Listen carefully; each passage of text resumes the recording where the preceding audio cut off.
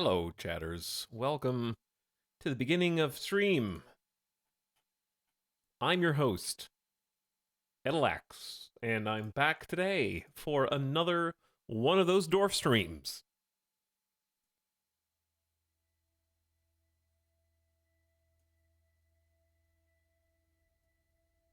Okay, music confirmed.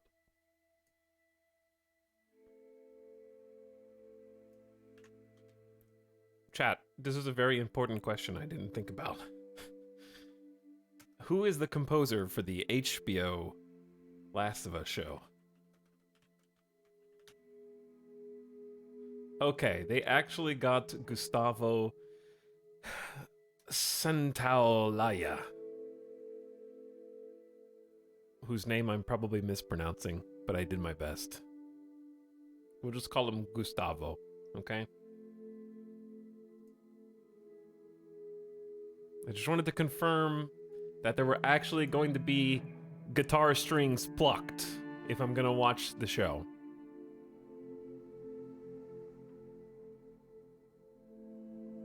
Because I feel like that's gonna be one of my primary motivators. That and Pedro Pascal. But when does it actually release? January 15th is the first episode? Okay, so it's about a month away. That's not too bad. I'll watch it. I'll check it out.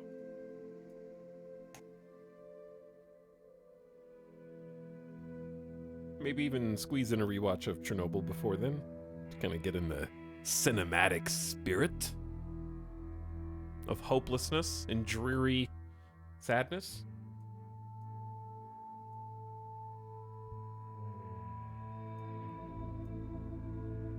Anyway, what's up, everybody? We're gonna play some Dwarf again today, and then probably do something different tomorrow. And by something different, I am tempted to just set up a bunch of snap decks and just be a snap nerd tomorrow and just see what happens. Because at least if I forfeit all of my cubes, it's early enough in the season I can get them back off stream. Just play snap and get beat by leader all day to feel that. Oh, it hurts because it's real. Oh, the snap meta right now is probably the main motivating factor to not stream the game. But there is something to be said about playing games. Okay, some games make me really mad when I'm by myself, but when I play them in front of you or some other human being is not conceiving me, perceiving me. Hopefully no one's conceiving me right now. It sort of puts a cap on how mad I can get at a game. Like if I played a competitive shooter, or if I solo queued like Battlefield, I'd be like, my team sucks, the game sucks, EA sucks, DICE sucks, everything sucks, computer sucks. And then if I would just be yelling that out loud the entire time. But if I was like playing Battlefield with a friend or some friends, then it's like, oh, ha, ha, ha, that was so funny and silly. We lost, oh well, but think about all the fun we had along the way. I feel like my mentality totally changes in the presence of even one other human.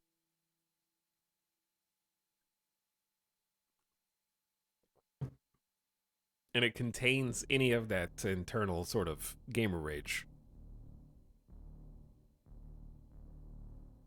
So maybe there's something to be said for just doing some snap streams right now, because solo snapping right now is not very fun. I'm just doing my missions and that's it, because I'm sort of just waiting until I get a couple of new cards.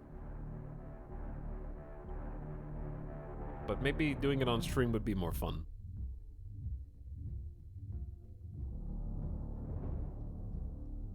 I'm pretty sure that when was the patch for November?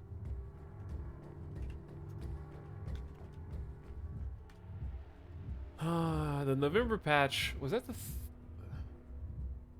oh, it was November 29th. Okay, so I'm expecting a balance patch in December. I'm curious if it's gonna change much.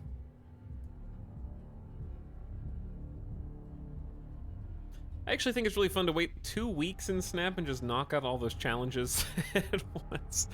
That's one way to do it. You're missing out on a ton of weekly credits. But, you know, however you feel like enjoying a free-to-play game is valid. Whatever brings you happiness. Spooky. Too spooky. There we go. That's better. Merry Dwarfsmiths, everybody. Hello, Grugan and Merry Skipper Mod Squad. And welcome back, Nog. Thanks for beginning stream sub, Illustra. 63 months time has really flown by. Can't believe it's been this long. I don't know how many years that is. That's over 5 years.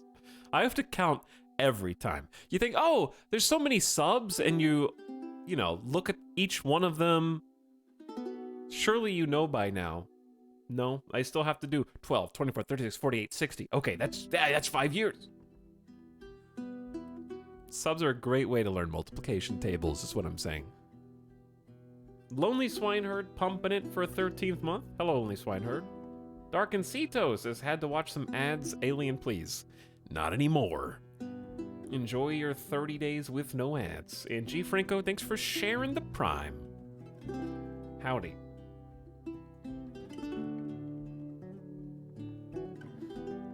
But yeah, I wanted to get one more good day. Probably, guessing it'll be around a 6-hour stream of some Dorfin today. And then we'll do a stream tomorrow. I think that'll make 5 this week. And then probably the weekend off, which we did last week.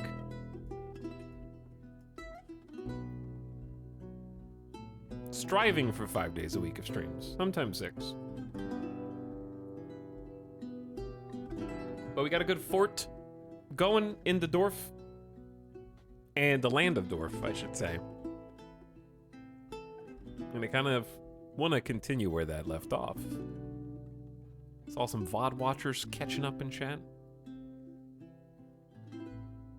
The good news is you haven't really missed any insane events in this particular colony. But we are sort of organizing and getting everything into its place and trying to get everyone into their place. And I think we're the furthest we've been yet. So it's still very much a work in progress in terms of learning how to play Dwarf Fortress. But I want to say that this is the most progression that I have had to date. And I'll show you what that looks like after I turn off the spooky cycle of violence song from the second Last of Us game and let you listen to this instead.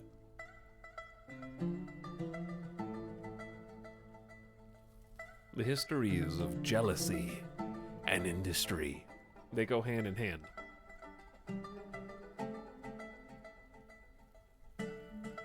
Megabase cursed. It's not cursed yet. The last one was cursed. There was a ghost that lived in the walls. This one is slightly less cursed. We do, however, have 2 undead, hyper-intelligent dwarves who are more or less leading the colony in all but name. Technically, another dwarf is the expedition leader, quote-unquote, but we have a pair, a husband-wife, of undead blue dwarfs who seem to freak a lot of people in chat out. They're like, blue dwarfs, monka ass. And I keep seeing people arrive, blue dwarf, and become afraid and panicked, thinking that it's some sort of ghost or apparition or some such.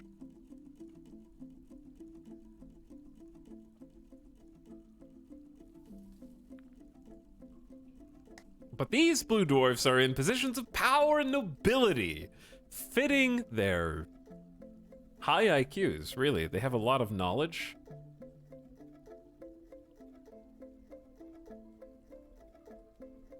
They are not Smurfs.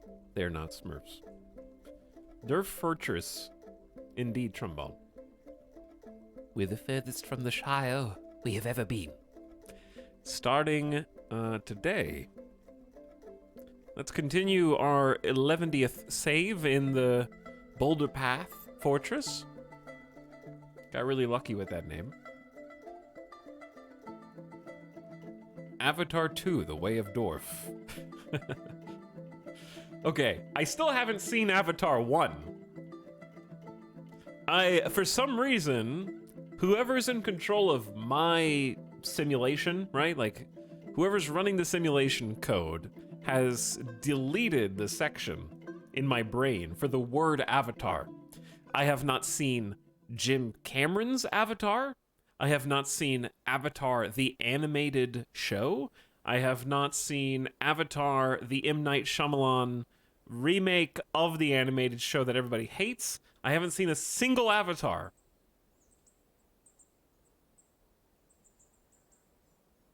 And I don't know why. Like, I haven't been avoiding it for any particular reason. It just didn't ever happen. Nobody was like, hey, you want to go see Avatar? It's the coolest new cinematic experience. Everybody's going to be talking about it. Nobody invited me to go. I didn't have any friends who liked Airbender. I haven't... One of these things is unfortunate. Be more specific. Which one? Welcome back to our Fortress of Dwarf. Where we have a lot of open rooms that need to be filled in. So that's going to be something that we start on today. Why don't we go to the top here and you can kind of get an idea of where we call home. So our map in particular is home to a very high plateau with a river that runs south to north. And when the river gets to here, it drops off the edge and then plunges down many stories until it hits the surface of the water. Here, continues flowing through a very deep ravine until it exits the map. You can also see some little fishies down there in the river. It's beautiful. So, we make our home with a bridge made out of limestone that crosses the river. This is our initial wagon where we landed and arrived on this particular map to settle a new dwarven colony. I have gone through the trouble this time, as opposed to our last waterfall fortress, of walling off a section that our animals are capable of grazing on.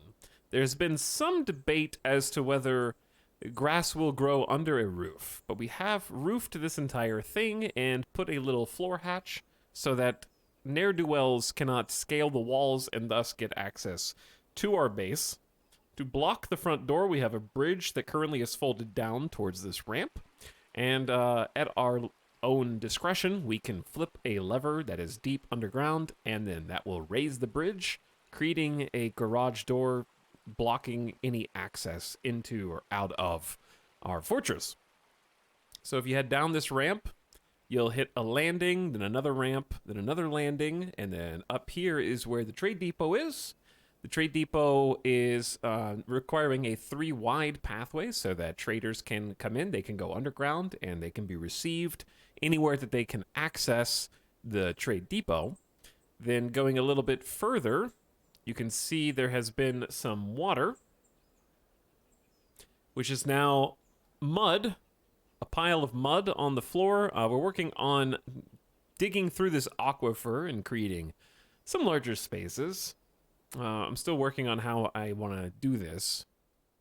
But following this landing, it gets a little bit flooded down here, but it's only a 1, maybe a 2 out of 7 in depth, so it's quite shallow because it continues to water slide down and then water slide down again. And then you can see it's starting to evaporate down here and leaving a bunch of mud for us. I want to try and create mud with intention. Like, I want mud in particular places we can have, I think, better soil to grow things on. But for now, we're not going to grow crops on the landings, I don't think. Does the garage door get stuck on the roof? No. No matter how long a bridge is, when it is folded up, it is only 1 block high.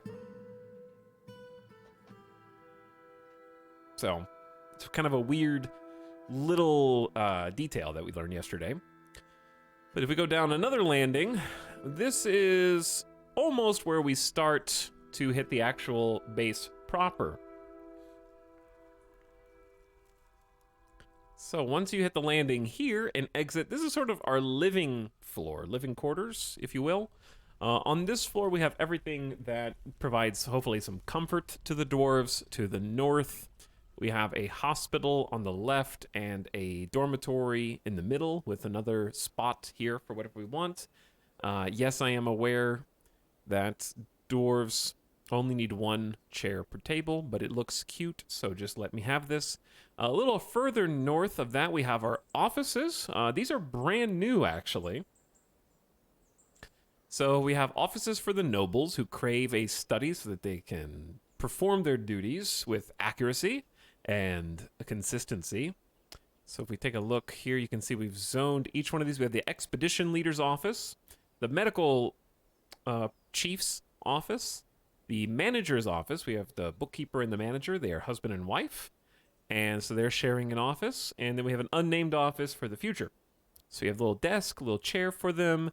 They've also got a weapon rack and an armor stand because they're nobles and they like having the extra decor.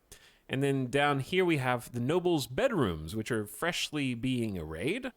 Our chief medical dwarf wants to fight, socialize, needs some excitement, wants to acquire an object, eat a good meal, and cause trouble. Those are not things I want you to be able to do, but apparently they are blissful after sleeping in a good bedroom, so I'm happy with that. She was bored, but she enjoys being near the waterfall and euphoric due to inebriation.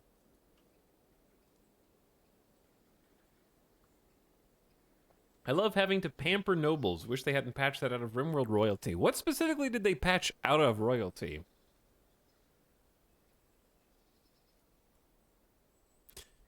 This is going to be our control room, where we're going to have labeled levers. Of course, there's only two at the moment, but one of these controls the door bridge that accesses the base, and the other one controls the river drawbridge. I've labeled them so we don't forget what they do.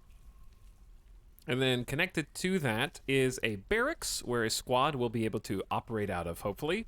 Might need more beds, but it should suffice for now. I think they removed the job restrictions. I still don't know exactly what you mean. I don't know if I just forgot about this little detail from royalty or something else. We have a dining hall here that also doubles as our meeting area that is open to a waterfall that splashes down. They enjoy that. Royal pawns used to make decrees and hold speeches. Now only jealous, conceited pawns do.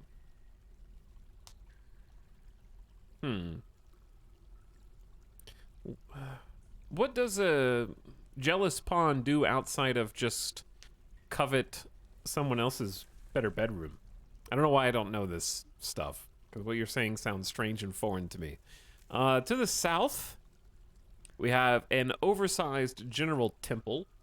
This temple just has a couple of altars and chests where they desire instruments. We do have some instruments. I bought some for the last trader, but they haven't brought them in yet. Okay, so that's kind of our living area. And then one below is the crafting area. So there are lots of different spots being carved out. We've got carpenters and craft dwarfs here with a wood stockpile in the center, which I might end up changing to something else long term. We might try and put some wood directly underneath them, I think. But to the west are the kitchens and the stills, where we're producing the booze and the food. We have a ton of food, not a ton of drink, but I'm hoping that the crops are growing, because I'll have to check on the seeds. But we did just trade, and I know for a fact that we have we should have, do we not have caps? What are they called? Where is food? Or is it under fruit? What would it be under? I don't know. These are some strange categories to me. What are they called, chat? Not helmets. Plants? Plump helmet. Oh, they are called helmets. Okay. Yeah, sorry. Why am I thinking caps? Plump helmets. I thought you were telling me, I thought it was like, oh, the caps. And you were like, oh, do you mean helmets? Yes, I do. But I thought you were talking about like armor helmets. Okay. We have a lot of plump helmets, so they should be brewing those into. Yeah, we have plenty of plump helmets to be brewed. Plump helmet spawn is another. We only have dimple cup spawn right now, so I think they have to brew the plump helmets to create plump helmet spawn, so they can replant that.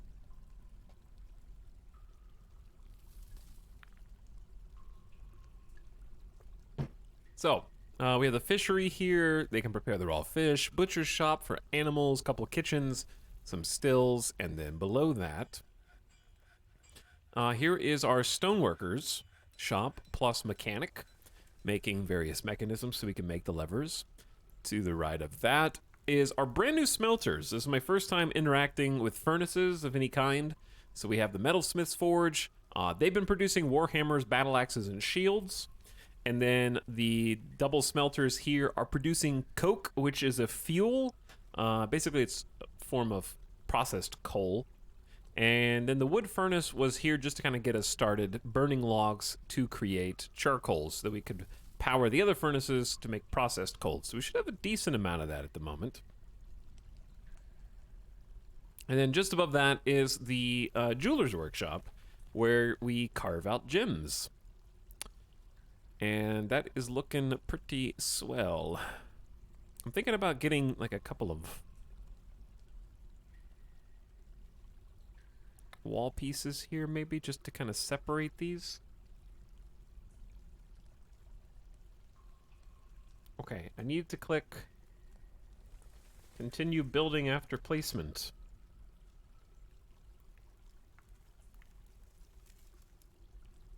Because I do like giving them little nooks and separating up these larger rooms. Okay, that'll look good. And one below that is the stockpile. So we have a general stockpile. Everything is still very much being organized. I can go ahead and unpause because I don't think anything crazy is happening or needing to be happening. Made some rock cabinets.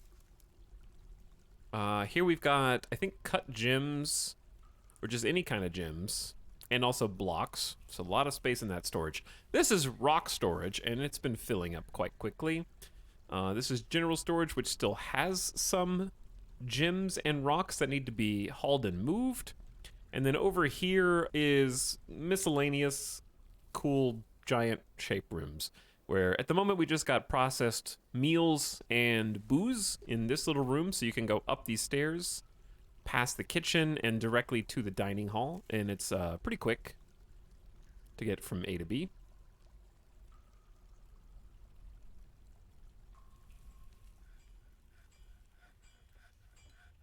But I want to work on doing some decor today, and I think one of my goals is to figure out how to start training the dwarfs in case of emergencies. So I'm trying to get them at least some weapons, and then I would like to go a step beyond that and try and make them some armor.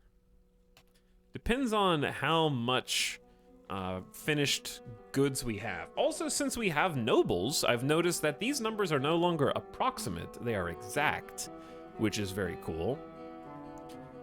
Namely, I think the bookkeepers keep an accurate count of items in the fortress. So Zom, I think, is giving us specific counts of everything that we have. We have 2 iron anvils. We have 34 iron bars. Nice. I didn't know we made that many already. I haven't really been keeping an eye on them. I've just been trusting that they're doing what they're supposed to do. We also have 37 copper bars. So that's pretty good. That's pretty good. They've just been sort of doing that on their own. I made some work orders, and they've been fulfilling them. Does that mean you have an accurate wealth counter for your fort now? I do. I have created wealth 48,000. Imported wealth 10,000. Exported wealth 3,000. Are you going to make iron armor weapons or just make steel? I'm going to make iron for now because as a new player, I'm just going to sort of baby step my way through the progression tree and then get a handle on doing everything independent. So that's why I don't have a magma forge yet, chat, because I'm still like this is like when you play Factorio for the first time. This really has a lot of similarities to Factorio, actually. It's when you play Factorio for the first time. And some of you go straight to steam and electricity, but you don't do that the first time that you play. The first time you play, you probably have an over-reliance on coal feeders and coal burners and all that, right?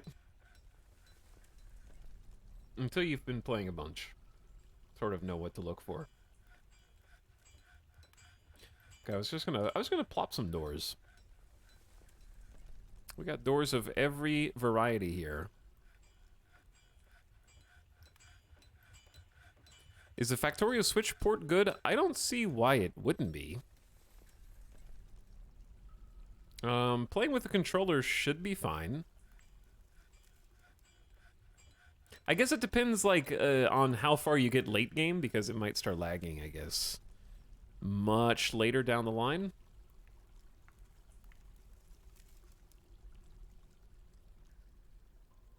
But yeah, I like having doors linking everything throughout the base. That'll look nice, too. Not exactly a reflex-based game, yeah. Though, you do need to be able to beat the bugs, right? The bugs come and attack you.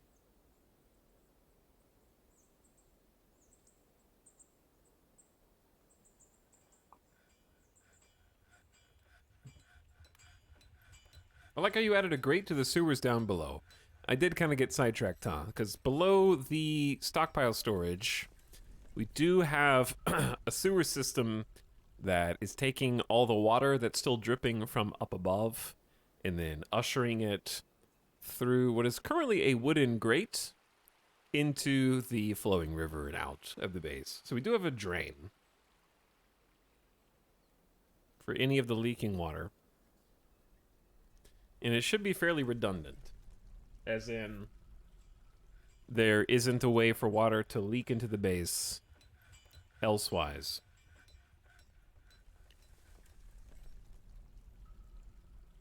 Should be catching 100% of it. This man cleans the water before putting it back into the ecosystem. It's not that kind of filter grate. I love using a wooden grate for long-term water movement. Yeah, I'm surprised it doesn't deteriorate or something. I'm quite surprised by that. I figured that sort of stuff would already be simulated in this 3000 IQ game. Ooh, Forge Iron Battle Axes has been completed. Let's actually take a look at our weapons. Shall we have 4 iron battle axes, 3 copper battle axes, 4 iron warhammers, a copper short sword, 3 copper picks, and a bronze pick. Okay, so if I wanted to make picks, we could forge iron picks 2 at a time. Or at least 2 work orders. If the amount of iron picks is fewer than 10, we're dwarfs. We're gonna need picks. And if the amount of iron bars is greater than 10, and if the amount of refined coal is greater than 10. So those are all decent for now. Those will work. Unless it's changed, grates do make murky water potable. Really? They remove the pollutants in water. Oh. Okay, that's why you were saying that you love it, because it doesn't make any sense. I just immediately You're just implicit. an egotistical streamer. I did doubt you, yeah, because I'm an egotistical streamer. Hello, G Franco, for the 52 months of Prime. Welcome back, G Franco. Sock Thief is a fitting name given the Dwarf Fortress memes. Thanks, Sock Thief, and Anexes also with the 5 Subarinos in 1. Appreciate you, Nixies. Welcome back. So, I'm hesitant to do too much in terms of giving them new orders to do things, because I'm pretty sure... Let's just take a look around, shall we? Our expedition leader, Foth, is currently storing items in bins. Just hauling. There's a million things to haul. When I look at this button up here, I feel like if I click it, it's gonna... What I'd love from the developers is a button that lets you cycle through all of your existing dwarfs. Like, RimWorld has the comma and period hotkey, as well as, of course, their pictures at the top. But just a button that lets you stay camera following, but just hit next dwarf and see what everybody's doing. I think it would be a lot easier to kind of get a grip on everybody's personality and where they're at, instead of going back here. Because once you get, you know, once you get dozens of dwarves, this is difficult to remember where you are. All right, Foth, our leader, is doing a great job. A master miner, adequate organizer. They're pushing a little wheelbarrow around right now. Meditate on death. What does... Define meditate on death. Praying to soar. This is a legendary miner on Get, and skilled carpenter and appraiser. Very rusty. They're learning how to carve bones as well. Eton Nomgoden, currently making shell crafts. Is a Grand Master miner. I didn't even know you could chat. What is Grand Master or Legendary better? But these guys know how to dig well. And also a skilled stonecutter. I'd also like dead or missing dwarf info to not get wiped automatically. It'd be easier to tell if you just lost an idle peasant or your legendary smith. True. Yeah, it's being able to see their backstory feels very much like a core piece. Needs stone-cut gems. Okay, can we just fix this announcement? I believe if we look in crust furniture with polished stones,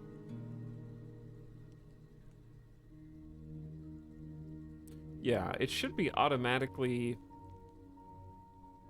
canceling because the available amount of stone-cut gems is not greater than 5.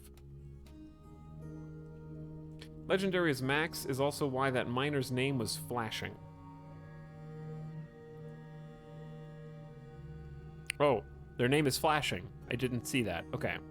So if their name is flashing, it means they're legendary in that given job. Yeah, I know it doesn't cancel. I was just wanting to get rid of the notification because it's set up automatically anyways. So it'll just, I guess, fire the notification if it doesn't activate the job. Okay, Asmel Nishnil, the woodworker, 81 years old, is a very talented carpenter and bowyer. We need to make some bows. Okay, that's actually a great shout. Let's look in workshops. Bowyer. Make crossbows here from wood or bone. The metalsmith's forge can be used for metal crossbows and metal bolts, and the crafts workshop is used to make other bolts. I guess my question is it better to make crossbows from wood or metal? Also, my internet is on the brink of disaster. Hello, Pixels. Cox is here and is trying to shut the stream down in its crib.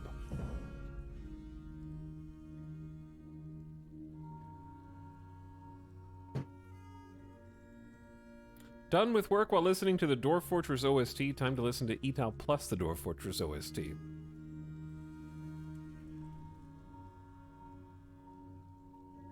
Crossbow material only matters for when they bash with it in melee. Okay, I say since we have more access right now to wood than to metal, and I want to use the metal for suits of armor, we should start with some wooden bows, and then if we find that we have enough metal, we can switch to metal.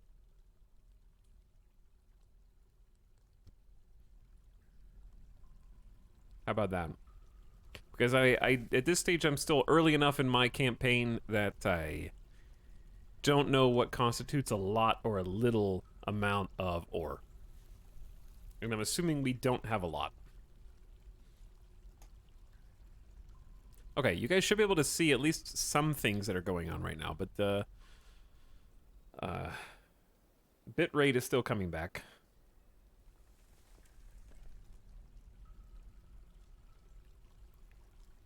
You're at like 2,000 kilobits per second. When I'm not moving the camera, it probably looks fine.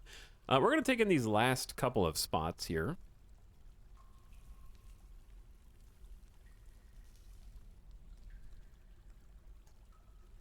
And we probably don't need to double up on Boyer's workshops, but it does fill this in nicely, I think.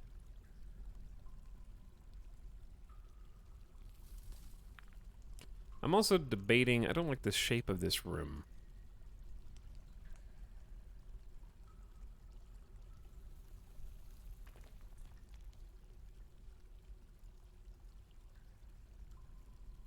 How about... That's better.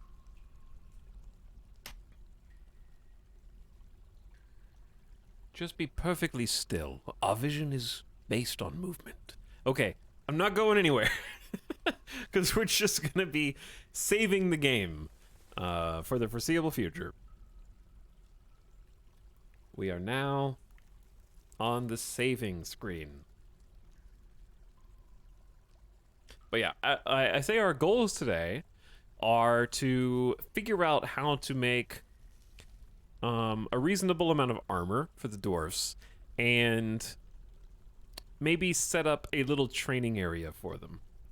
Because I want to learn how to combat train dwarfs.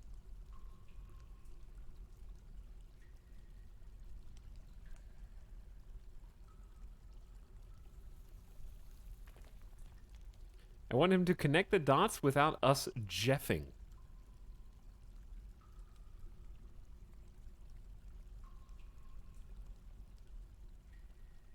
Impossible. Are you saying that you're asking leading questions in order to... Jeff? Jeffool? I don't know how to take this. Well, your name is Jeff. How should you take this? Personally.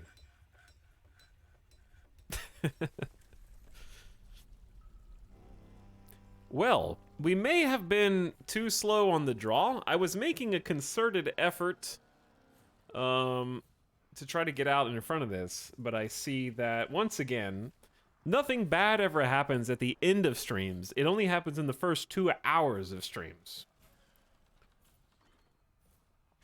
The dead walk. Hide while you still can. Okay. Last time this happened, they just left the map. But I don't know if they're gonna leave the map this time. We have a human pikeman corpse, who's probably not very difficult to deal with. We have a human spearman corpse.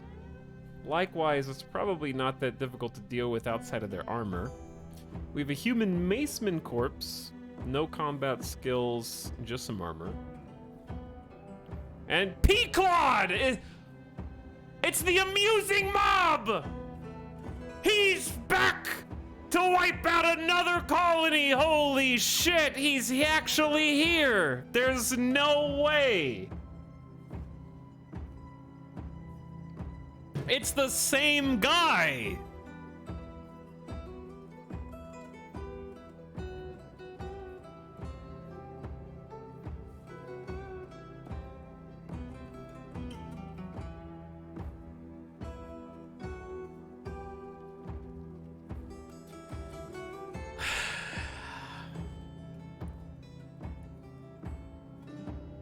He still has the memories.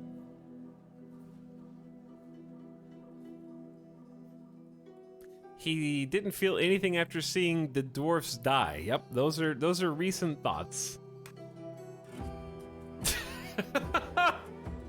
Okay, this is the storyteller Dwarf Fortress that we signed up for, I think.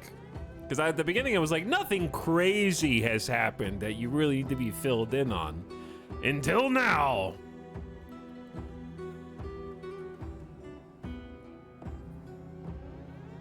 Okay, we've already sort of prepped for this. Number one is gonna be assigning every dwarf to the hide inside burrow. Number two is going to be assigning every animal. How do we assign cats and dogs? Do we just create a pasture for cats and dogs and then assign the animals?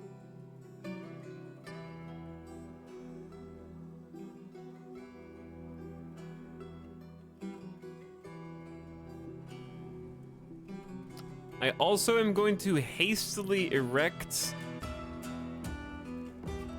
a wall here out of... Damn, this is a jam. Limestone blocks. So that way they don't have to worry about being invaded from the open waterfall and we can tear it down later.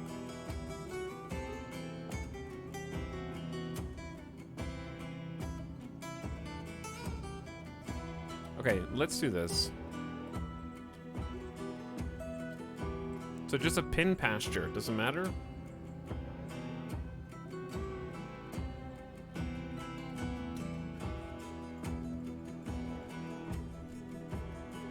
This is so to make sure the dogs and cats come inside.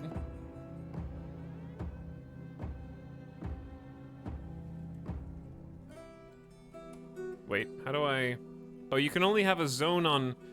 will the dogs and cats be able to live up here? I can't do multiple floors for this, apparently.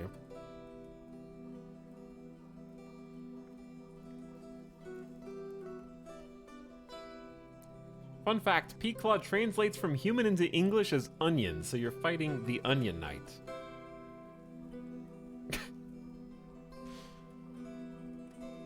Was that the same guy that had unable to walk in his list? I don't know if he's able to walk now or not. Okay, we're gonna say accept, and then we're gonna assign all the dogs and cats. Okay, I'm doing what I can. This is just gonna be the dog and catto zone. We've assigned every... here's what I need to do. I need to do a quick check of every single dwarf and see if anybody's outside. I don't know if there's a faster way to do this. Anybody who's... Oh, Fisher. Okay. Fisher is possibly gonna go fish. I need to take the fish job off. No more Fisher dwarf. No more plant gather either. Okay, so there shouldn't be anybody outside, I think.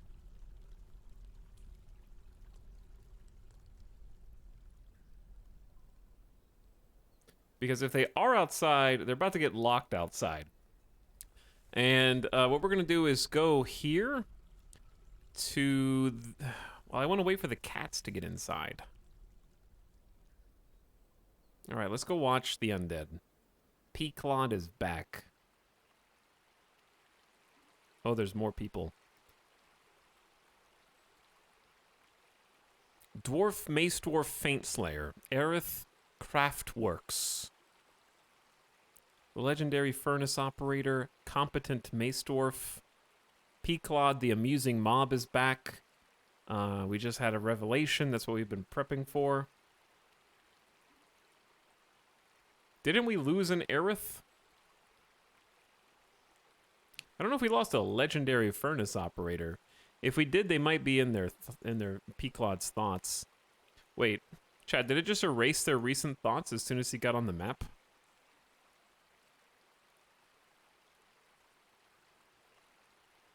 Why is he able to walk again?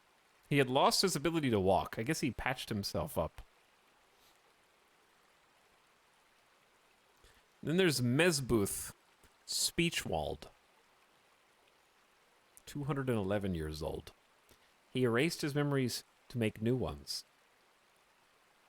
So there's quite a few people. Good God, dude. All right, is the cat in the cradle? Where's Cato? Okay, chat. Are there any other animals? I don't think we can afford to wait. If there's any other animals, they're gonna have to swim for it, because I am pulling the lever on the entrance door bridge, and I am pulling the lever on the river drawbridge right now. That is the most urgent task there is. Okay, both have been flipped. No! Go inside, Fisher Dwarf! I have literally assigned you to a burrow and removed all of your jobs!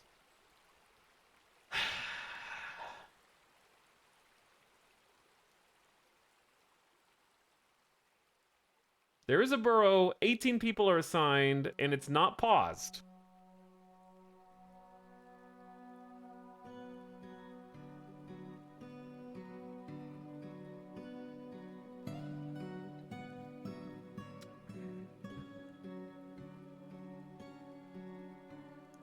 Okay.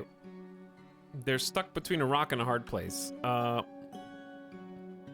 There's a chance we have the river bridge open. I mean, up. They're stuck between two. I'm just gonna throw the entrance again to try to let them come back in.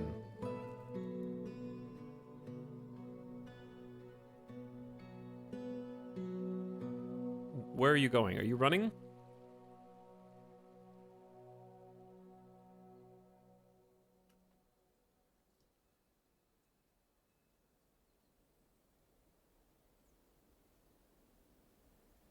All right, if you're all the way over there and they're all the way over here, I have to...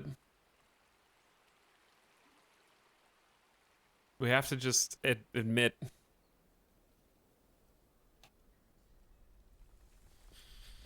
I canceled it. They're on their own, chat. They're on their own. Noom. Okay, all of my things are up.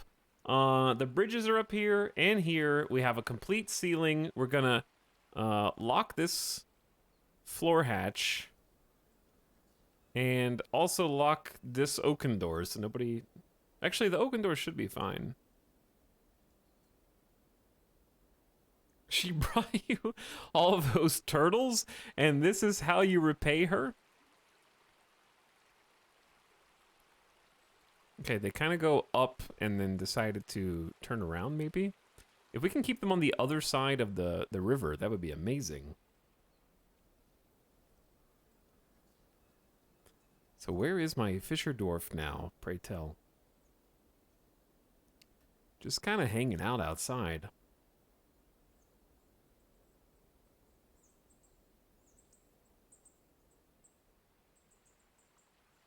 Where's Peaklot? I think it's insane that Peaklot came back.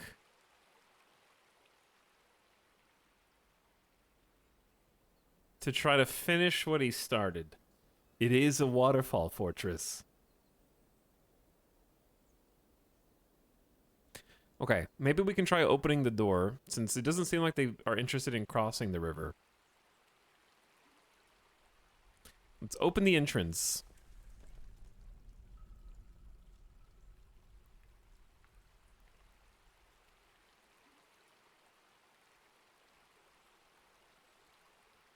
And maybe the Fisher Dwarf will come back in. Okay, entrance is open. Fisher Dwarf has no job and is sort of just not responding. Can I give the Fisher Dwarf like a hauling job? Or something? What would be something that would force them to go inside to do?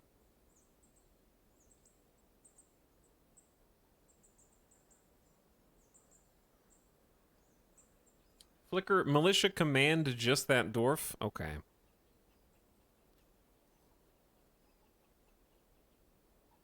I have to appoint a commander. Militia commander, nobody. In that case, I will make the expedition leader the commander. Because they gotta earn their keep, and they already have an office anyways. There we go. Create a new squad. No uniform, and we'll add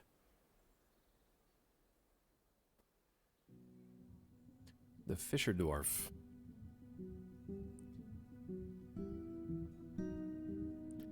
And then give them a command to guard down, to station them down there.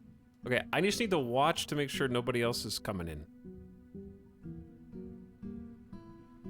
That none of the undead somehow crossed the river. I'm looking for movement. All right, they're in. They're in. Fisher Dwarf has returned somehow. Because they were on the correct side of the river, at least. Let's pull the entrance door bridge, close it up. So right now, this is open for anybody to come in. Hey, hey, all right. We did it.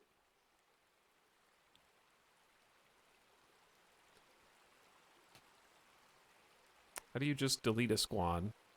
Like that. Okay. Woo! Operation Save the Fisher Dwarf is accomplished. That's not how that phrase goes.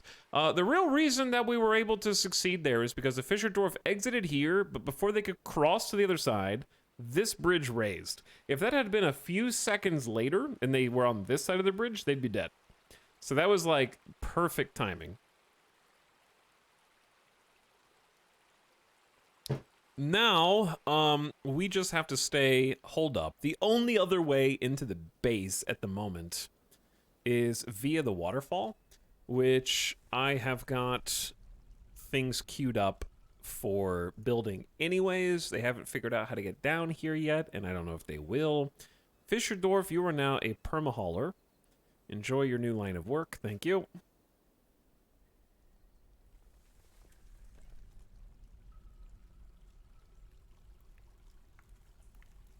Would queuing grates there instead? Well, I'm just trying to cover it. I don't have 6 grates that I've already made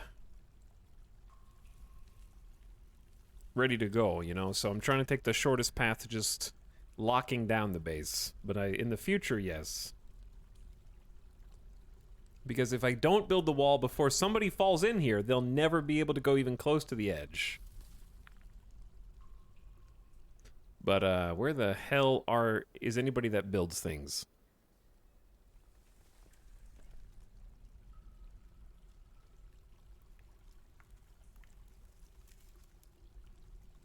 In the meantime, I can queue up some grates.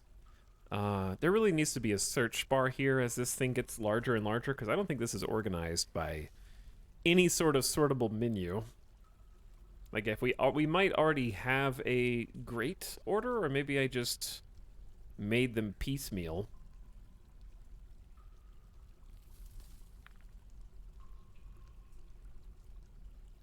It's sorted by priority. Okay, first of all, I didn't even know that, but second of all, good to know, but it'd be nice to change the sort. Oh, I may have forbid the dining area. You're right, you're right. Thank you.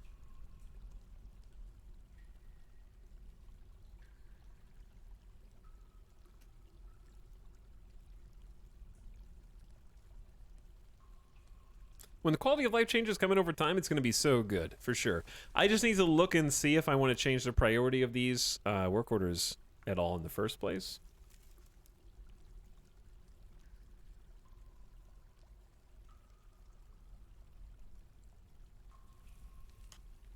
Because it may not necessarily want, like, beds to be done first. But, here's the other issue with priority, right?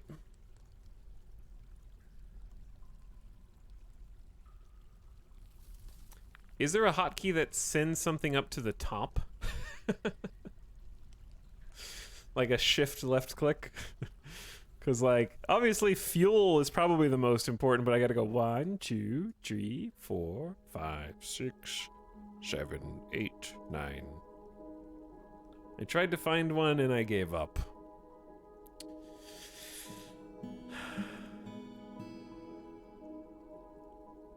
Click, click, click, click, click, click.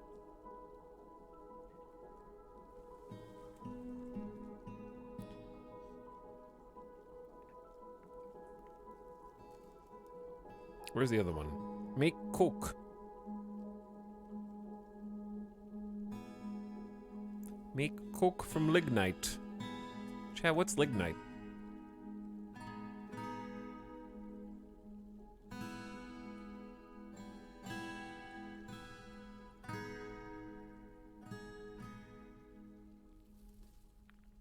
Stop. No.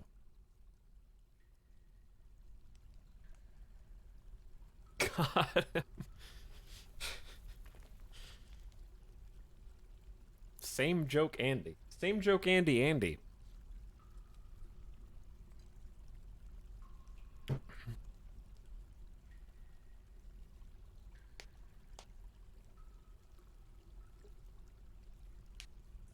Same joke, Andy, Andy, Andy, Andy.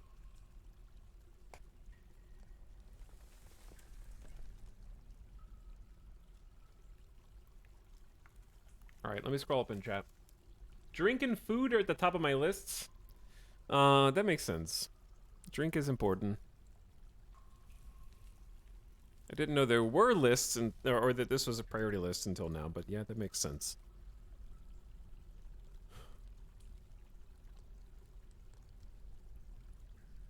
Okay, sorry, I'm clicking on the wrong thing. There we go. Brew drinks. Make fine meals.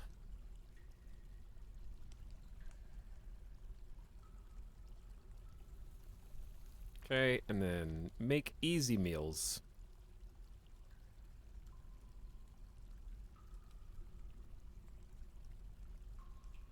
There we go.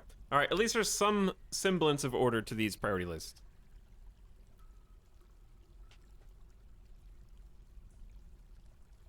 Oh, I did all that because I was gonna make, in order to make grates, let's make rock grates out of limestone because they look so pretty. We'll make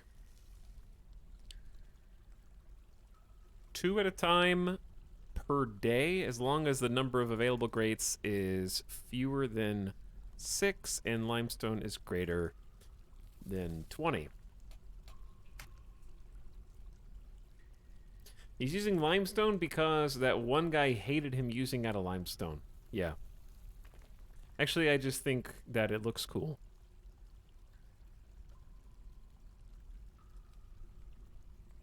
Okay, we are totally safe now as far as getting into and out of the base goes. The one thing we do not have is an endless supply of wood. So the wood that you see here is the wood that you get. So I am wondering whether or not we should just pause all work orders that are... Oh, that's another question. Can you pause work orders or just X them out? I don't know if you can pause them, can you?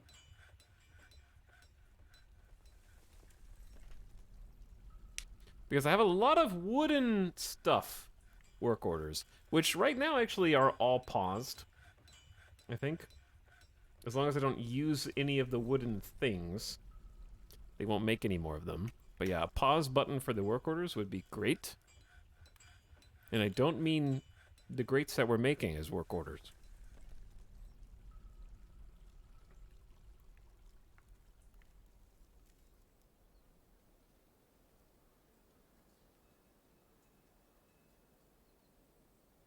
Spring has arrived. So, the undead are sort of just chilling on the edge of the map, which is awesome for us. This time we actually did preempt the undead by making a nice wall for our grazing animals, and creating a fenced-in entrance. They are dancing around down here quite briskly. So, we just have to ignore them for as long as we can, while also training ourselves to take down Peaclod. The other great thing is, I don't think that they can cross the river unless the river freezes, which I don't think it did this season. It was late winter and I didn't notice it freezing. Yeah, we're definitely not getting any migrants now, very sad to say.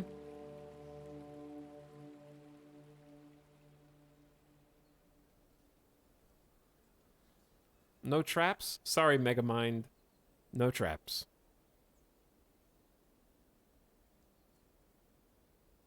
Because I was thinking, that if they can't cross the river, we can still maybe go get trees over on this side, around the outside of the base. But I don't want to chance it. I didn't look to see if there was any crossbow undead. Where the hell? I just saw movement. Oh, is this guy?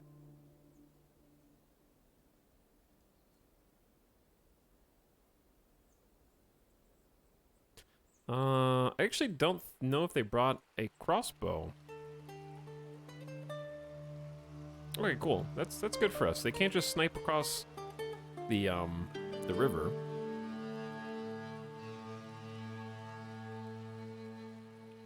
They would have to try and swim it.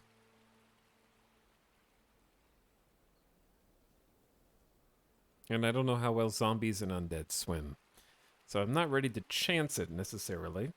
Can we shoot across the river? We could make some crossbows, which I was gonna make out of wood, but now that I know that my wood supply is actually more precious than my metal supply, I think I'm gonna make some metal crossbows instead.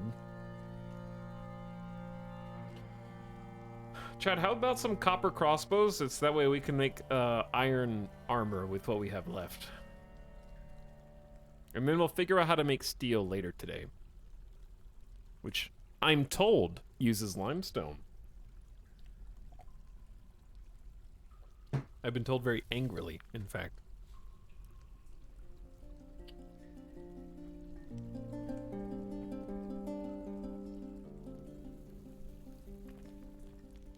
Seems fine. You can always melt the crossbows again later. Oh, you can like just melt stuff and then get the ores back? Is it a partial refund if you melt something down?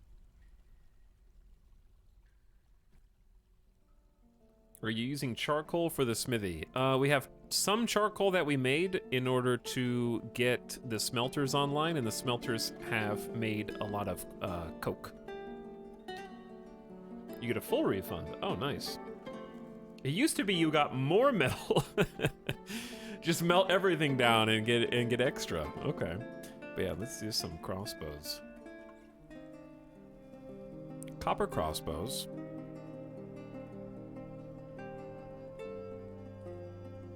I just want to do 2 cubed at a time, as long as we have fewer than 10 crossbows, and as long as the amount of copper bars is more than 10, and the amount of refined coal is more than 10. So we never get soft locked.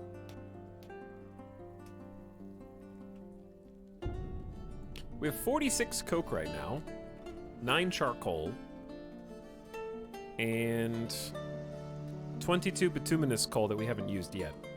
So it seems like we have a decent fuel supply to get us started with things. And that's also counting the weapons that we've already made, because I think I have 5 iron warhammers that we've already put to use or started crafting. So we started making some weapons. I want to make some armor too.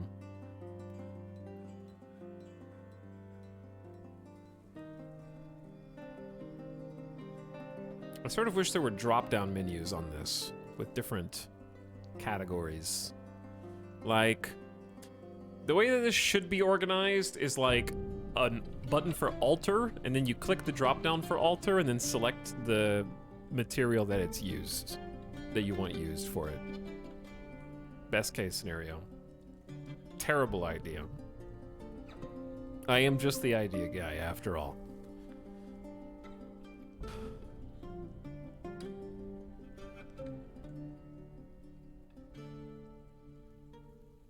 Because this is a big menu. Like, the menu is so big that it's almost useless. Like, you basically have to use the search bar and already know what you're looking for. What am I looking for? I'm looking for... chest? Plate? What is it called? That's just a box. Chat, does the metalsmith's forge make armor?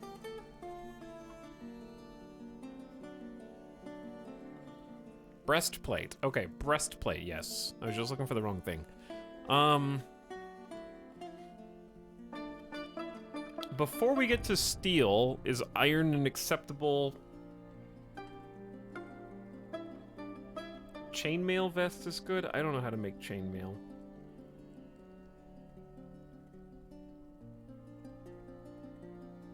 That's because you are supposed to already know what you're looking for when setting up a work order. It just seems like setting up a work order is always better than an individual queue.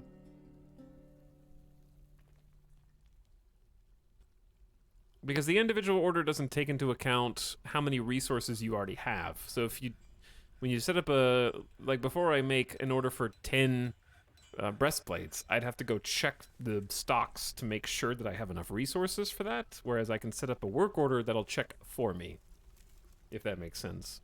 And it won't make them if it doesn't meet the criteria.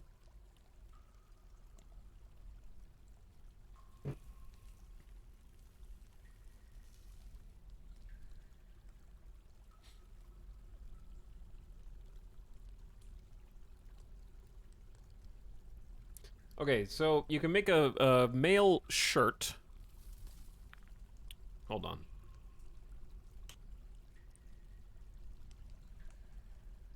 So a male shirt goes under the breastplate.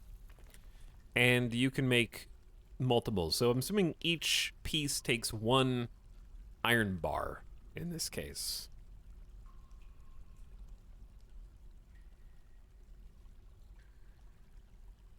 So let's queue up. Why do I have an altar? How did that get there? Okay, iron mail shirt. If we have fewer than 10, the amount of iron bars is greater than 10, and the amount of refined coal is greater than 10. What? You can wear both? You can also wear leggings under greaves. Okay, we're learning how items stack on each other. But yeah, I say we get this started. Iron breastplates. If we have fewer than 10, more than 10 iron bars. And the reason I'm keeping a buffer of 10 iron bars is because I don't want to go to 0, just in case I really need them to make something specific. And I think that the suggested checks for these having more than 10 are good in general to make sure we don't soft lock ourselves.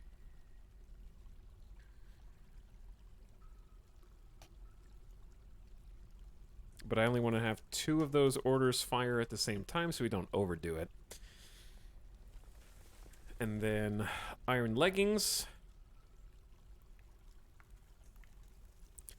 Our Forge Master is going to be busy. Very busy. Oops. And then Greaves.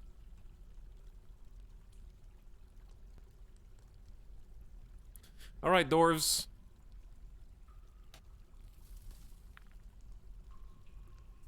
I'm getting you guys all armored up.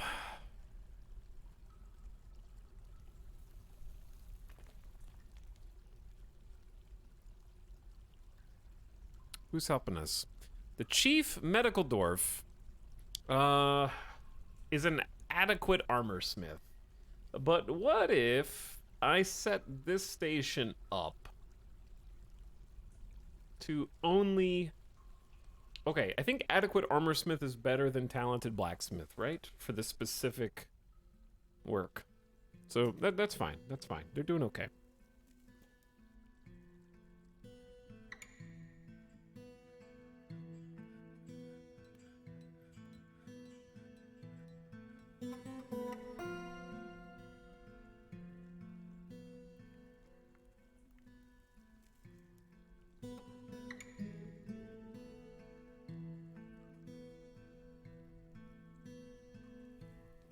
Okay.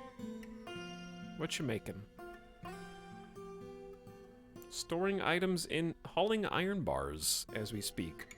So we're currently hiding indoors. We're cowering because the undead have returned. And it's not just any undead.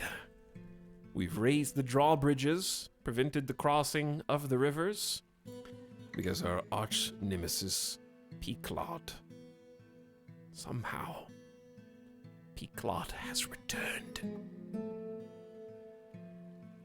There he is. Peaklot, cherish sizzled the amusing mob.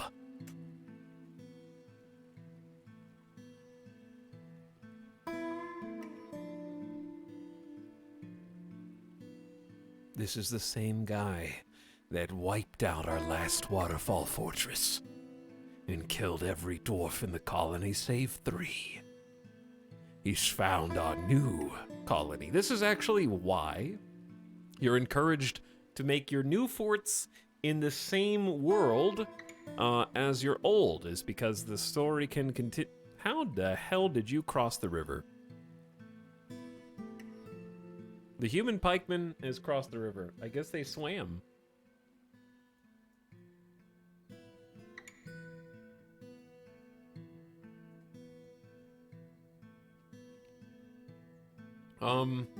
Well. Okay. Can't breathe or see, but just fumbled their way over.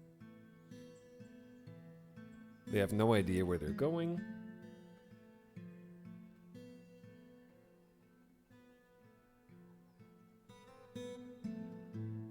Wandering around until they bump into something they can kill. But yeah, we should be safe in here. And this time I've actually taken efforts to protect the animals. Why is it a corpse? Is it undead? Yes, that is the idea. Well, the upside is we have plenty of things to work on down below. And indeed, we have already started working on forging various bits. Competent weaponsmith Kadol, who's the manager and an intelligent undead dwarf, one of our nobles and leaders, is helping make us some weapons. We're making weapons and armor now. What I really need is a second anvil. Wait, didn't we buy an anvil? Chat, if there's all this stuff in the inventory for the metalsmith forge, what happens if you delete the metalsmith forge? Does the stuff get deleted too, or does it drop on the floor? Because I want to hopefully refund the anvil, move it up here, and then make a second one, so that way we can do 2 things at once. The items will drop. Okay, hopefully this is working the way I think it will, because I want to deconstruct and then move it into the corner.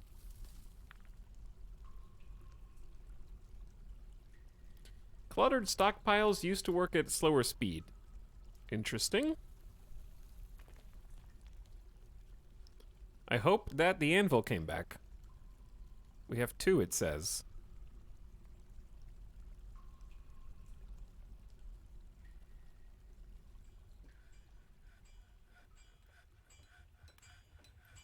So that should double us up, and just be more efficient overall. The human maceman and the sturgeon are fighting. Okay, one of them has already ended up at the bottom of the river. I can't say that I'm surprised. There's a frog, there's a turt, there's a pigtail rope. What?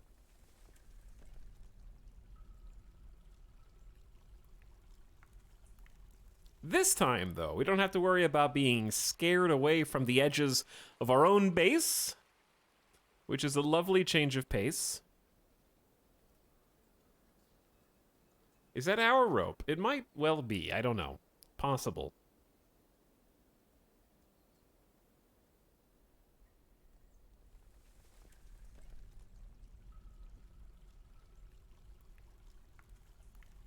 Good job, Dwarf. Thank you, Eater. Nitagoltar. who is our accomplished carpenter and competent woodcutter. We got 2 forges now to divvy up the tasks. I tried to make this look sort of like an anvil. I don't think it worked, but... And I tried to make this look like a gym. I don't know if that worked.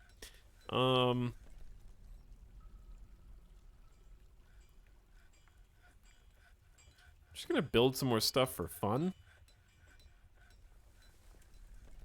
Fun? Who does that?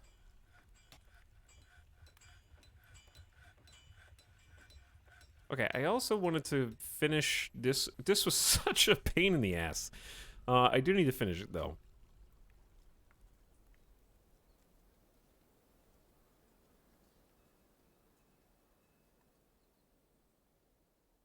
How? Okay, it's 1, 2, 3. 1, 1, 2, 3. So there should be a block here. Bam. 1, 2, 3. So there needs to be a block here as well, I think.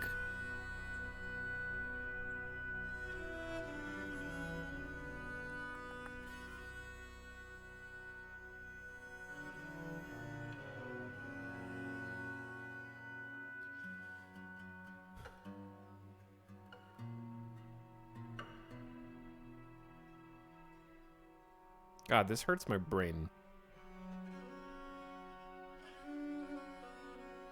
Are you winning? I mean, I'm hiding inside, so I'm not losing. So that's got to count for something. What is Dwarf Fortress? Soldo. How did you get here? How did you get here? Be honest.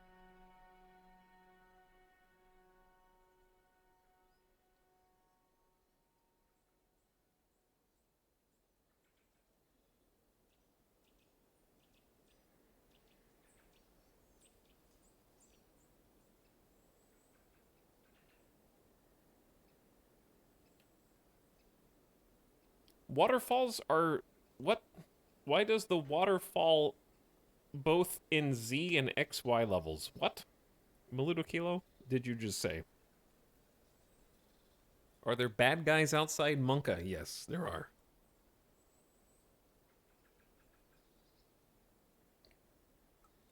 There's bad guys outside right now, and they're hunting elk.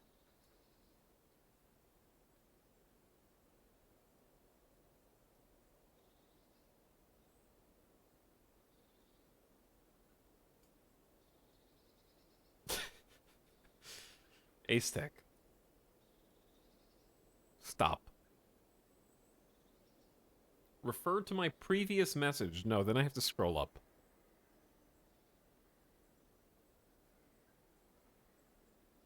And I don't want to do that.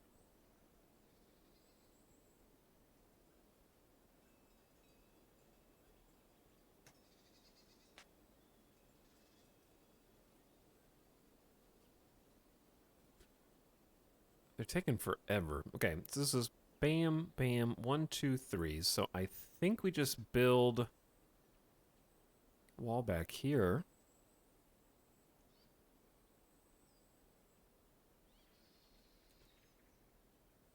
We don't need to mine this at all.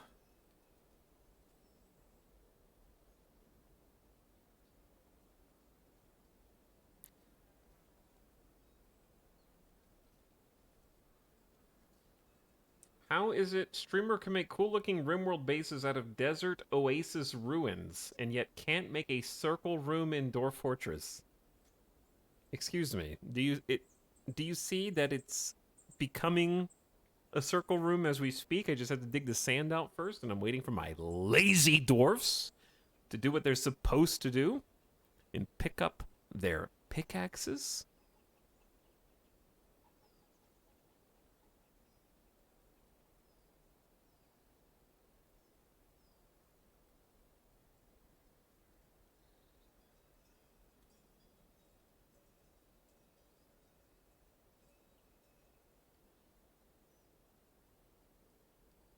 Just sitting here, waiting for lazy dwarves to do what they're supposed to do.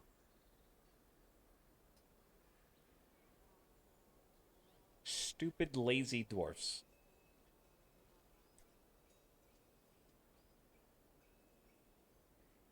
Stupid fat hobbitses.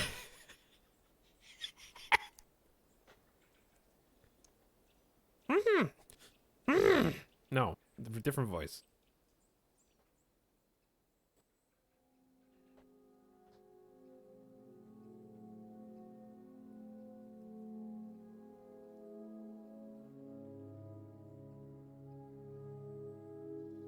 Stupid fat hobbitses.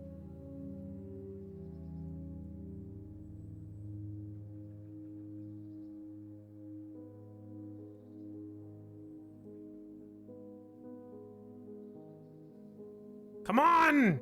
Why can't they mine this?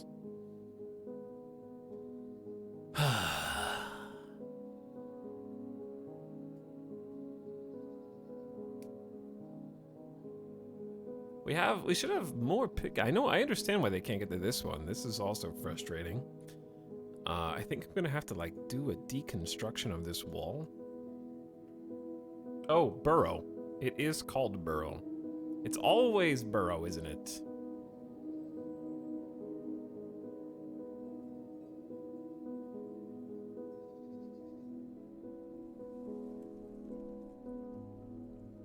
Just burrow forehead.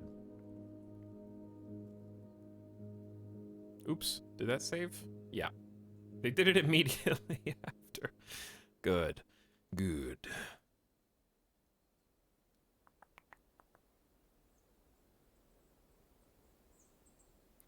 We're so close to being done. At least up here. I do want to get like a big floor. We're gonna need hundreds of blocks. And chat's already very upset when I use limestone, so we're gonna have to dig no matter what we do. I know in a game called Dwarf Fortress, nobody wants to dig. Nobody wants any rock or stone.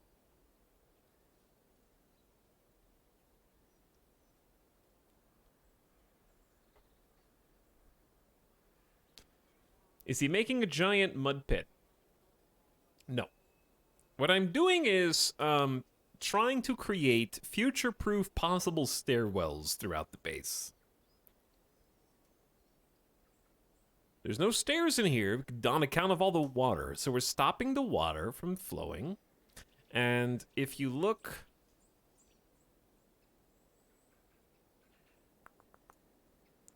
If you look up and down, or down specifically from here, you'll see that we've queued up a point of connection through the entire base. And I want this to be able to link up to the rest of the fortress. Therefore, I'm having to carve out certain sections of it that are in a light aquifer and then pave them over so that they stop leaking water, so that we can have a safe method of transit.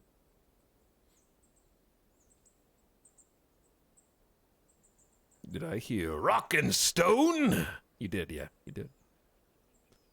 Yes, you did. Yes, you did. You did. Yes, you did. Yes, you did. Chat, the fact that there is a siege out is extremely annoying to me because we need migrants. We need more dwarfs, and we can't have more dwarfs if people are sieging us. You know? It's kind of troublesome.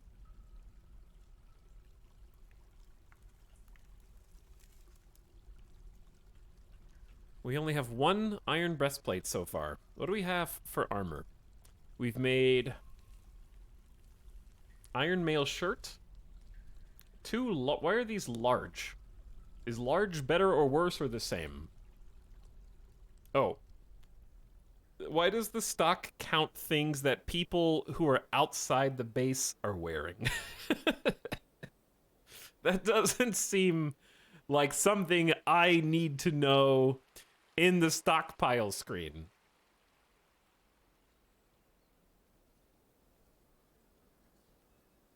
Because the stockpile screen should be things that I presently have or have access to, but it appears that that's not the case. It's on your land, it's yours. You just gotta go take it.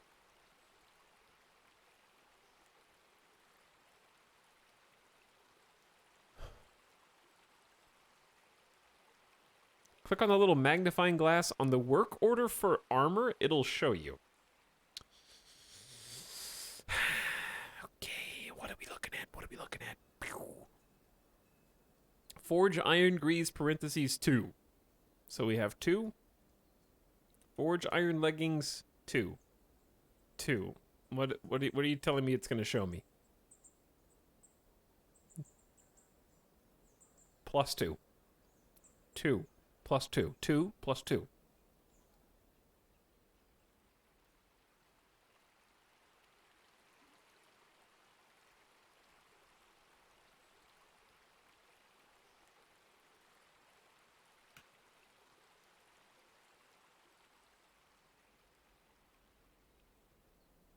The parentheses means it's forbidden, which normally includes stuff worn by invaders, but not always. Okay?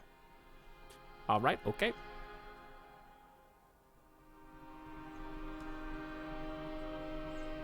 Well, we're not going to run out of food and drink for a while, so we got that going for us. We're still getting things organized, and we're still making our sets of armor. How about crossbows? We have 1 copper crossbow.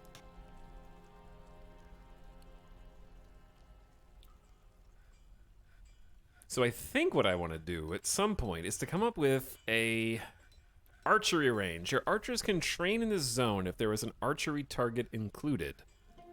How does one make an archery target out of, let's see. I don't know. That's not a thing that you can make.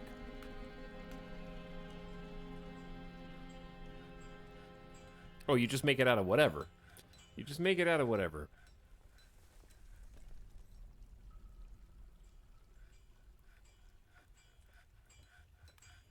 So I guess my new question is, on what floor should the training military stuff be?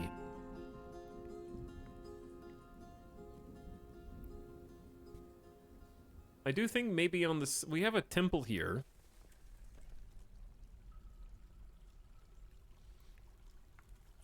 What else are we gonna need?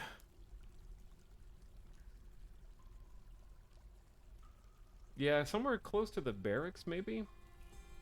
I don't think a stone archery target would work. You'd think. I'm thinking over on this side.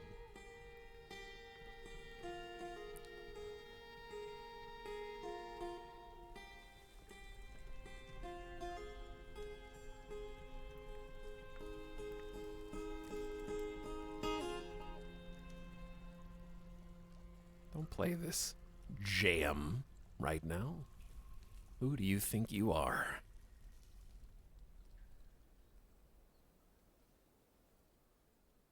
Do not jam to me right now.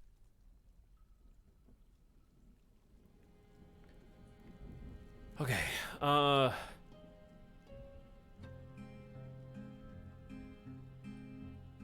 closer to the entrance and weapon stash. Well, we have, like, stairs here that go up, up, up. That's the entrance. So, I mean, that's pretty close. Hello, Archplay stuff. How did your Dwarf Fortress go last night?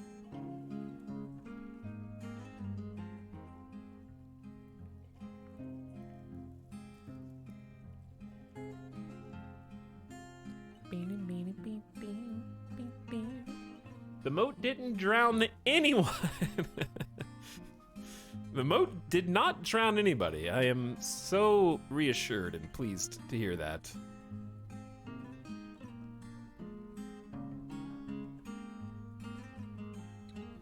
Chat, you might be wondering, what the hell are you doing? That's a fair question. What if I told you... I don't know. Okay, but what if I told you, this is the archery range? Hold on. It's a little on the big side.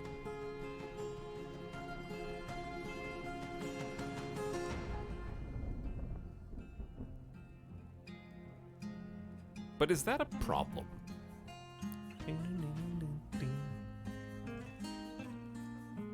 It can just be like a military training room. Oh, we're making a skull. We kind of are making like a human skull right now, aren't we? Make it bow-shaped. I approve. An opossum is fighting the undead human maceman somewhere on the surface.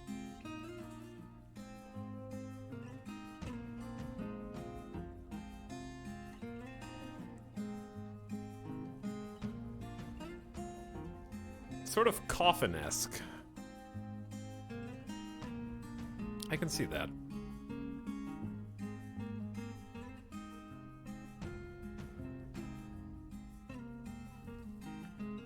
This is a bit of a problematic...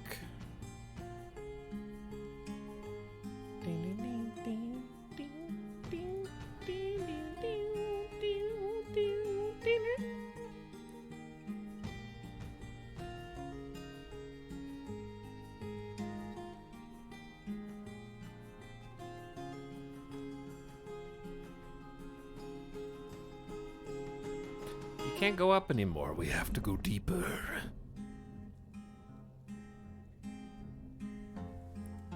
This would be a good mausoleum. This isn't for me. It's for you.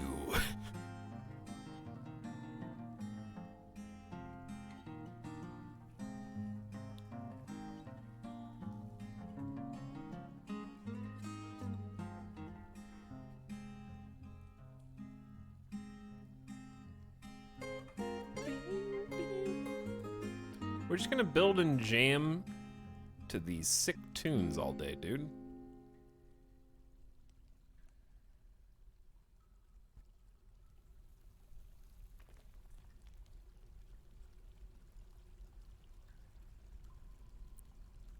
Trying to create future interconnectivity, plus also having an excuse to dig some more. Actually, hold on. I feel like if I made this a bit different, I would enjoy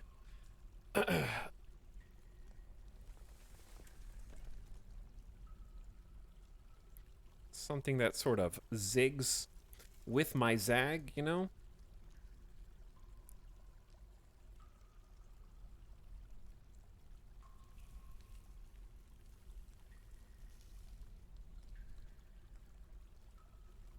Like this.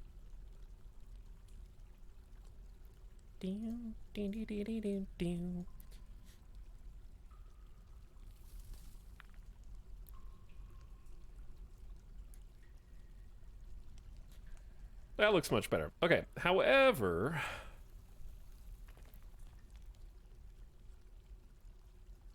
yeah, just let it go. Just let it go. Proper zig to zag ratio, you understand. We do have some coffins. What are you... Why are we digging that out first? Chat. Am I crazy? This is a 3 priority. This is a 4 priority, but they're digging the 4 priority before the 3. What happened here? You struck bloodstone. Oh, consider the burrow. It's always the burrow. I'm never gonna remember... There needs to be a burrow that's basically just the invert button, like in RimWorld zones.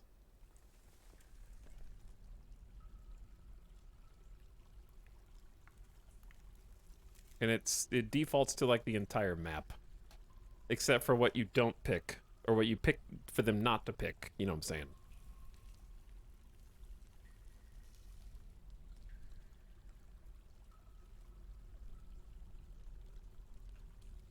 If they're locked in, do you need the burrow? Probably not, but I have had dwarves try and climb waterfalls to get outside. So, in case there's some weird fringe incident where they decide to try that little maneuver, I don't even know if it's possible, but I don't want to find out. Let's say.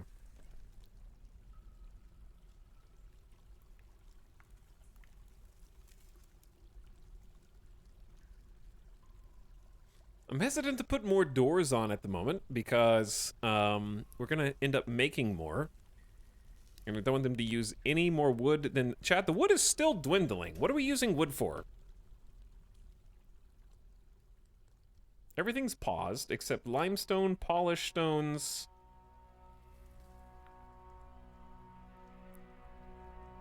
Shell crafts, iron warhammer. Maybe they're just doing barrels every so often?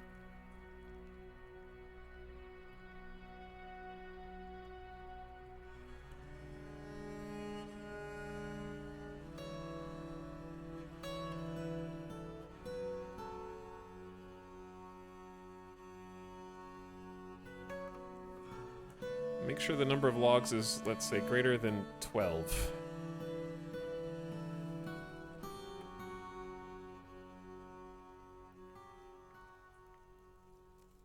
Same for chests. Same for doors. Same for wheelbarrows. Same for cups.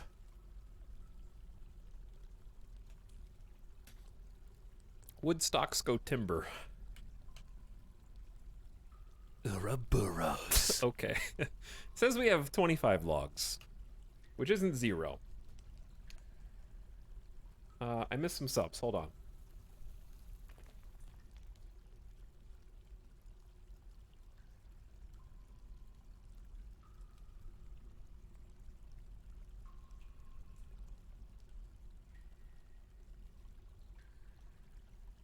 Okay, where are we at? Oh, dude, this is actually getting much more organized.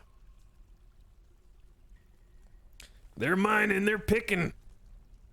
Hello, Whoop8099 says, don't understand the game, but I'm here for it. I mean, if you see the dwarf and they have a pick, they're digging, you know? That's all you need to know. The thing about Dwarf Fortress Steam Edition is that you should be able to just watch and comprehend that that's a cat, that's a dog, that's a dwarf, and then figure out the rest with your smart brains, you know?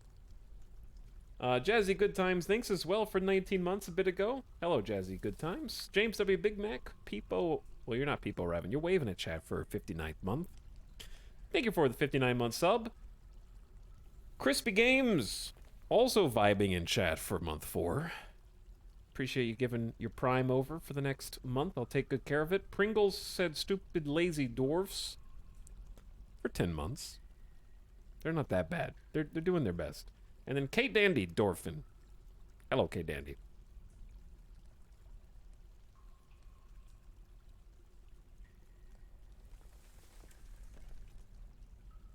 Howdy and welcome back.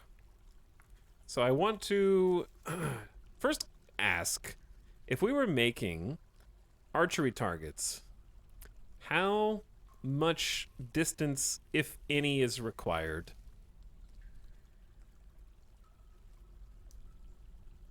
Wait, are we making these out of limestone? I don't think that's a good idea, but it is what we're doing. I don't want to make them out of logs, though typically I would. Fine, just make them out of limestone. Doesn't see... Wait, not limestone. Limestone blocks.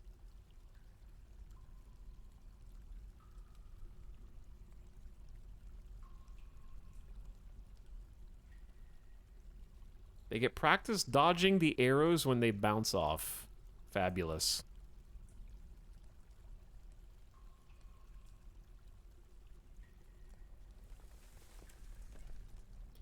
Ding ding ding ding ding ding ding ding ding ding.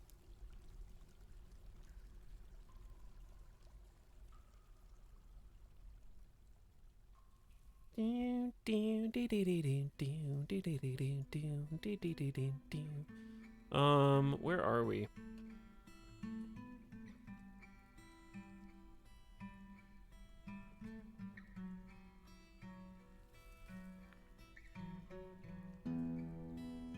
Oh, archery range. Your archers can train in the zone if there is an archery target included.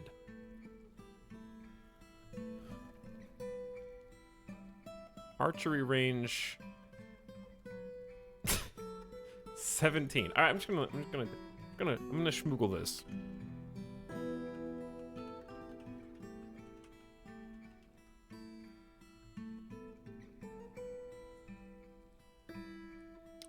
Archery targets create archery ranges, which are used to train marks dwarves.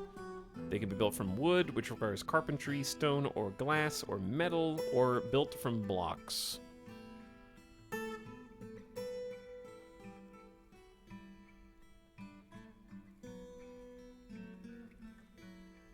Set the size to determine how far from the target your archers will stand. Specify the shooting direction. Uh-oh, what if I tell them to shoot backwards? Assign the range to a desired squad. Squads can then be set to sleep or train there, as well as store their individual or squad equipment, much like a barracks. I like how the wiki uses the hotkeys for all these things. The room can be used by military dwarves who have no order in their schedule that month in order to train ranged weapon skills. Since bolts are being used up by this training, it may be a good idea to set the dwarves to only use bone or wooden bolts when training. Unlike other rooms, archery ranges only include the archery target from which they were defined. If you have multiple targets in one area, each one must be designated as its own archery range, even if this causes them to overlap. Okay, so we have to have a zone per target. It's also advisable for the archery target rooms to be included in the area of the barracks where your mark stores train. Oh. Well, I didn't do that.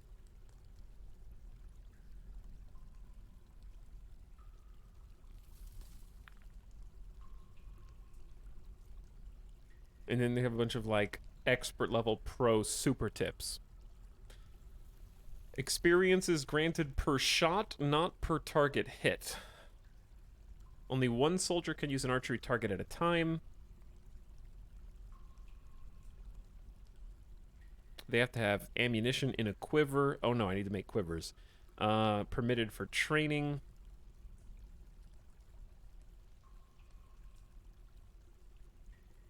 Assigning mark stores to a barracks will allow them to use spare time to perform combat drills, though drills can potentially cut into archery practice. Okay.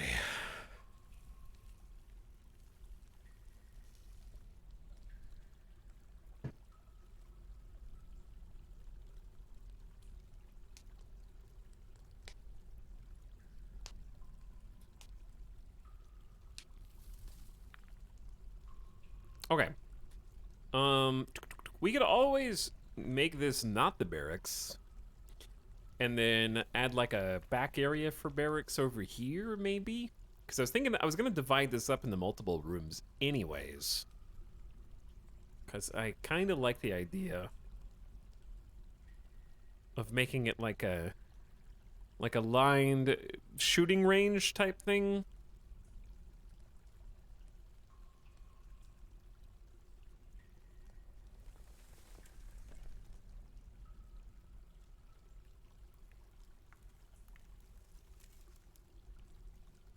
Nobody shoot anybody else's targets.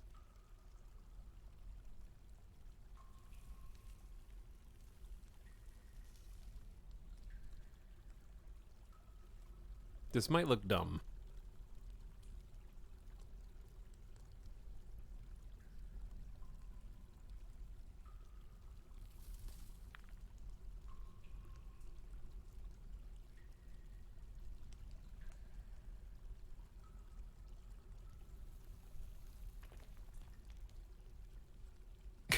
Okay.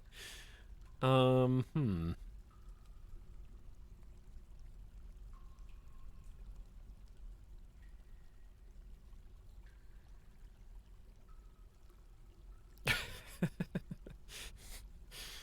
Okay, well, what do? Now you just need a pulley system to bring the targets forward and backward. Yeah, for sure.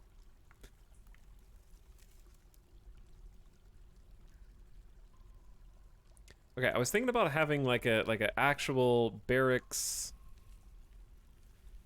here. Are there any other types of training rooms that we need? Like, is there anything? Is it just the archery range? Are there training dummies as well for melee fighting?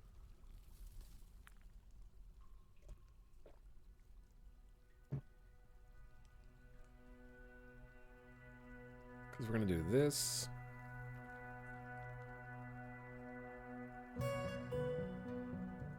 Is this big enough?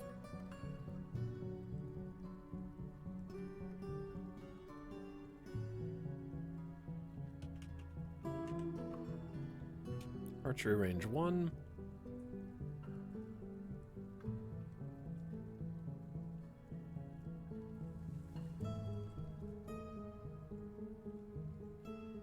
Archery range number 2.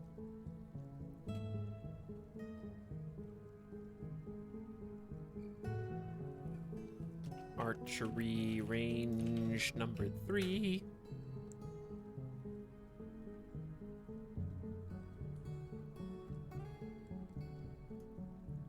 Number 4. And then number 5. Okay. Whew. Beautiful.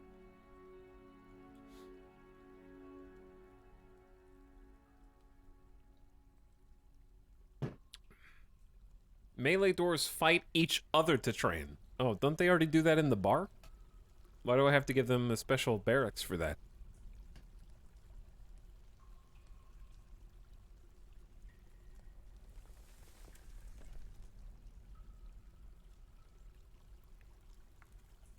I feel like they could just do that anywhere, you know? I do want a couple doors. Pearwood. Fancy pearwood.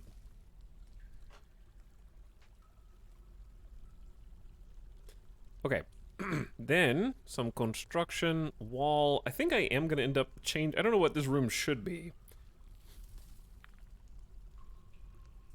But I think linking in a barracks here makes a lot of sense.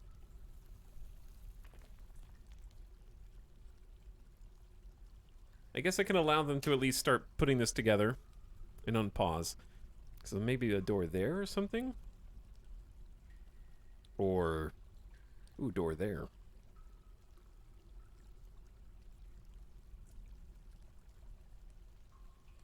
And then have this be like an oversized sleeping quarters barracks thing going on with beds and where should the actual beds go?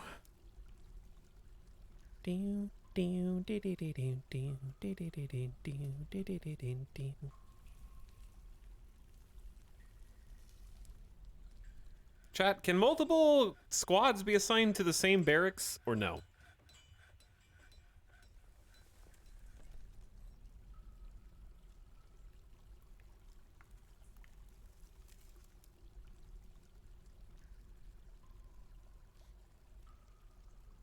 Ooh, they can. So if we do 1, 1, 2, 1, 1, 2, 1, no. You have to go 1, 2, 3, 4. Ah, damn. Okay. We go 1, 2, 3.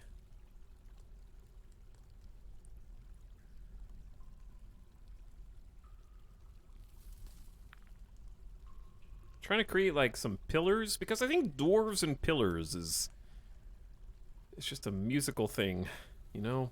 It rhymes. Like lyrics. And also just takes up more space. Okay, I'm hesitant to put their actual beds in. I guess I could just remove the existing beds. And the existing weapon racks. That way we have an abundance and they don't automatically start crafting more. Because we are very low on wood and lumber.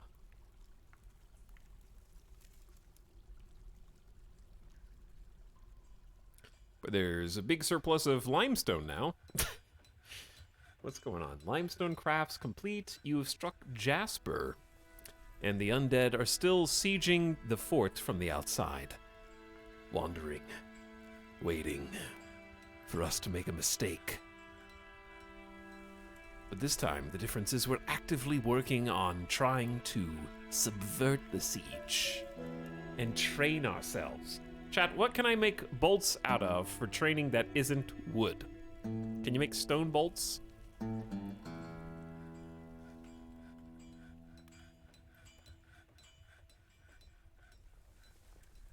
Bone?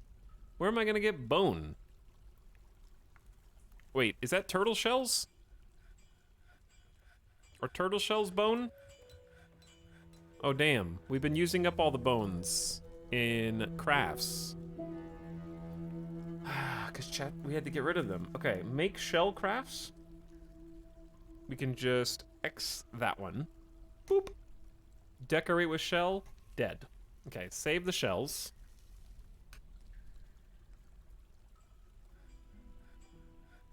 You have things made outside from bone. You mean skeletons?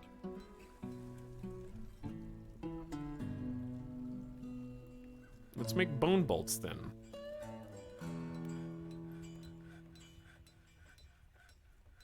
Five orders at a time if the number of bolts is less than what's a good number to start with? 50? I think it's only, you cannot make bolts out of shells. Oh. Chat, why are you lying to me then? Dwarf Fortress, can you make bolts out of shells?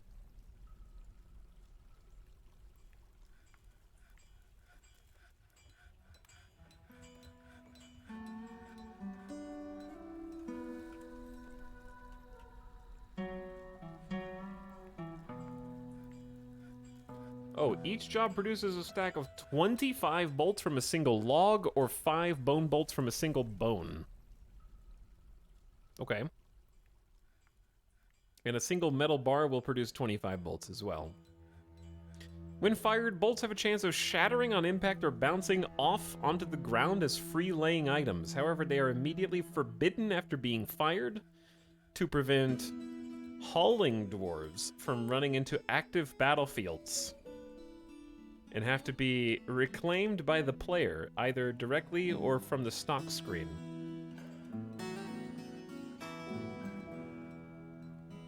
Their weight influences their effectiveness. Higher weight means higher inertia, making them harder to deflect. Tests show that where even mass... Hang on. They're gonna do the thing.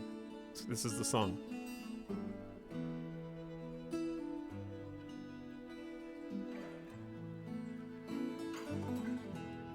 They're gonna do it.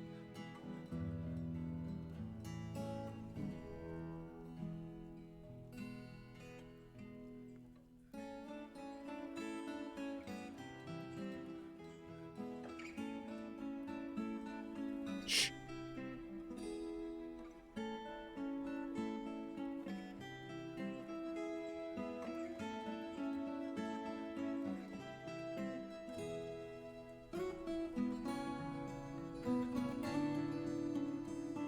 Almost there. Here it comes. The bang, bang, bang, bang.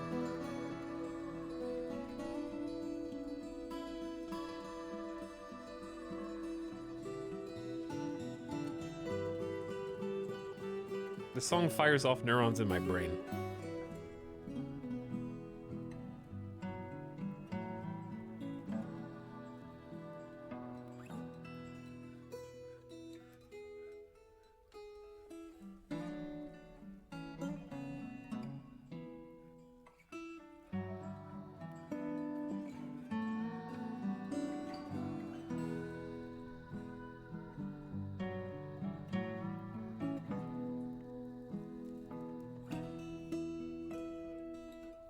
I may have underestimated how long the song is before it gets to the part that I'm thinking of, though.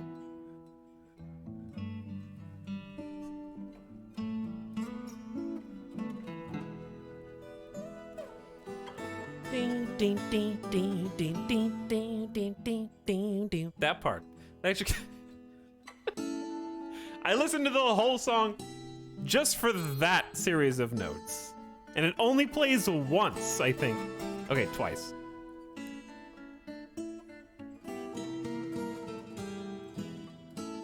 They don't replay that exact same chord, I guess. I don't know. Music terms.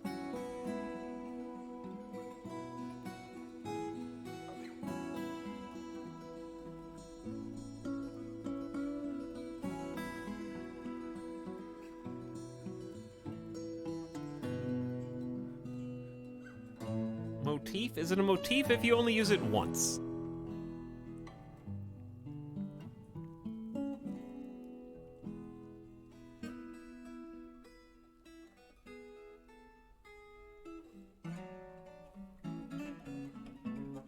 A riff.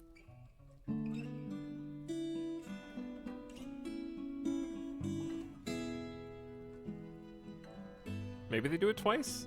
I don't remember. I can't tell if it's building up or winding down. Winding down. Okay, anyway, thank you for indulging. I am trying to figure out what I should make bolts out of. I think that depends on our stocks of anything, right? So, do we even have bones? We have, no, we have no bones. I got no bones. What we do have is metal.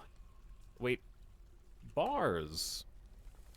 We have 39 iron bars and 33 copper bars.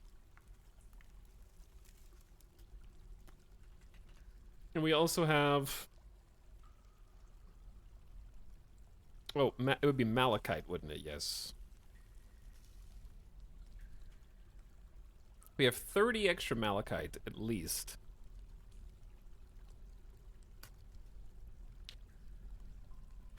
Chad, how mad are you going to be if I make practice bolts out of metal?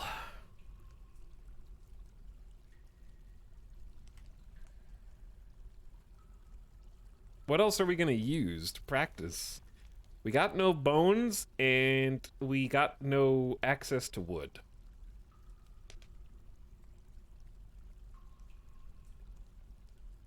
Make them out of gold, please.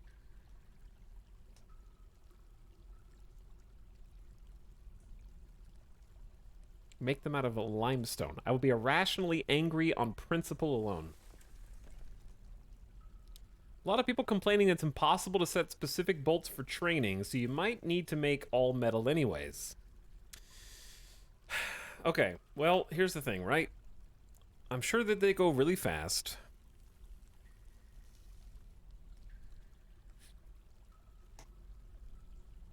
We'll start with copper, so we can continue making armor out of iron. And we'll worry about making steel stuff later. They should be making, according to the wiki, they make 25 bolts from a single metal bar or a single log. So don't believe Sinless Moon's Jeff with a false number in chat. This is why I have to open the wiki myself instead of trusting things people randomly post. Let's create 100 at a time, because each craft should be 25. As long as we have fewer than 200 copper bolts.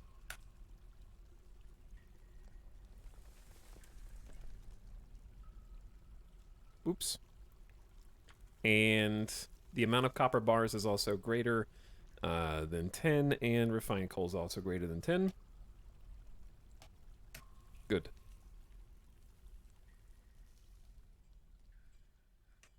Let us save. I'm excited, dude. We're finally like, this is what, our third fortress that we've put any time into. And I feel like this is also the furthest we've come in terms of development of the fortress. The saddest part is we're stuck with 18 doors and we can't get more without making the babies, which is a slow process. No migrants at all. I guess because I scorned the first trader, and then we're under siege from damn Peaklod is back. And though there's not gonna be any migrant fall, P-Claude is coming to kill my second waterfall base.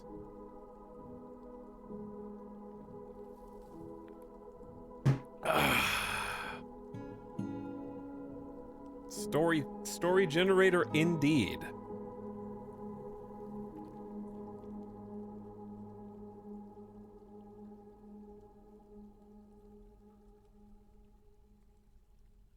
Are your other dwarf civs too far away from you? I don't know.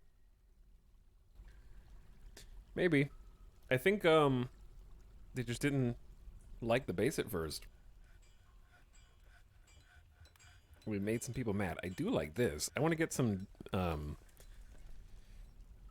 things, some stuff, some things. Let's wait until they finish uninstalling all this over here, and then we'll start moving furniture. This is gonna be the barracks now. What? Dog and Cato zone. Technically correct. Did I never designate this as a barracks? No, there's a sword there. Oh, you click on the arrows. Control room barrack. Yeah, delete that. And then we're going to make a new barracks. The squad can be set to train, sleep, and store equipment. We're going to be doing all of those things.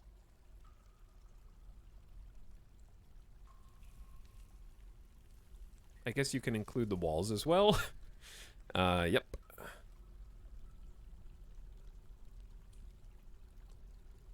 Oh no, I missed a single... Oops. Oops. Hey, oops. There we go. Alright. Barracks and range.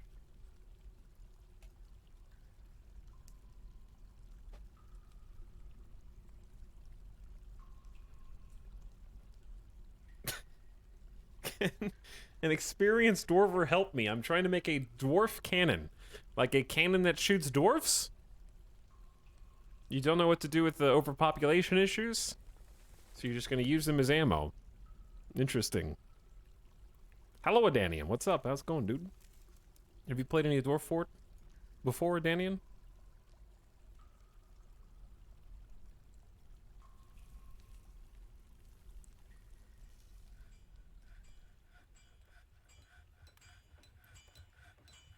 It's more like a railgun. I am intrigued. It is summer. Polished stones complete. All right, we're going to do this thing again. We're going to go to audio. We're going to turn the music completely off. And then we're going to just go to Spotify. And then we're going to find the Dwarf Fortress original soundtrack. And by popular demand...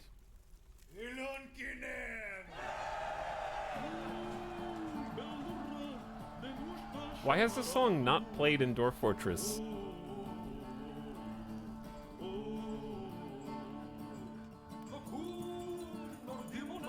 What triggers this song?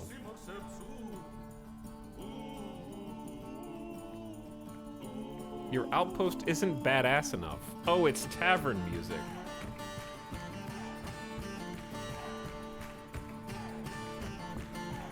Well, nobody's gonna be coming to my tavern with the siege outside.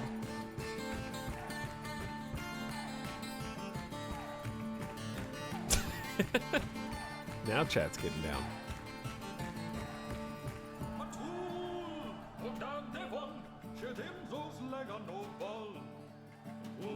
Oh, all the furniture has been uninstalled. Okay, cool. We can just move it over then.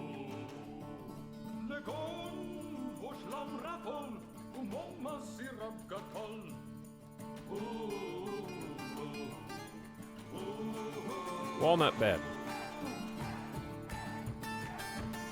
Oaken bed. Cherry bed. Too many beds. They're gonna try crafting more and then we're gonna run out of wood. Too bad.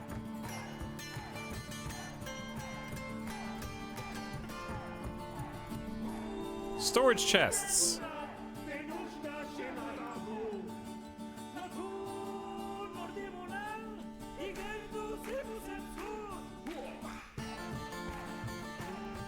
This is a jam.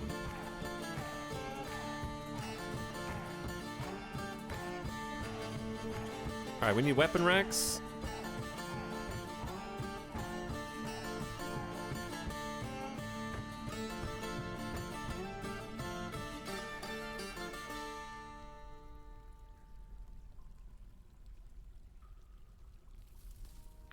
Alright, you guys got some nice weapon racks. Now we need some armor stands. Yo, this is a pretty sick barracks, dude.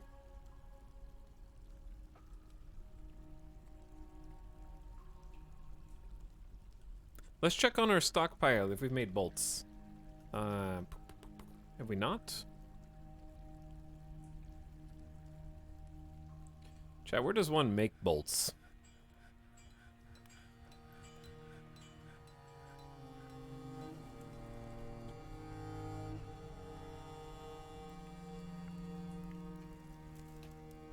Is it not the metalsmith for metal bolts? Maybe I don't have a job assigned? Who is... We have a novice weaponsmith in Urist. Competent weaponsmith Cadel. Let me see what Cadel is up to. He's praying right now. Might have too many jobs. Let me check our weapons stock. We have 6 battle axes, 8 warhammers. I think there's just a lot of weapons to make. I think I'm gonna allow another person to start training at making weapons, though.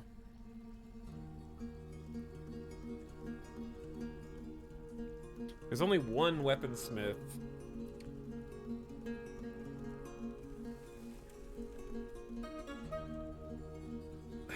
But the novice is a novice, and they already have so many other jobs.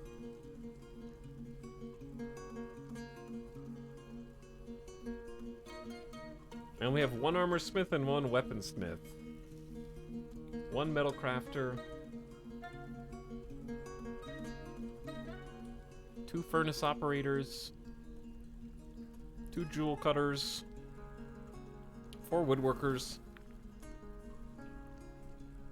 Everybody is an orderly. Bunch of haulers.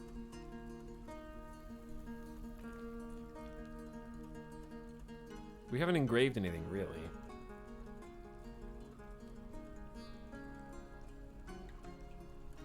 Three stone cutters, 3 plant gatherers, no fisher dwarves because you're banned. I don't know where you would even fish anyways.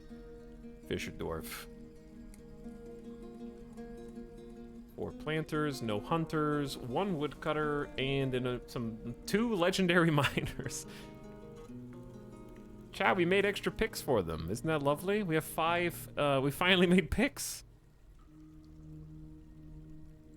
Woodworkers will have a lot of free time soon. Very true, yes. Oh my god, that's the whole wood supply. So embarrassing. Well, it is what it is, chat.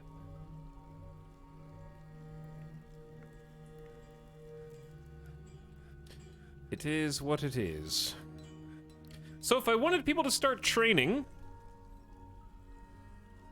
I need to create a squad, yes.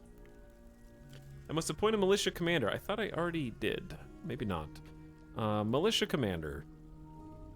I was gonna make Fath Urisnosing the expedition leader, who is a dabbling dodger, but that's about it. That's their entire... They have high kinesthetic sense. They do like dodging. Disdains perseverance and decorum. I don't know how I feel about that.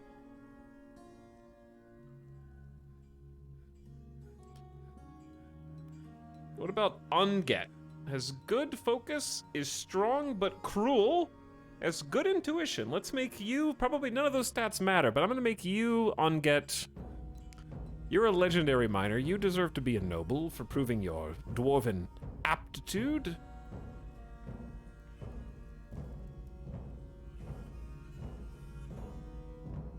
On get.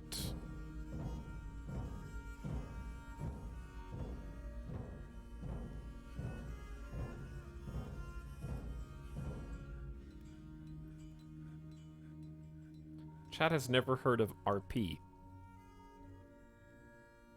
In Dwarf Fortress. Tisk, tisk.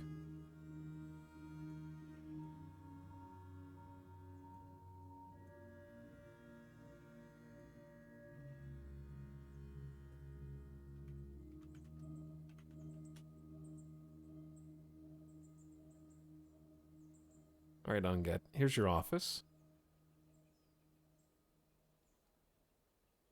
What is that? Some new way to metagame? Hell yeah. Okay, so we're going to create a new squad. Metal armor. The constructive births. I don't know how I feel about that as our go-to name.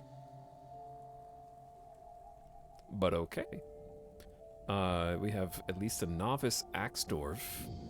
A novice fighter. Competent spear dwarf and competent axe dwarf are our best possible options here.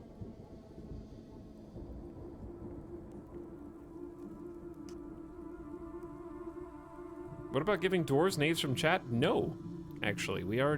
Chat voted on whether we should name dwarves or not, and they voted against it. Because their names are better than yours.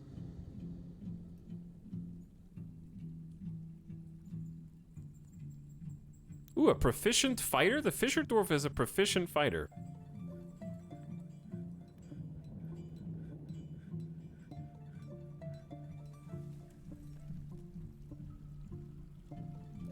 The dwarfs need the good dwarf names. Okay, here's my question for backseaters in chat.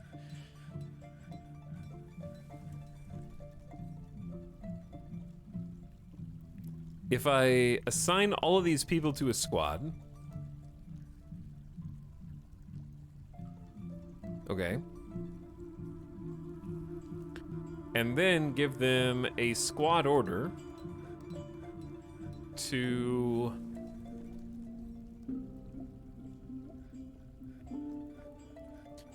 oh boy, this is a new screen for me.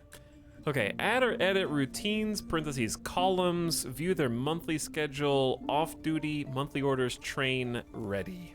This is a new menu.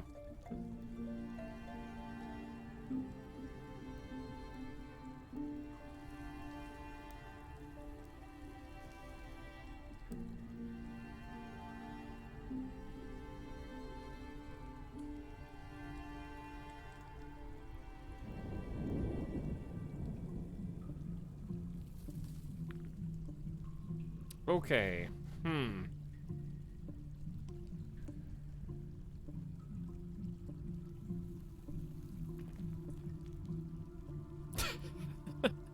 Let's just see what chat has to say, because this is all, this means nothing to me.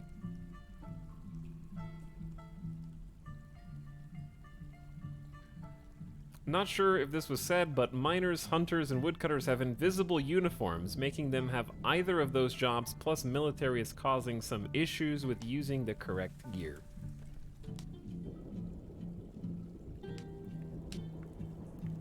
I don't know if you asked a question, but because you're preparing for war, train constantly. Don't even look at the monthly schedule every month. Okay, so... my options are make some people off. I'm just trying to figure out this menu. I can either make different people off duty, make people staggered training, which is defaulting to monthly orders, which I don't really...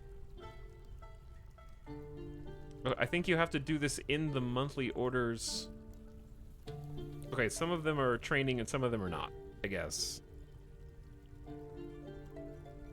The default settings will allow them to train whenever they have the time and equipment. All right, so what we want is to edit constant training and then select,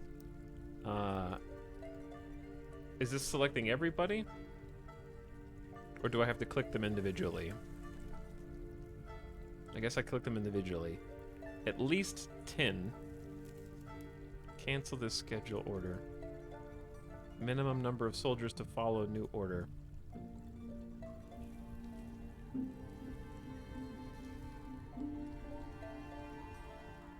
Constant training defaults to requiring 10 people training. Example, everybody. Okay. This is just,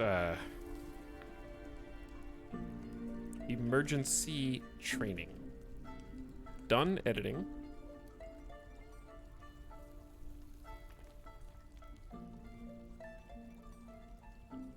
So, if I view the monthly schedule, they now have the word train under constant training for every month. So do I have to worry about staggered training saying off duty or anything like this? Have I done what I need to do to get them to start training?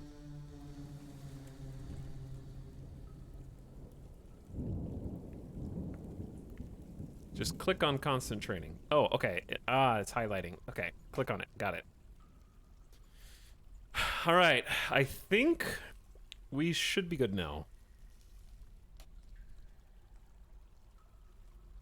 Also, to the person who said that their uniforms are screwy, I don't know if I have a choice in the matter because I only have so many dwarves.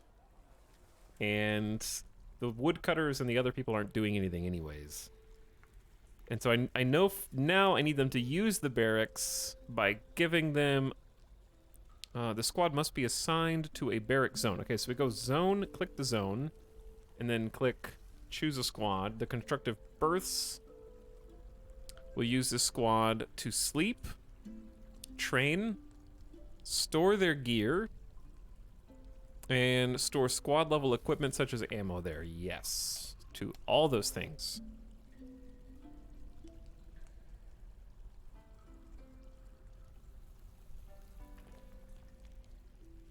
I just set my workers to use their tool as their melee weapon to get around that.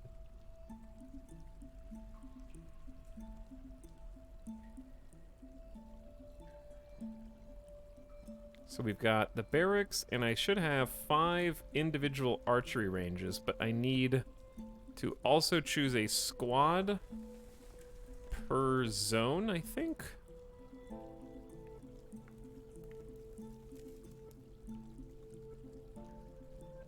It's a lot of clicks. That's okay.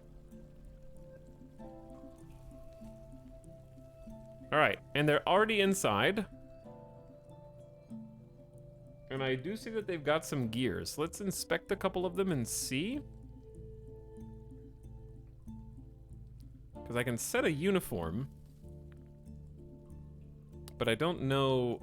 the problem is I just made... Like, we have plenty of weapons, for sure. We only have 2 iron shields. But we have 10 copper shields. Okay, sick. I don't think we have any greaves. We do have some iron chain leggings. No breastplates? And I don't think we have any of the iron mail shirts yet. Because our armor smith...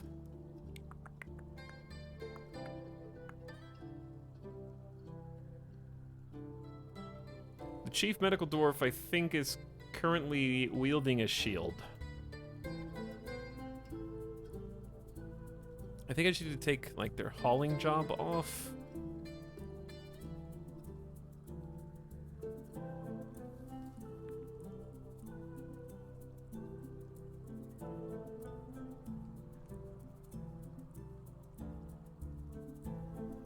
But they're probably...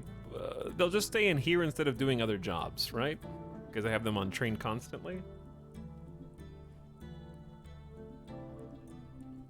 So I might need to take a couple people off. So they can continue doing other... Like, we don't have any armor right now.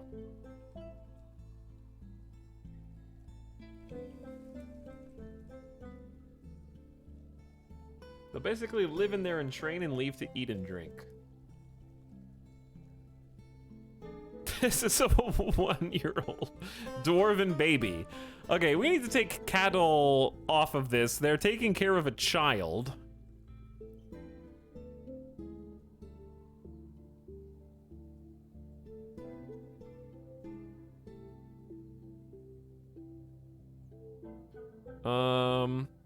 Wait.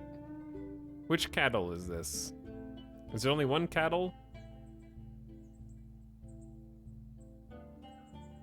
Who was I just looking at? This is cattle Mususkel. Different cattle.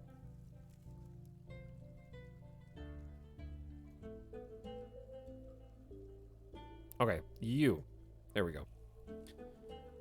I think I do need to take these two off anyways, because they already have skills and they have other jobs that I really need them to be performing. But you don't. God, this is confusing. Okay, hold on. What are Zom's? Zom's just a holler. Zom can be on here. What is going on? There we go. So when you take people on and off, do you have to reassign them to the barracks zone if you did so manually? Oh, we need 10 people to train. Hold on. To train constantly.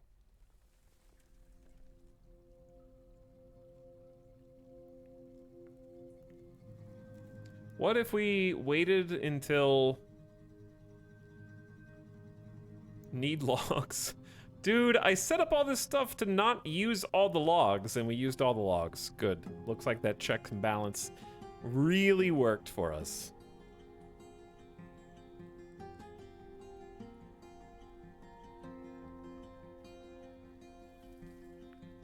Okay, anyway, what I was saying was we need to forge...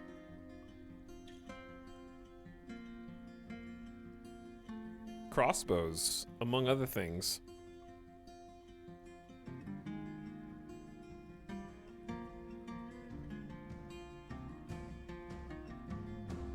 We're doing some learning today, chat.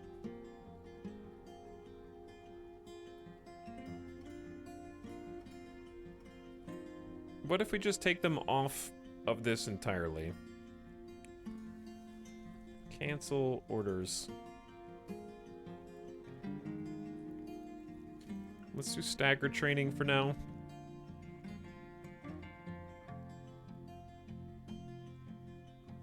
Because we're missing a lot of equipment.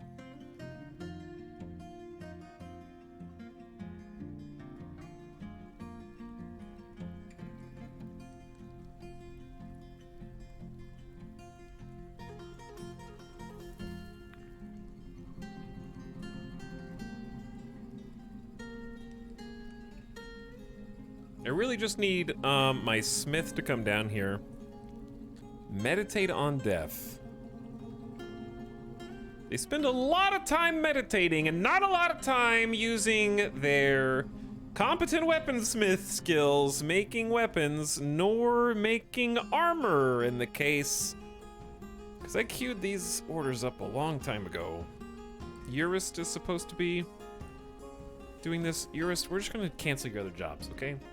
I need you to be the armor smith, or I need another. I could just train another armor smith.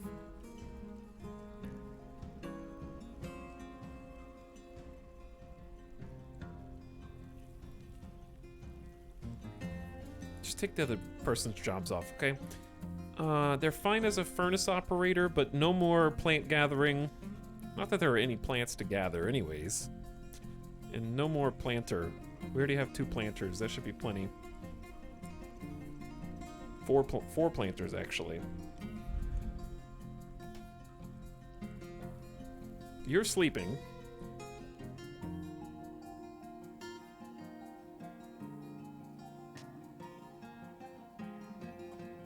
By the way, Trumbo Ninja, thank you for 55 months of sub.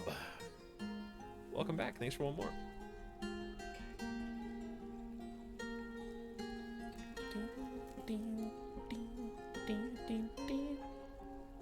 Okay, maybe... Let me just watch. Going to individual combat drill. Okay, I need to just turn... Everybody's off duty. Because they can't have you doing training when we still need armor. Brewing drink. I need to set... I'm just gonna set that as its own... This is not an everybody does this anymore. This is only gonna be select people. Zom. I think Orderly is brewing the drink. The planter and woodworker.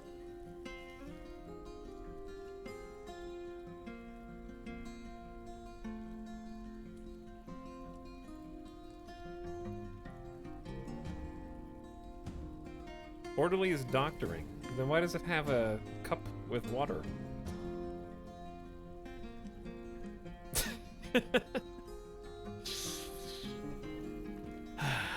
Okay, I'll make a special thing for brewing. Oh, brewing is under farming related activities.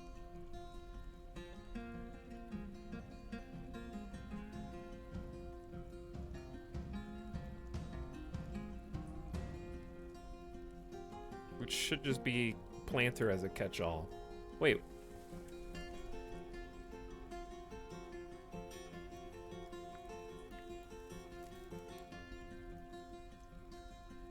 Why is Urist going to brew drinks from fruit right now, chat? Is it because they already had the job queued up before I turned them off of being a planter?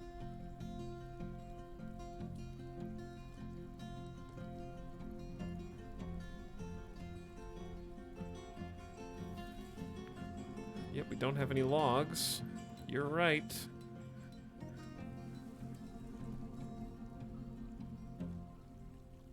Dwarves are ungovernable. I would agree with that, yes.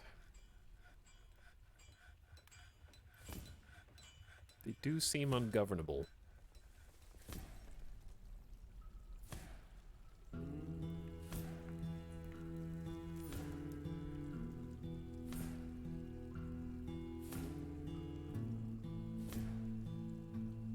Okay, storing items in bins. What items? Your iron warhammer, perhaps? Is exactly what you did. Storing owned items. I see why nothing's getting done.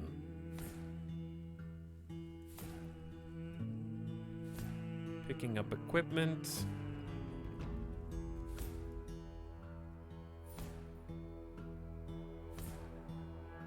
Why did you pick up a warhammer? Are you going to take it back to the garrison?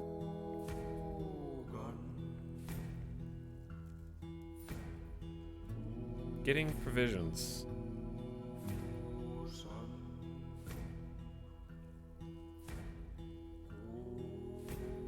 Didn't I make everybody off duty? Now going to drink.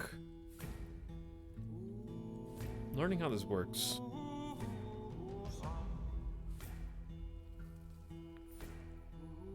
Okay. Still finding a drink? You're not... Dwarves are ungovernable, dude. It's time to teach somebody else how to smith armor.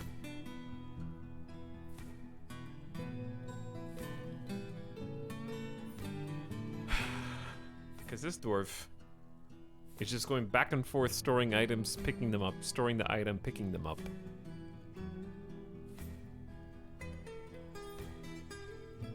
Store owned item.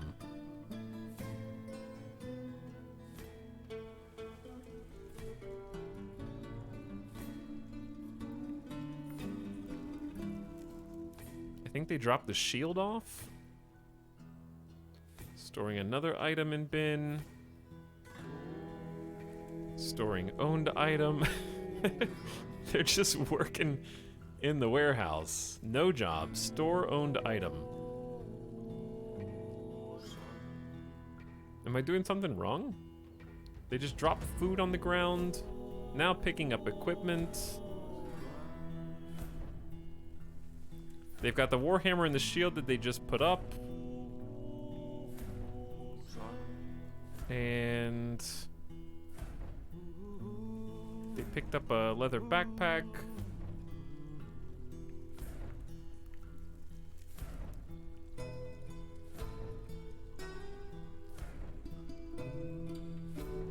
Getting provisions.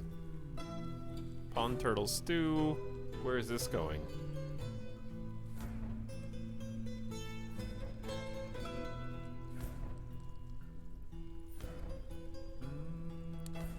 Okay, they dropped off the hammer and the stew. Now they're going to get more stew.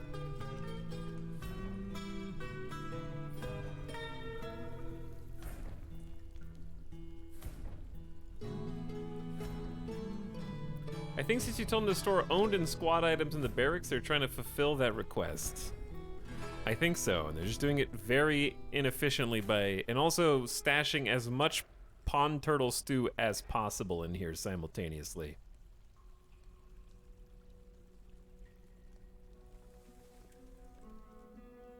I don't think they're trying to train because I have them all off duty right now.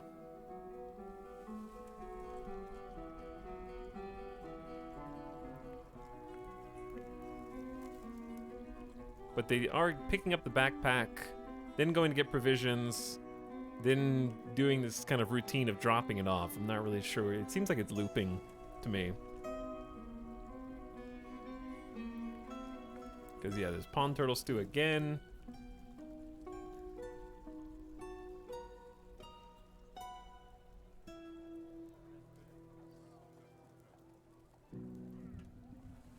Now they're storing something in the bin. Got the pickaxe. Picked up a warhammer.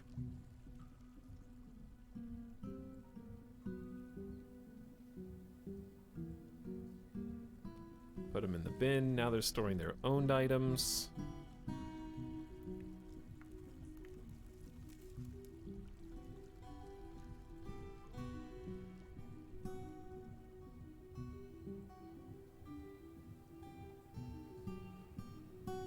They're just taking food. There's so much food in different places, dude. Pond turtle stew, llama cheese biscuits, cow cheese, pond. They're all doing it. What is happening here? And they're putting them in individual bedrooms.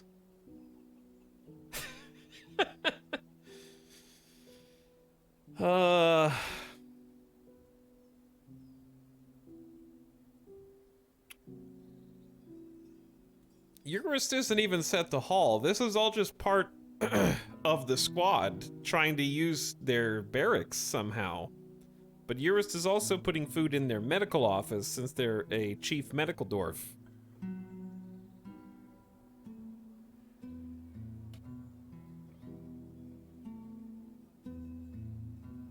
We're just gonna try killing this entire squad for now. How do... There we go. Let's try killing the squad. Because that's my suspicion, is it's something to do with the squad orders that I gave them.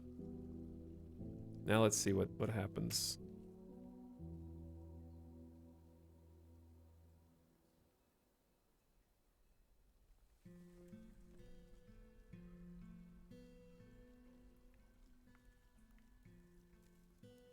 I guess I just don't appreciate art.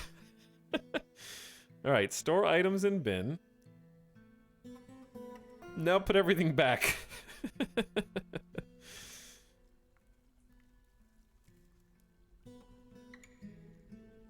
Hauling pond turtles. Dude, they love hauling pond turtles too. Okay, here's what's gonna happen, chat. We're gonna make a save right here. Pond turtle stew. Word ship. And I am going to let them just keep hauling. We're gonna follow this person around while I take a BRB. How did you find a waterfall embarkment? It's you're looking when you're setting out an embark location. There's a button at the bottom right that lets you filter by cliffs, and then it's gonna change the whole screen to a sea of green, yellow, and red. And I just looked for places that had rivers where there was a red to green with no gradient, just like a cutoff between red and green. And if you poke around doing that a few times in different river tiles. Because if there's a gradual gradient, like slowly from green to red, that means it's a slow decline. If it's a sharp, like one tile's green and the next tile's red, that means that there is a huge elevation difference. Because for there to be a waterfall, there needs to be a big elevation difference.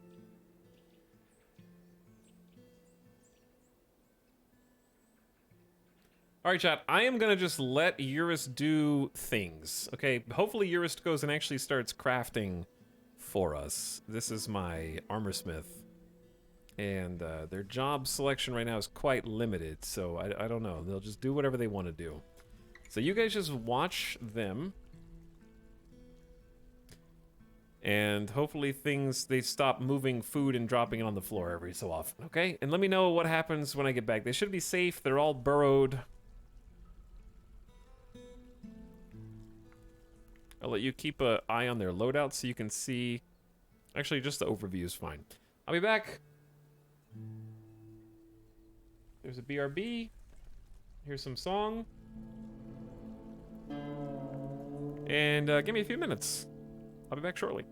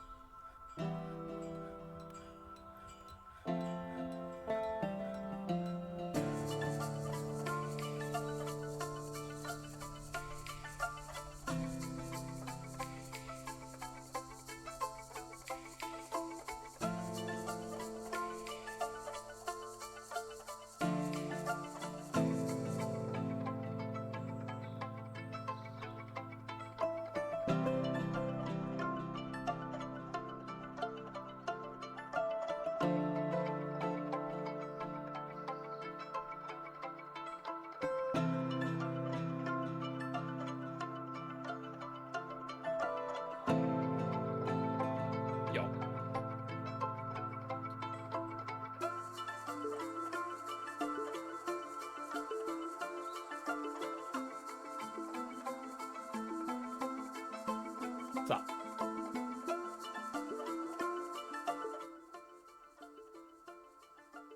Okay, we're back. I still see food on the ground everywhere.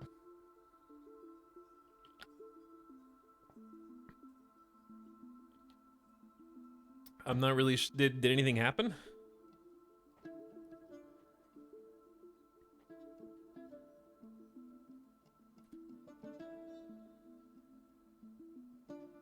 Eurist made armor and ate some of the food. Really? So she's actually been working? She's friends with the cats. Let's check our stockpile. So the ones with these brackets are not ours. This is an iron mail shirt that should be ours. Indeed it is. Okay, that's a step in the right direction. What else do we got?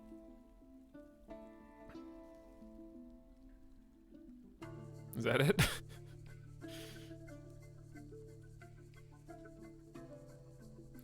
They own that food due to claiming it as rations, thus they now keep it in their room.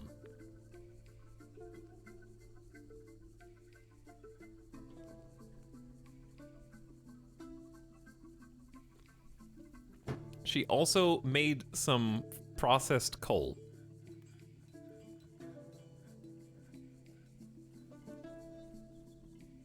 He is a masochist. What are you guys talking about?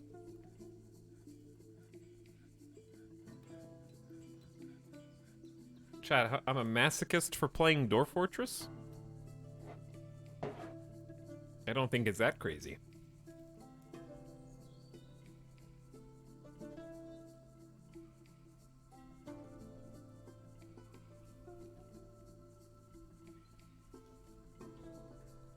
Stray yak bull. The human zombie spearman outside is fighting the local wildlife. Oh, yeah, we did make 2 iron leggings, 2 iron mail shirts, 2 iron breastplates, 2 copper crossbows, 2 iron picks, and brewed some beverage from drinks. Okay, so that's actually starting to move in the right direction.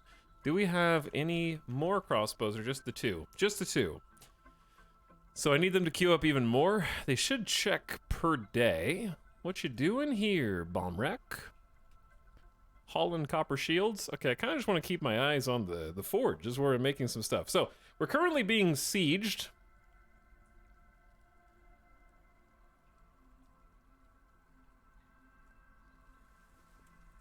Stockpile is too distant from the smiths.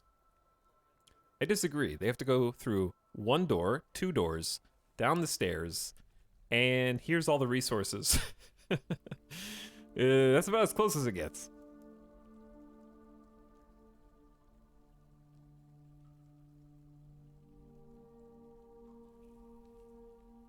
Is there a reason the squad is ranged? Yeah, so they can shoot from a distance, which is safer against the same enemy that is responsible for killing 17 dwarves.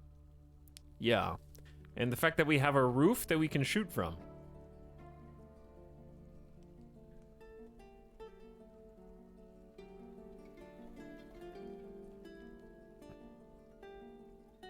Also, chat, I'm playing Dwarf Fortress on the default standard difficulty after doing the tutorial. I don't think that there's anything particularly wild and crazy about that. You guys are so dramatic. 3 years already. What's up, Hero Eyes Bertoni? Seems like not too long ago I was watching you on YouTube. Well, you could still be watching YouTube. You know, it's still there. Technically. But thanks, Bertoni, for 3 years of sub. Trombone for the 55. Etal didn't choose to be hunted by Peaclod. Peaclod chose us. They're fighting a kangaroo buck outside, and there's the body. So, the undead walk the earth once more, and they're, claiming the surface world.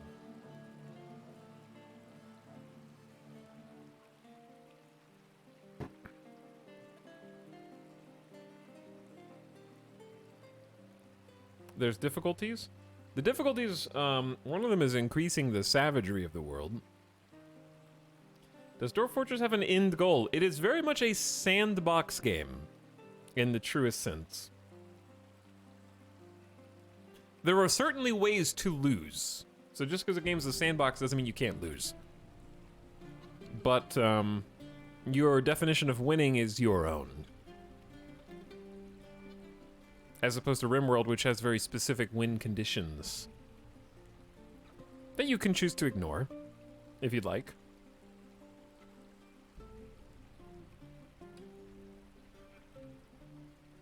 Here's a giant world, now try to leave your mark on it.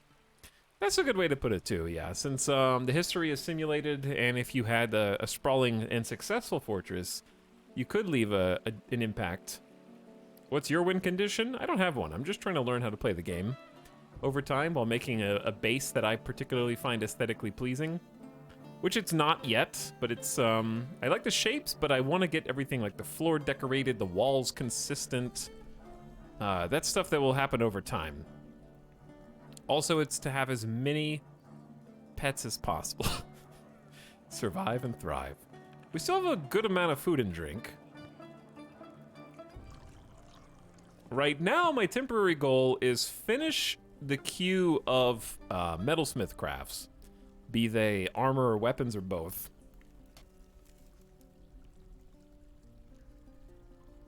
And to that end, I might just increase the number of smiths. We only have one competent armor smith. You know how you get 2 competent armor smiths? Have someone else start learning how to do it.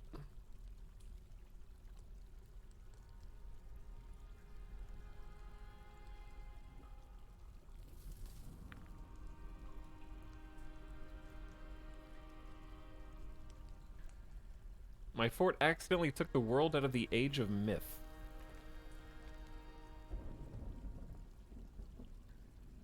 Is that good or bad? Okay, whoops, didn't mean to turn off that. Labor. We only have the one weaponsmith.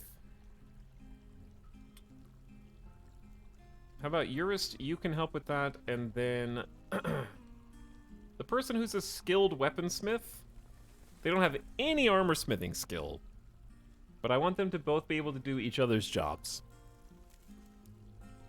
That way, if we're like, say, done making armor, they can make weapons, and vice versa. Let's turn the music up a little bit. There we go.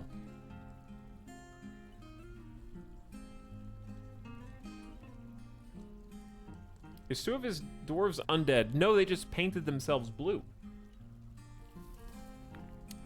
It's a makeup choice that dwarves have access to in their homes.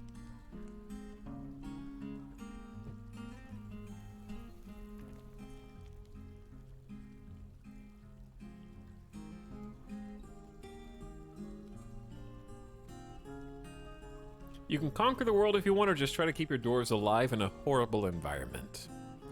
Basically that, yes. Alright, how are we still making warhammers? Let's see, weapons. I have 9 warhammers and 6 battle axes. I wonder how much, like, actual iron we have. 29 bars. Alright, I mean, you've got the resources, but yeah, I kind of just need them to do their thing. I think we just let the dwarves keep going while waiting for them to finish their work orders. And then we can start training. We might be here for a while, because the undead aren't going anywhere. And I can't overstate the amount of time that needs to be invested to make a full squad's loadout, which I think is totally fair. This shouldn't be something that's easy. We might need some tables in here.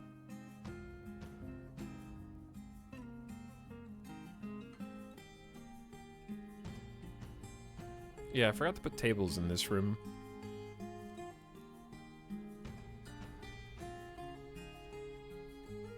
One table for you, One table for you. Do we have chairs?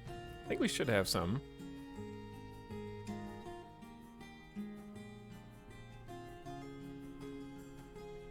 They're not going to be able to make any more, mind you, but it is what it is. These are the last of the tables and the chairs.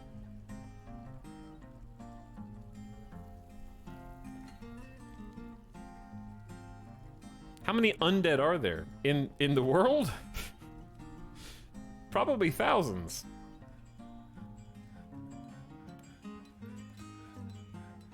$18 pop seems a bit early for such a challenge. It's Dwarf Fortress. Sometimes spooky things happen.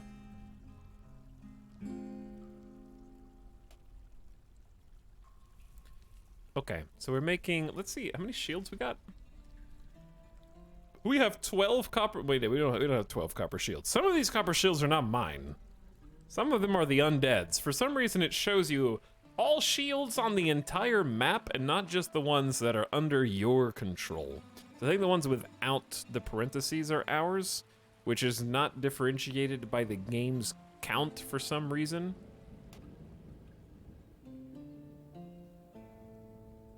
Just all of them, you know, just track all of them.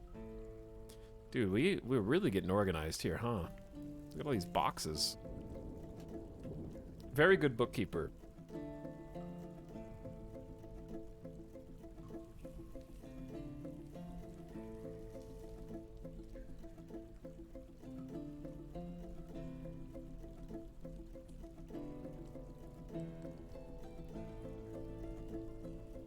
Do symbols on items denote quality? They do that as well. But the symbols that I just mentioned denote they're being worn by others.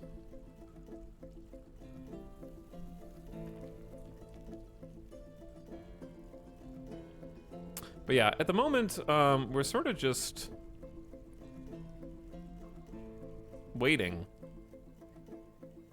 Look at all these rations. Oh, this food's gonna spoil. Maybe the cats are eating it. How many cats are there now? 1, 2, 3, 4, 5. There's only 6 cats, chat. It's fine. They're uninterested in having an owner. Who could have foreseen this? And it looks like our grazing animals, even though they're roofed, have plenty to feed on. Hello, Wild Alma. What's up? Gamer Deathbot, I'm already one step ahead of you.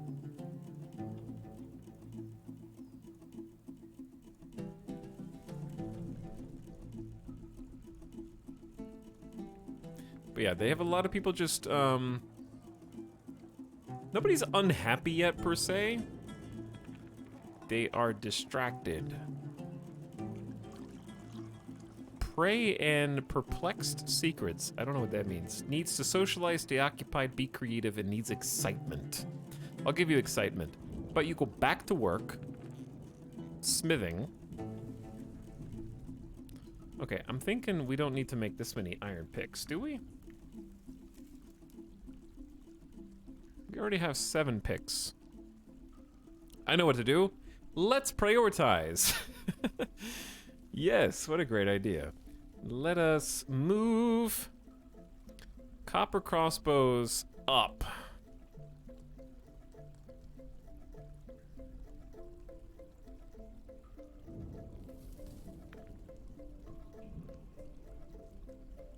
Okay, that's a decent spot for them. Then we'll do copper bolts after that. Okay, we started clicking on a different thing. No, we didn't.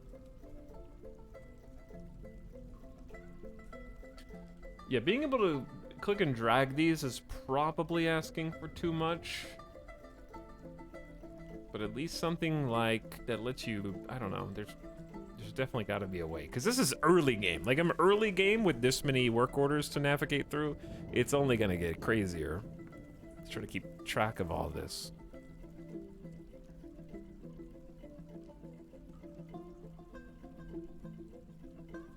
Okay, we don't really need iron picks anymore.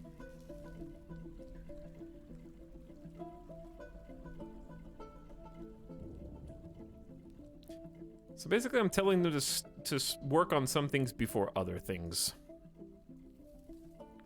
Because if we can get the ranged weapons and the armor,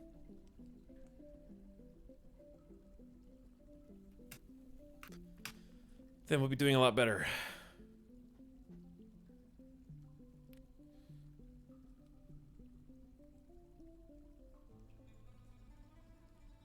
Can we make bolts from cat bones? You shut your mouth. Okay? Shh. Are you trying to make chat extremely angry? Mr. Werewolf, paying the Bezos tax. Thank you for the 8 months of Prime. Much appreciated.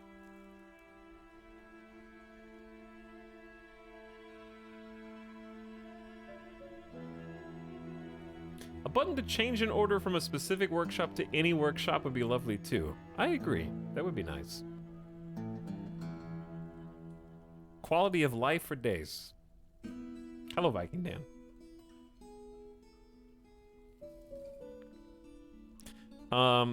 So for those of you that joined recently, what we're doing is sort of just letting the dwarfs continue their mini jobs. We only have a population of 18 because we didn't get any migrants in the first couple years. And now there are undead on the surface. So there won't be any migrants until we can muster a defense of our home. So to muster a defense of our home, we have come up with a long-term solution, which is forge weapons, which we've done. We got weapons. We have at least melee weapons. We're now forging some crossbows. We have to make metal bolts because we don't have any more wood, because I'm very good at this game. We didn't have time to stockpile enough wood, okay? There's never enough wood. And then we also don't have bones. So we're gonna make metal bolts because we can't go above ground anymore, but we can go as deep as we want underground, and we'll always find more metal, right? But unfortunately, we are limited by the speed at which our crafters can craft the craftables, you know? So that's what's going on right now. I just saw 2 more iron greaves get made. They're making a warhammer, even though I just clearly lowered the priority of the warhammer. They just want to do it anyways.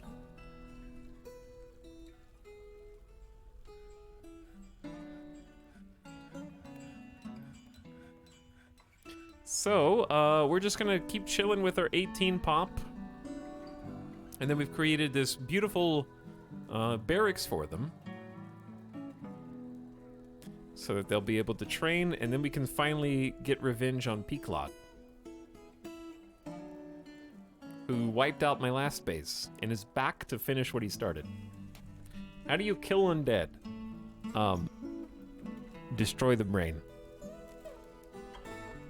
Thoroughly.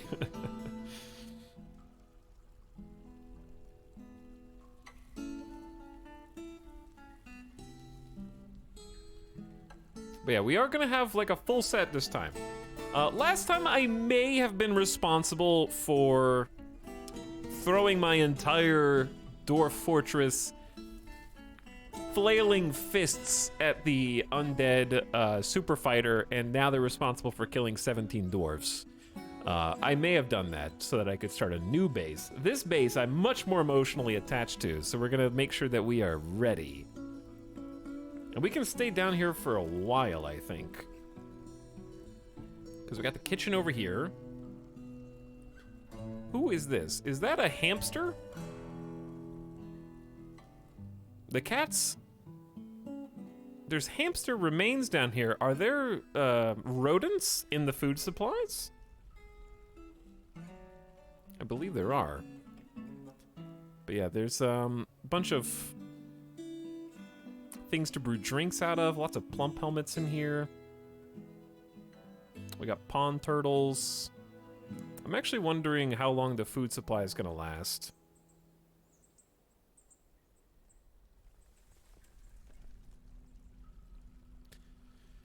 But yeah, is there any other way to organize rocks other than you just put rocks down in a place? I suppose we can just increase the size of this.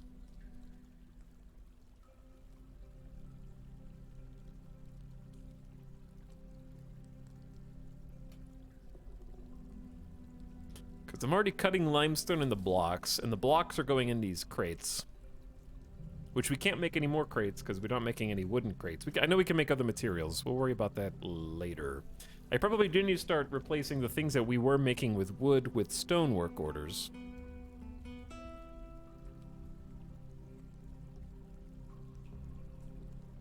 What you making? Oh, they're making copper bolts. Okay, good job. Also, chat, give me... I might make, like, a quicker stair access to some of these stockpile rooms. They do have pretty quick access already, though.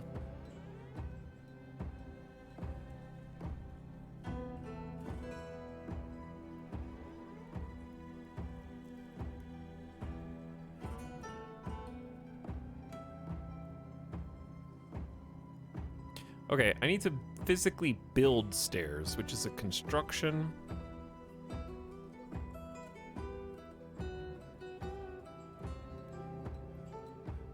Well, since we can't carve them out of stone, since there's no stone there.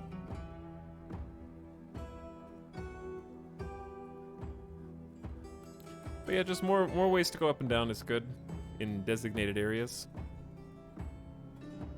All right, Chad, keep your eyes on Eurus. Give me 1 minute. I got a stream snack. Stream mom made a stream snack for me and not for you. It's mine. You can't have any.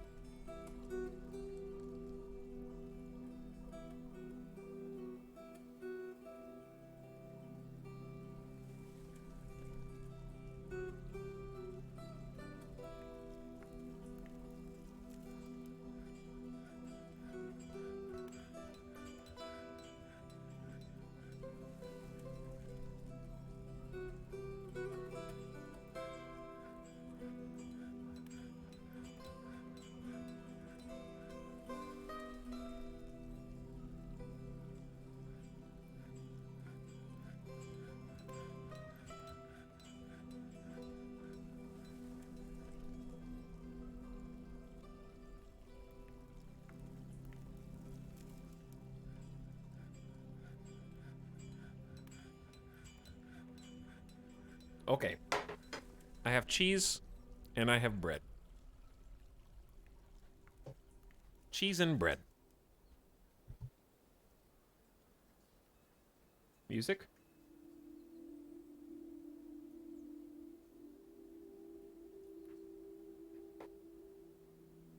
It looks like a cheese pancake.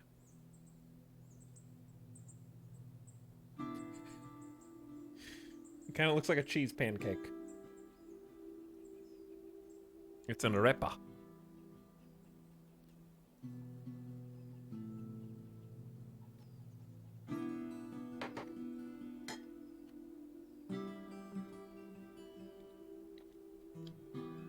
What do we got? Share right now. No. Chat, I got one episode of Hawkeye left. And I gotta say, after the first 2 episodes, the show gets a lot better.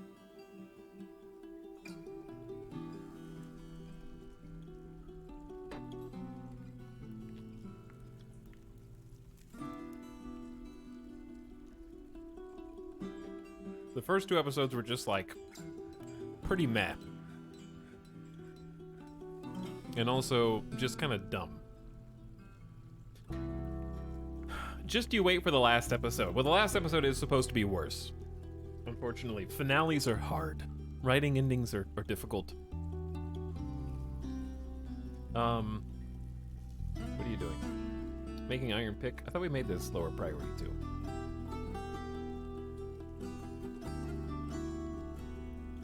The CW show? No, Hawkeye on Disney Plus. The thing about Hawkeye, and its first, second, and last episode, is there's a reason that I'm gonna go with that some are better than others. El Dorito, who says the last episode has something in it that made me hate the show. I'm not surprised, because TV shows often do this thing where multiple directors take different sets of episodes. And it seems especially apparent in the Disney Plus shows, because I noticed this. It's also very apparent in Game of Thrones as well, would be an example where people tended to like the 9th episodes of seasons. 2 and 3 especially, or like the battle episodes were always by the same directors. Like Miguel Sapochnik did a bunch of the battle episodes, and like they pick special directors.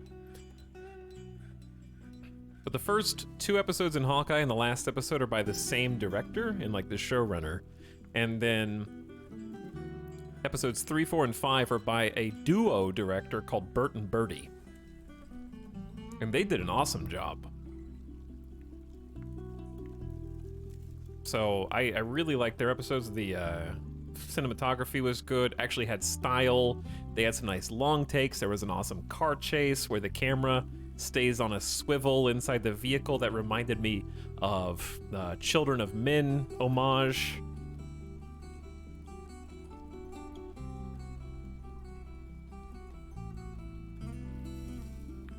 So they actually tried. There was some heart put into it. And then the first 2 and the last one are by the same person, so.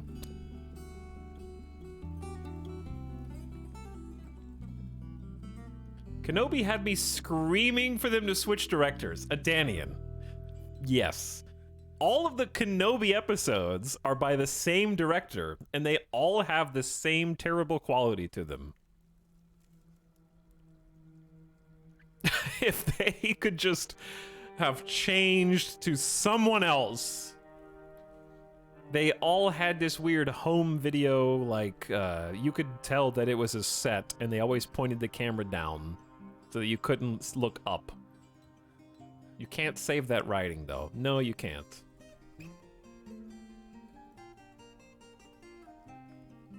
That's the thing. That's another thing. Dorito, you said that the last episode made you hate Hawkeye. There's almost nothing that can make me hate Hawkeye because I just finished Kenobi before. And that was a truly bad show.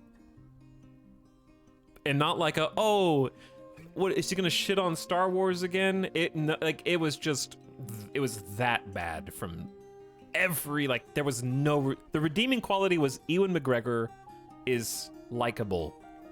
And that's it. Like, I'm also glad that Hayden Christensen at least was there. He didn't get enough. He's Vader at that point, so he's just kind of like a rage machine that just goes, ah, I'm angry. So there wasn't really a lot to it, but. And I've heard Andor is good.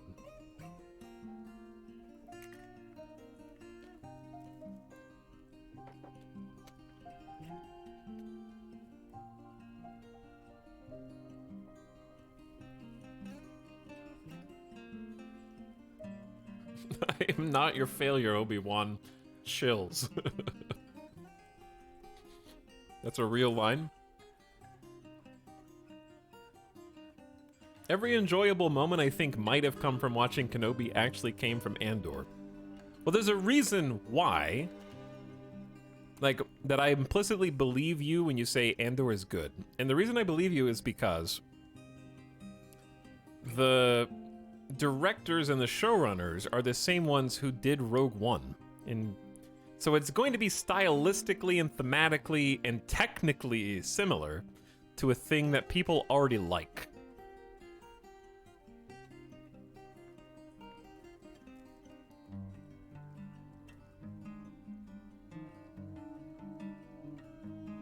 But yeah, you should watch Kenobi again as a palate cleanser. Can we bag on Boba for a bit? I just didn't even watch it, because I knew I was going to hate it. Because from everything that I read, Boba Fett show was a worse Mandalorian, and I didn't like Mandalorian. Which is just me. Some of it's nitpicky, and some of it is only half of the Mandalorian episodes are good, and half of them are bad.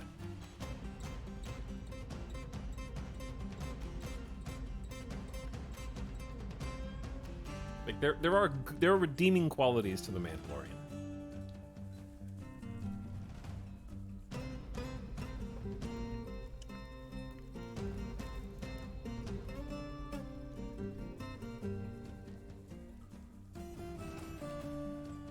If you like Mandalorian and you think it's more than just an okay show, if you ever rewatch it, I want you to just count how many times in different episodes across the entire series that the conflict and the tension is resolved in the episode by one of the main characters being in mortal danger and the person who is threatening them being shot or stabbed or in general killed from behind, where the camera is positioned specifically to not be able to see them. And then when the bad guy falls over, the good guy who saved them, Deus Ex Machina style, is just standing behind them. It happens like half a dozen times in the same TV show that only has 2 seasons. And they just reuse that over and over again for every conflict.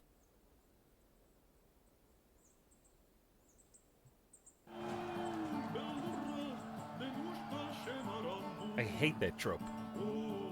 Modern TV shows do be like that.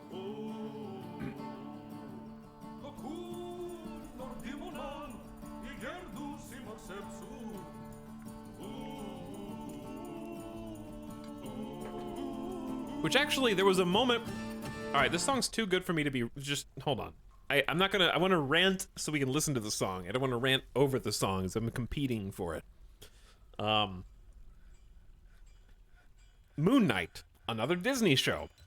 Actually, even though the final episode had a lot of problems, there's a fight scene in it where the main character is in danger and the bad guy has them cornered, and instead of just having another character bonk the bad guy on the head by surprise from behind, they actually do a really cool shot where they show the secondary character in the background so you, the viewer, can see that there's movement in the distance in the periphery, and then they swing into frame when you're like, the move is telegraphed ahead of time instead of just like this modern TV just has this over-reliance on this weird gotcha of, you thought the main character was dead in episode 3 out of 8, but no, actually, their sidekick was here, the character we didn't give enough screen time in the rest of the episode, and they just did a finishing move when you thought the main character is gonna die.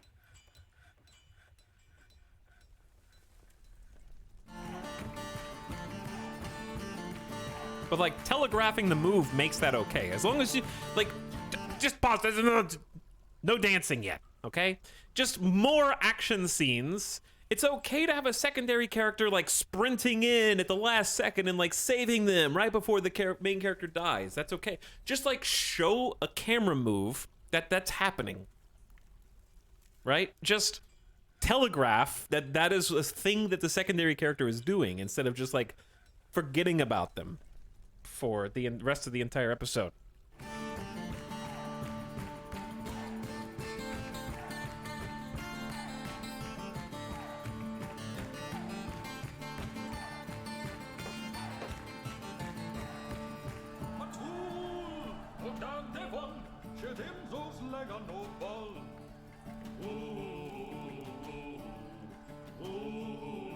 And the other thing is, like, it's always the secondary character is a character who is otherwise incompetent or incapable of fighting. And the main character has lost in single combat in some way. And they're, like, in a vulnerable position on the ground, like, looking up at the bad guy. And then the side character who cannot hold their own in a fight is like, well, I guess for me to have a cool moment and be validated as a character who exists in this show, now's my chance to either bonk them on the back of the head, or stab them in the back, or shoot them from behind, because it's the only thing that me, the feeble side character, is capable of. And they just throw him a bone. And then say, get out of here.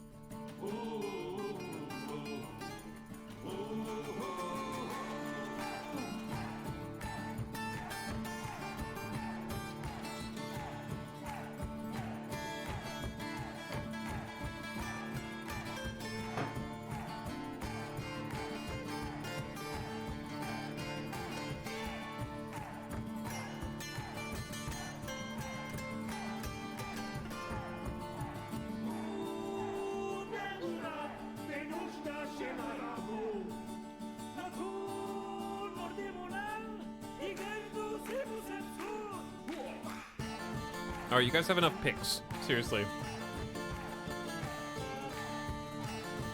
Like, Iron Pick is the last thing.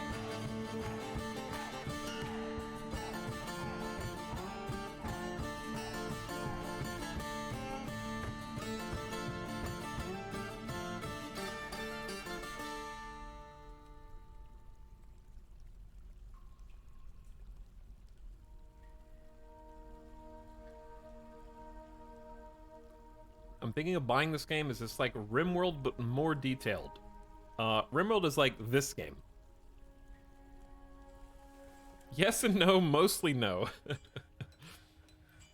Mostly no.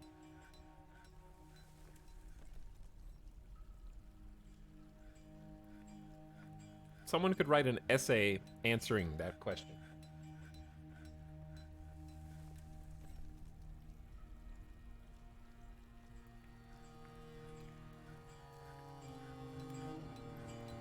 And it would probably still leave some things unanswered.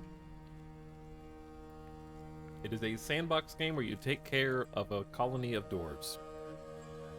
It is very detailed, but it's detailed. RimWorld is detailed in ways Dwarf Fortress is not, and Dwarf Fortress is detailed in ways RimWorld is not.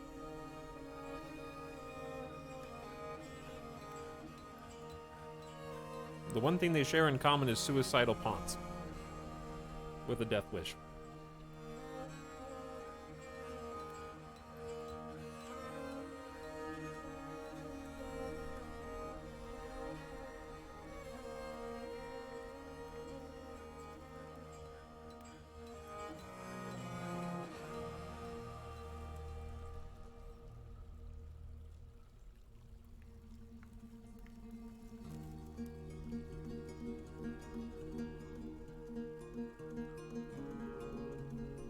Okay.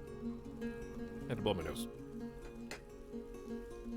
It's the one song. What's the difference if they telegraph a Deus Ex Machina or not? If one character comes to save another character and you see the character doing the saving, making an effort to get someplace in a time window, it's not a Deus Ex Machina. What makes it a Deus Ex Machina is when they show up and you didn't even know that they were supposed to be coming. It's the definition of a Deus Ex Machina.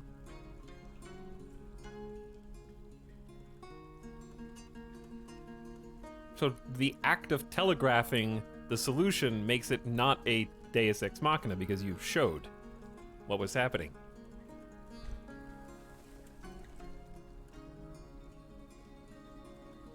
Man in Black is a Deus Ex Machina. That is a good example, yes.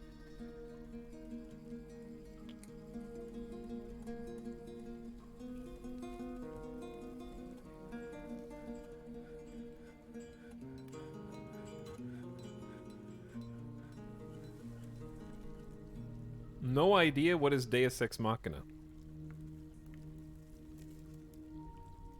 Well, hopefully someday somebody can come along and save you unexpectedly.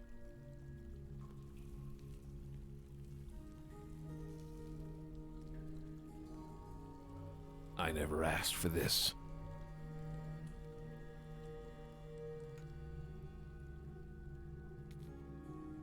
Yes, the difference between this colony and the last colony when we were stuck under the surface is that this time the dwarves are more or less contented and relatively happy. We are running out of food though. Drinks is going up. I need to check on the farms because I feel like we have no seeds. Oh. Can you eat dimple cups or pigtails? Anybody?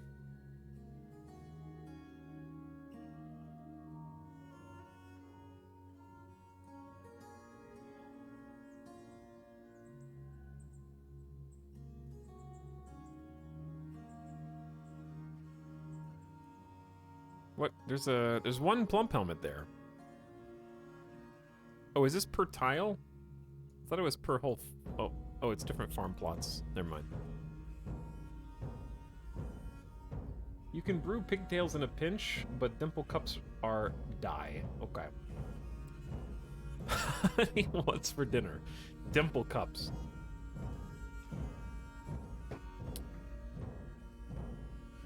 I guess we could always slaughter the animals if we got desperate. Like, we do have animals. This amount of animals for only 18 dwarfs, one would think, would last them for a little while.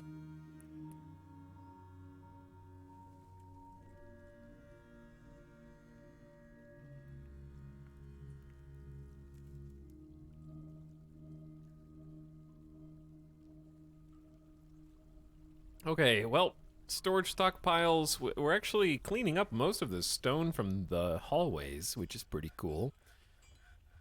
How we doing on the forging, though? We are forging iron mail shirts. Okay, like, stuff's coming out, chat. We have copper bolts.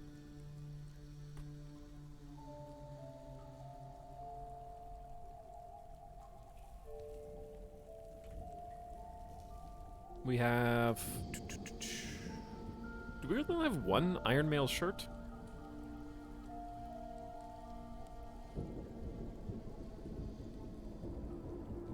Did any undead cross the river? Well, there's one undead that crossed the river. So isn't that enough? How's the training going? There is no training. We're trying to make weapons and armor first. Because the same people who need to train are also in charge of forging. So we're trying to take care of the forging and the other tasks. And then we can dedicate their lives to training. What's up, Shaq Genie? Thank you for the 43 months. Appreciate the prime.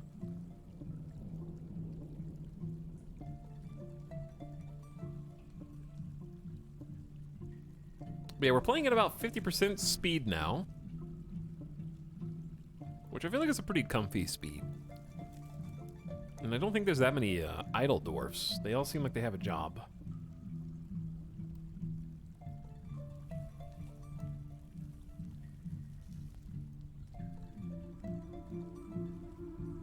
Who else is playing Dwarf Fortress while watching Etop play Dwarf Fortress? You don't play Dwarf Fortress. Dwarf Fortress plays itself. If you're doing it right. How many of you are just leaving your game unpaused while you tab over to chat? Because you're waiting on things to happen in your Dwarf Fortress.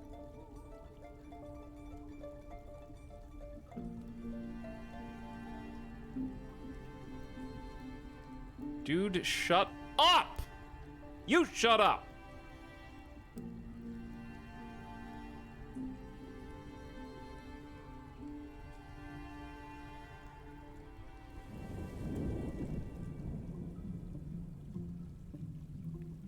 I'm just glad that this dwarf is actually forging things. I have another dwarf set to this, but I think they just... Are they on hauling and that's why they're not doing anything?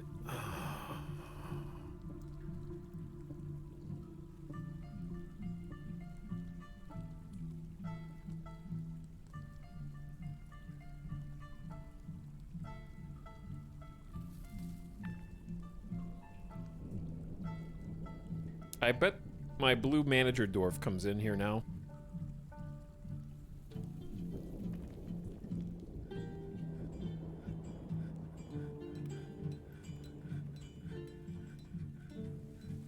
Bing, bing, bing, bing. Etal, do you happen to be embarking in an evil biome? Nope, this is just a normal-ass biome. I am right here, smack in the middle of the land of modesty and the Laconic Hills. This is as evergreen as you can get.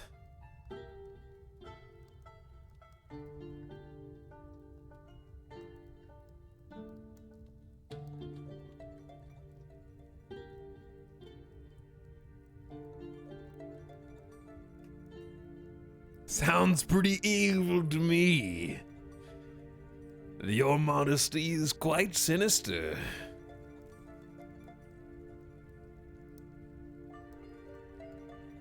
How long have you had this game? Since the Steam launch. How many times would you say you died? Well, I never really died. I just chose to restart twice. The last time I died because I sent my entire fort out to go punch an undead with their fists. And they all died.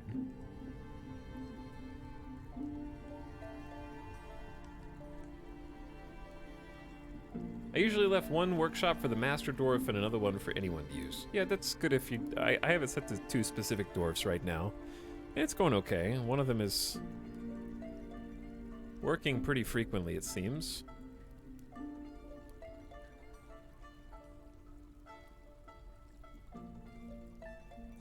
They might be sleeping, though.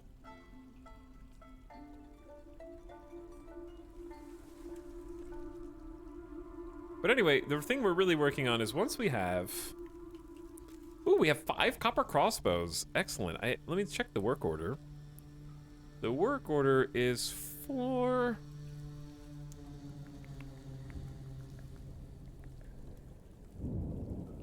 Crossbows. 10. Okay, so we should get up to 10.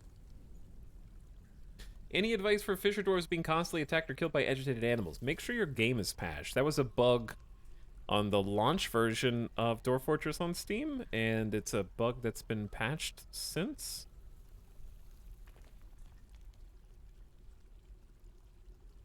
Or you could turn your world agitation down at game startup.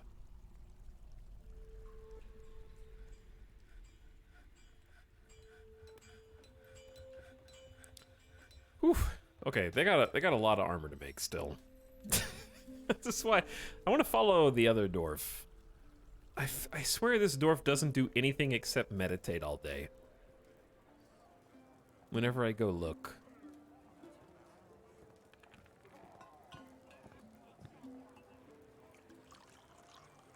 Lazy manager sleeping on the job. I'm still getting lots of agitated animals for some reason and not even fishing. Some animals are, I think, more agitatable than others. Train some war dogs and assign them to follow the fisher. That sounds cool.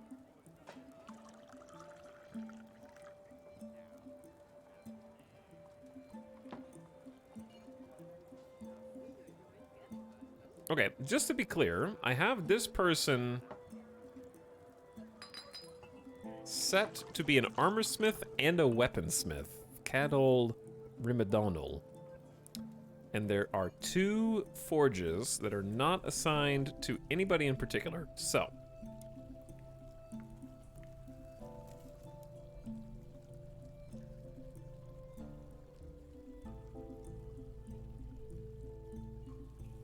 They're just gonna stay in here and meditate all day.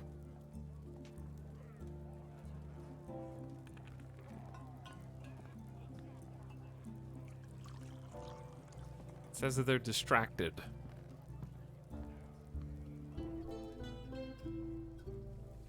What are you doing?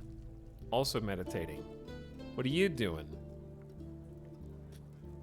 The temples were a mistake.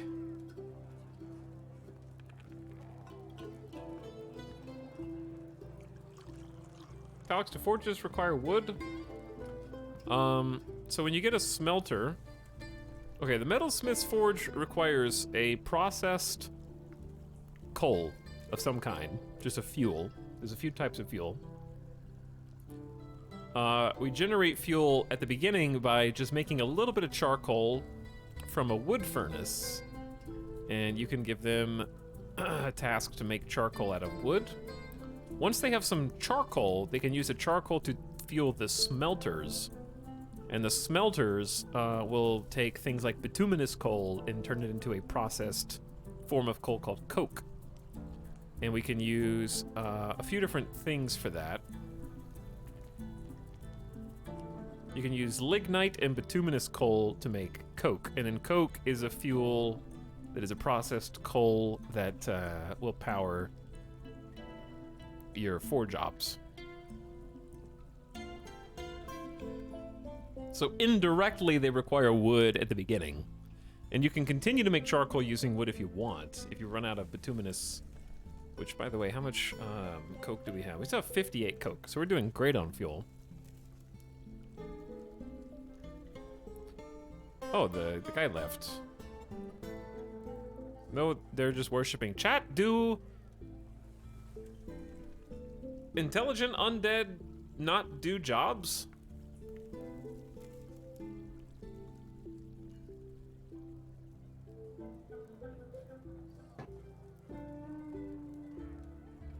They're just praying to every deity.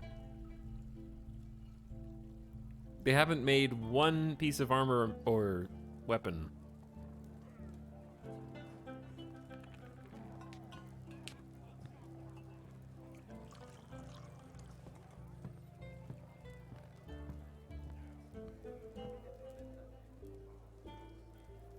They start to leave and then they come back and meditate on a different god.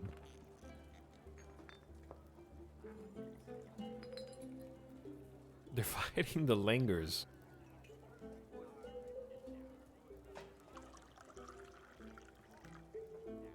Give him a burrow that doesn't include the temple.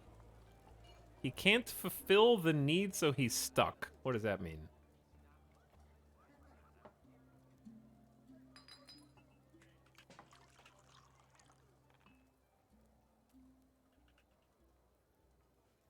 Okay, getting intelligent undead citizens.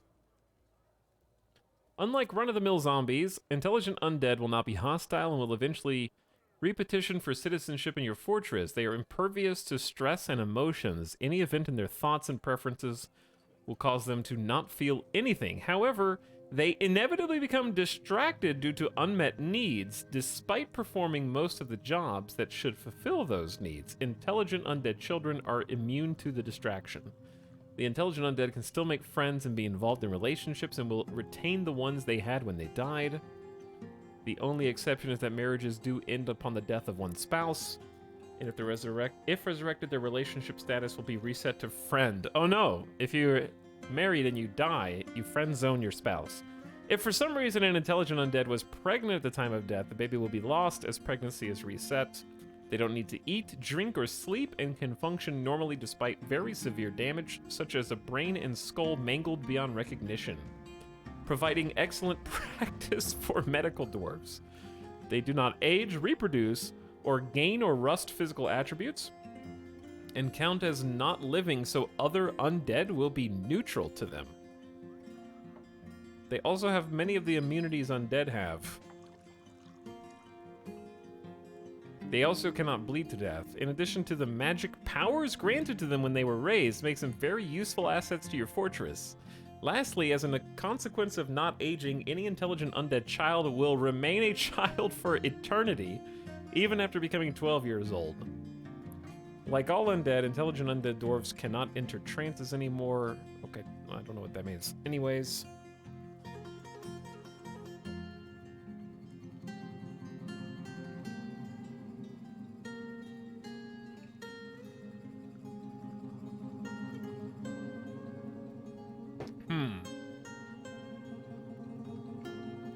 A one-man squad to slay Peaklot.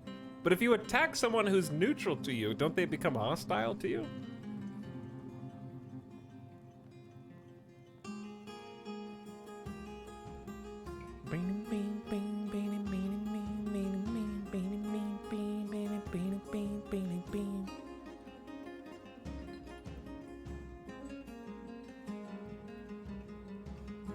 Okay, well, how about this then?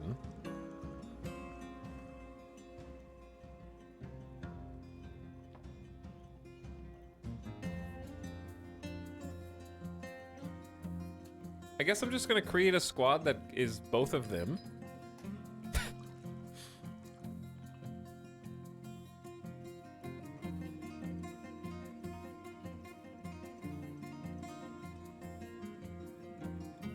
Okay. And then have them be assigned the gloved fins. They can be assigned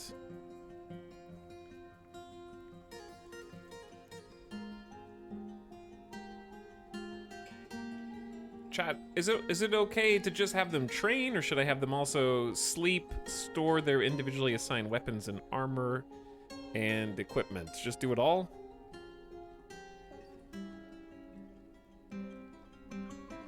Or just training? Just training is fine? Okay.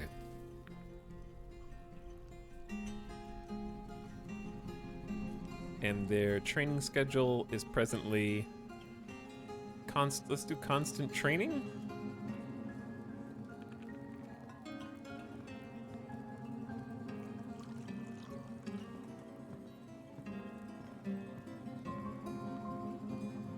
Okay, how do I choose? Here's their equipment.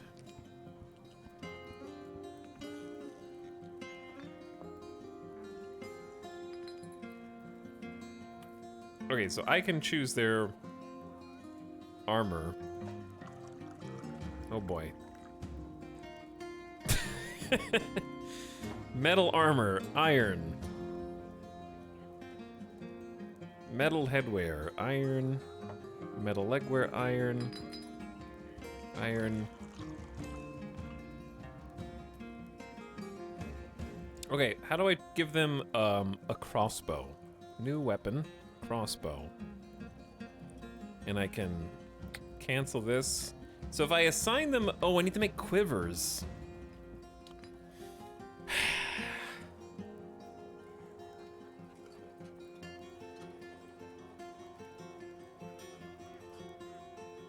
There are a lot more weapons in this game than I thought there were gonna be. Is a quiver considered a body wear?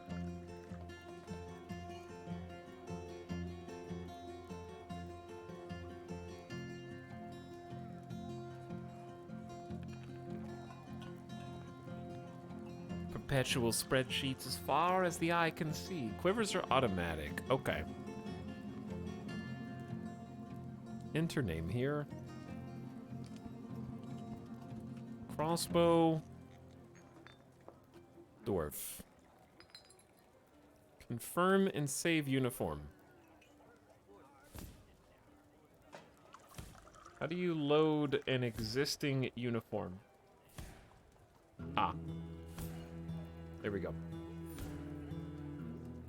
Okay, so if I was gonna make a quiver, it has to be leather or adamantine? Adamantine, that's it?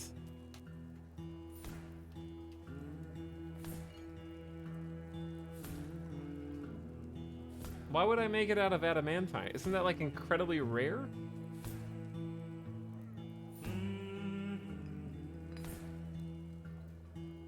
Chat, we don't have leather.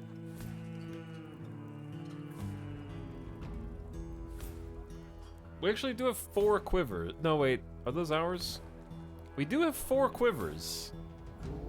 Somehow.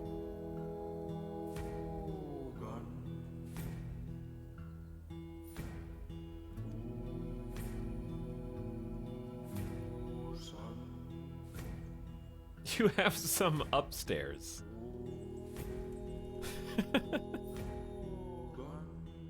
Okay. Time to learn how to butcher animals.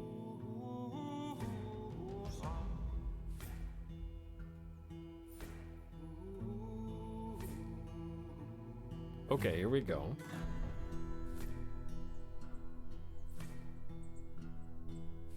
Oh, you can geld animals? Chad, do we have enough kittens? 1, 2, 3, 4, 5, 6, 7, 8, 9, 10. We have 11. We have hold on. Oh, hold on. Whoa. 1, 2, 3, 4, 5, 6, 7, 8, 9, 10, 11, 12, 13, 14, 15. We have 16, 17 kittens. Cat leather quivers incoming. No.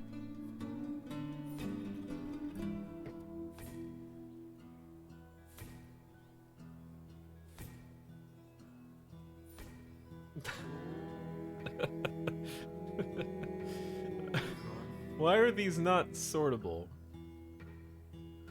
There we go.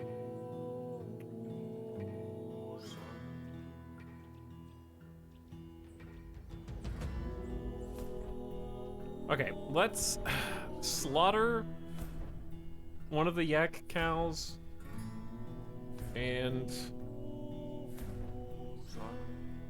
we have 2 more baby bulls, so let's go ahead and slaughter one of the bulls as well. Slaughter a bull, not a cow. Okay, fine.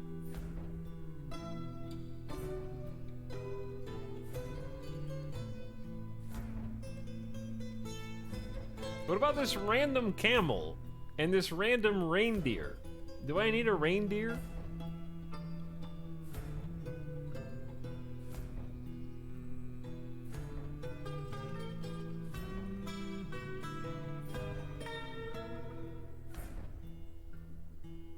There's also a peacock and a single pig that is owned by Eurus, the chief medical doctor, and is tame.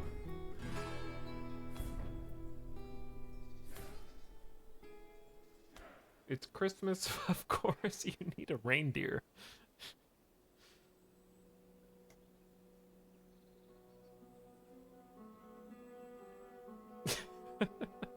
Wait until after Christmas. All right, let's just slaughter the bull. And then sort of wait and see what happens. The undead are sort of just hanging outside the base. They know where we live.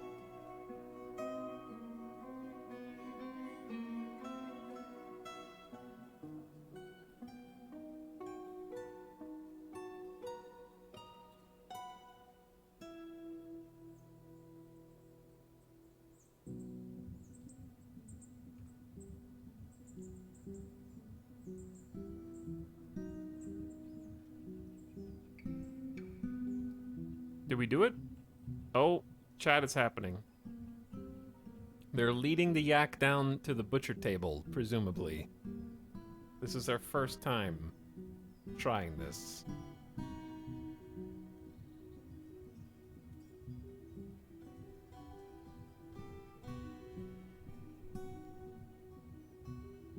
Got 2 more breastplates. 2 more iron leggings. It has to happen, chat. We need leathers. And we need food. We're at under 200 food now. Well, that was quick.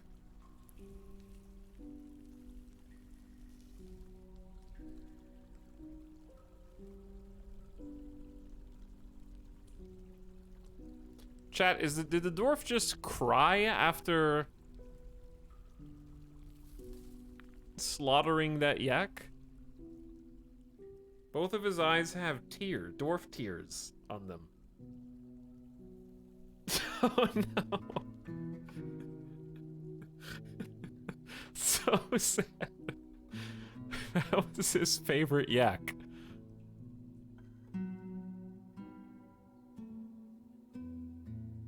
You just broke his heart. Okay, the yak bull has been slaughtered. Does the stock immediately update or no?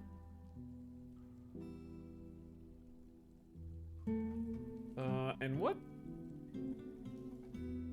How do you get? Well, like, where do you see? It'll be a hide. Oh yeah, okay. This is a game where you do that.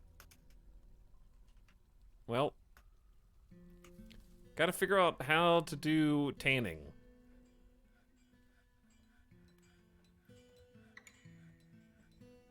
I feel like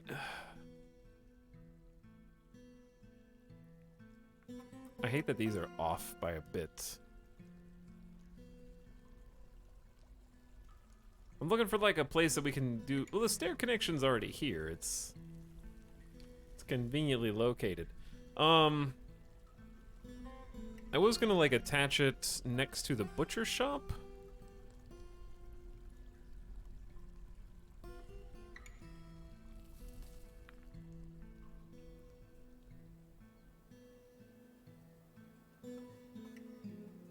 And maybe have a staircase back here too.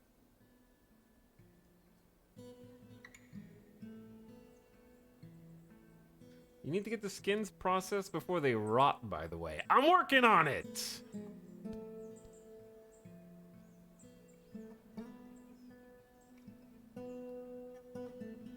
What are your impressions on Dwarf Fortress? Is it... I mean, I'm still playing it, aren't I?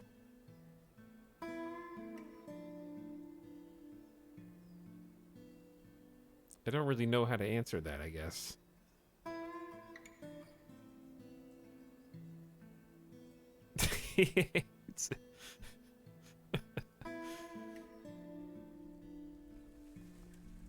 This game is frustrating but enjoyable. Work priorities win.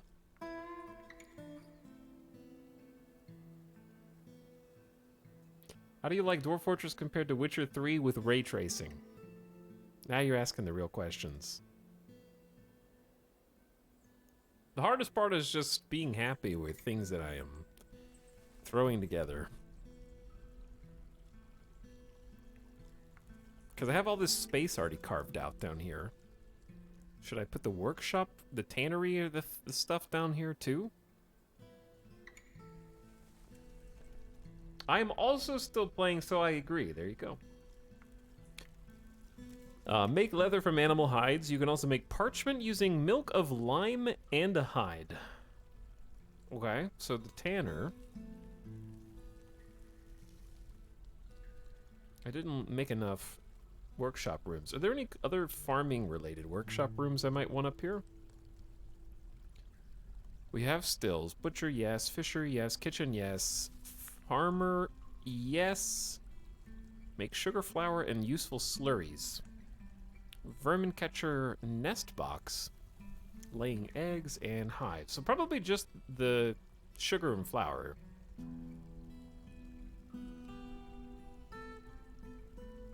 Because this is the workshop floor.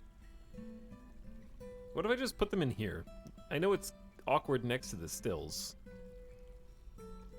We can always move it later, but it's already a spot carved out for it.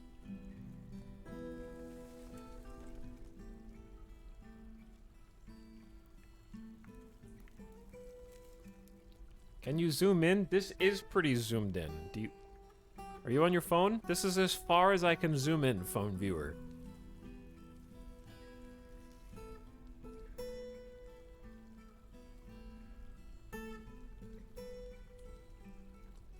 Just put the phone up to your eyeballs. And then you'll be able to see what's going on. Can you zoom out? Yeah. Better?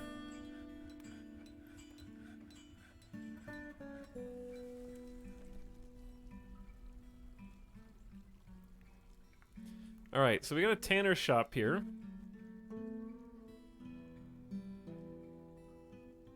What do? Make parchment, tan hide. Alright, let's create a work order to tan hides. Wait. Oh, you have to type A, or else it doesn't come up. Chat, for tanning hides.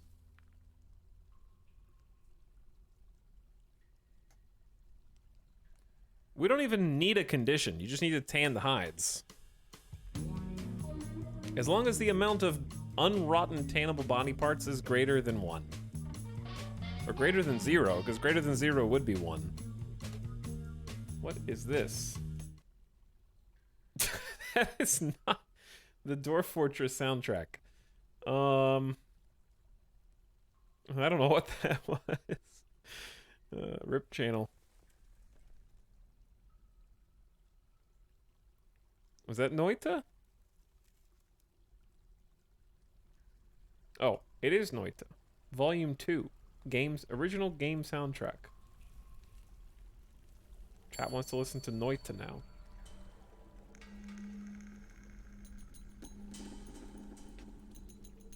I like that you recognize it immediately. Okay, as far as work orders to tan a hide go, is there any reason not to just do like 10 orders every time? We'll do like 5. I don't know how many that ends up being. I also don't know where the hide is, number 1. Or is it something that they... oh, I don't need a work order because they're already doing it. Cool. Whose job is this?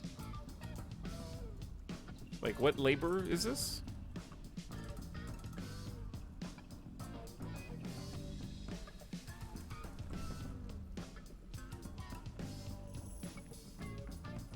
Right now it's the Fisher Dwarfs. Hello, Wage Squeeze. Thank you for the 9 months, by the way, and Imcrone. Hope you're enjoying the game. Thanks for 32 months as well. Appreciate the subs.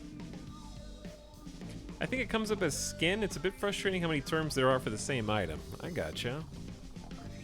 We have a water skin, but that's all I got so far. There is yak leather. Maybe it's just not been accounted for in the stockpile yet. So making quivers.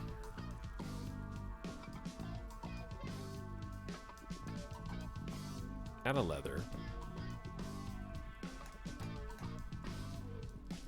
Keep making 2 as long as there's fewer than 10 quivers and the amount of tanned hides is greater than 0.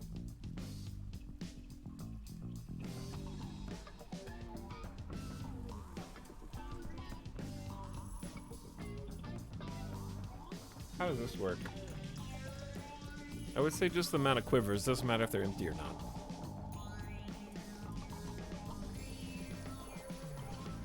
So where is a quiver made?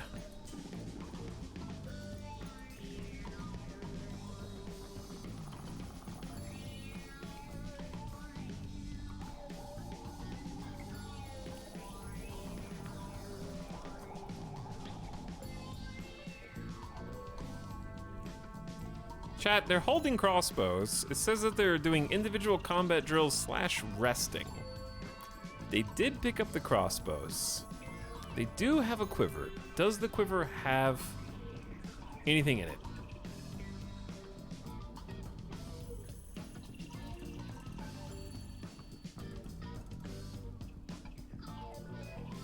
A quiversmith.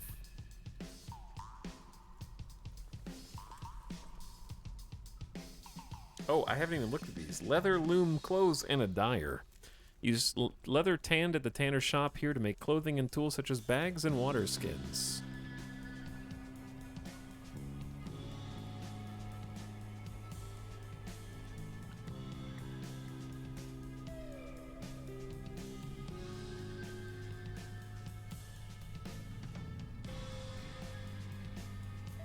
I watched another streamer have problems getting the dwarfs to pick up bolts for crossbows. I remember chat was talking about that before, yeah. That's okay, I'm not in a big hurry yet. Figuring out other stuff.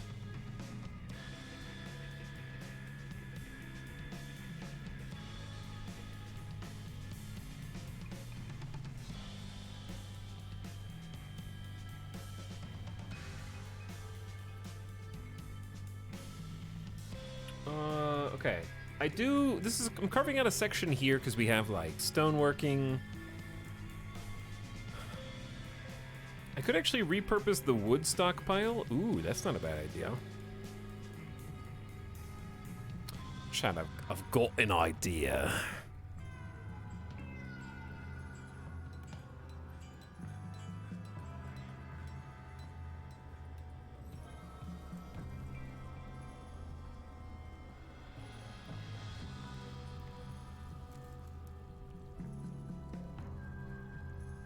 What if we make... There's already a staircase down there. This is going to be a personal staircase. It's different.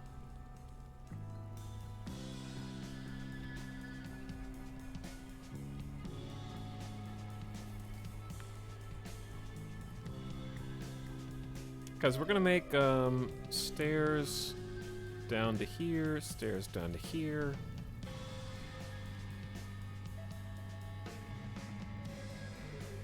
That's too many stairs.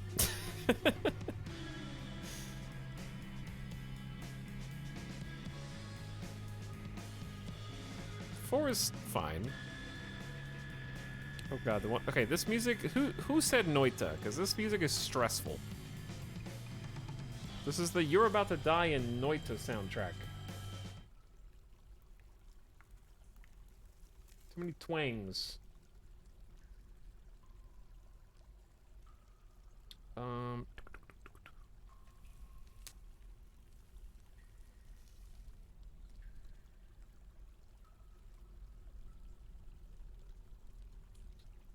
Let's just listen to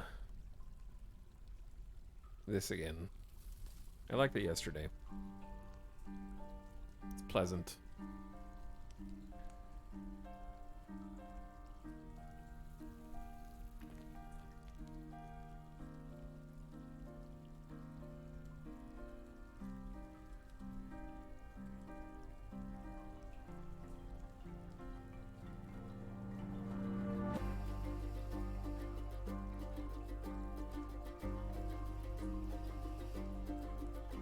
Okay, you might be asking, what are you doing? I'm making a custom stockpile for the wood.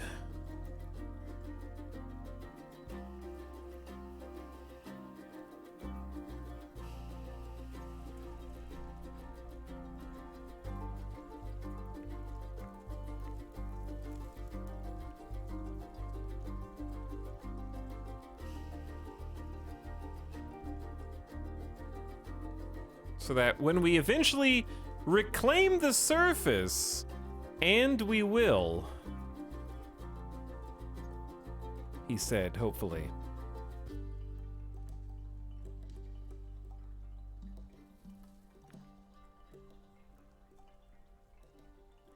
That we'll be able to go from reclaiming the surface to gracefully filling your big stockpile with a lot of different types of wood.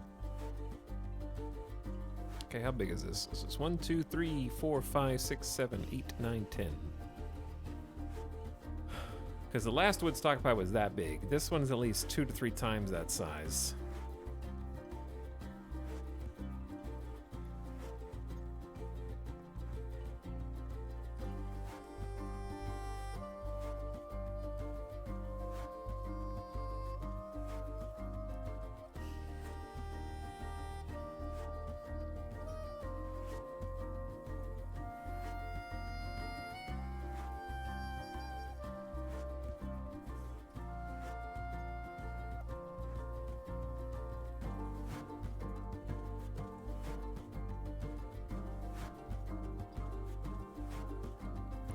Doors do be digging.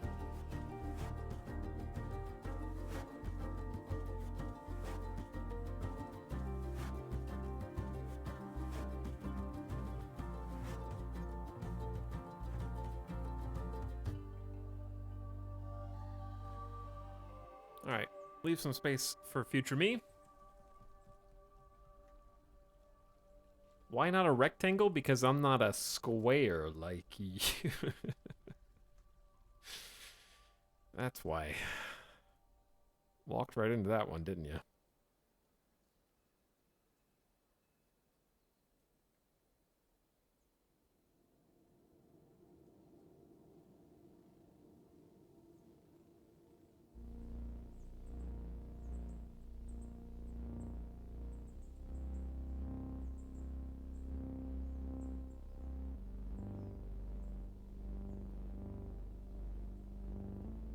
Why am I using 3? This isn't supposed to be 3. It's not high priority.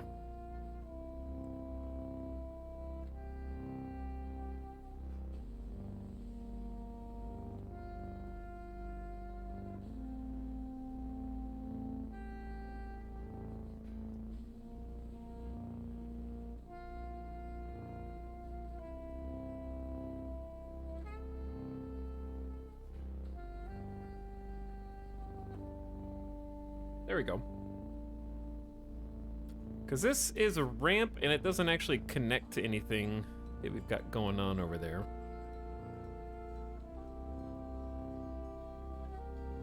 Oh, burrows. Gotta fix those burrows, chat.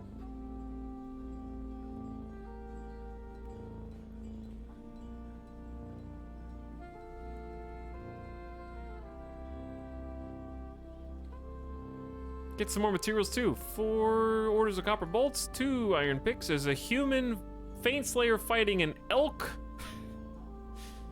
I doubt it went well for the elk. Strangely soothing music, I know, right? It's good. It's a good soundtrack. It's a classic. Far Lone Sales is a great game. I like that there's just a well-crafted limestone crown there. Alright, we're making ores, forging crossbows. There needs to be somebody else training in the art of weapons smithery.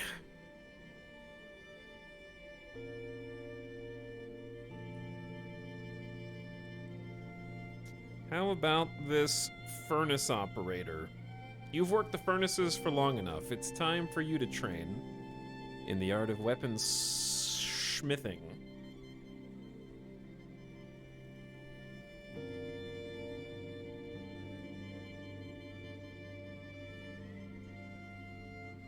Expedition leader Fath wants to take up armor smithing. Good for you. Metal crafting is the jeweler is helping us. I don't know what this was supposed to be. I think I need to delete it.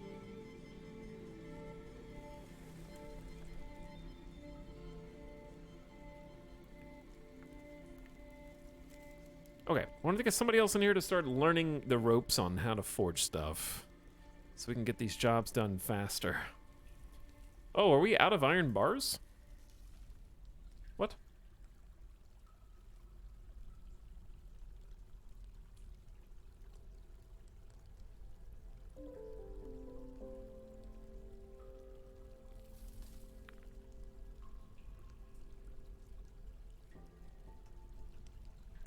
We have 19 tetrahedrite ore. Is that, the ore that I'm thinking of? That's silver and copper. Okay, no. Magnetite is what I'm looking for. Spelling is hard. I don't think we have any more magnetite. Is there another armor thing?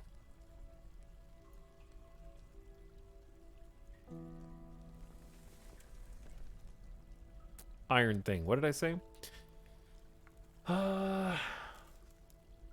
Limonite. And hematite. Limonite is not magma safe. Chat, what does magma safe mean?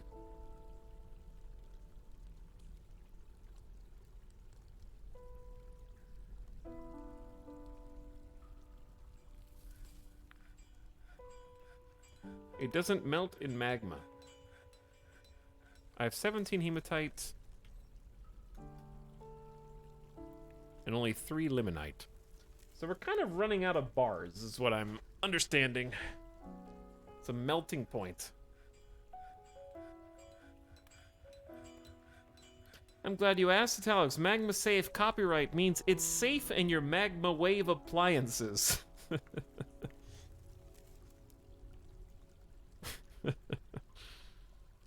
Good call.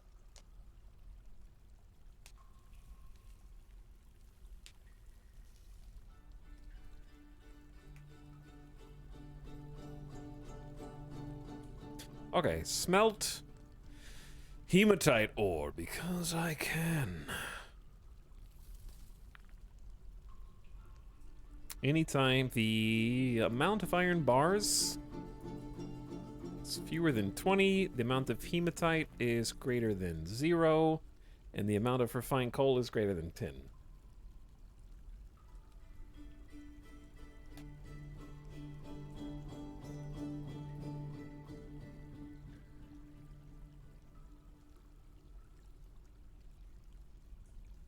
Wait, I just moved iron warhammers? Oh my god.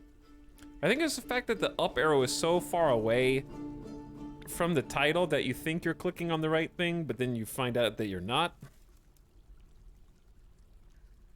Oh, it's because the scroll wheel moves up with you when you click it. I see. That makes sense.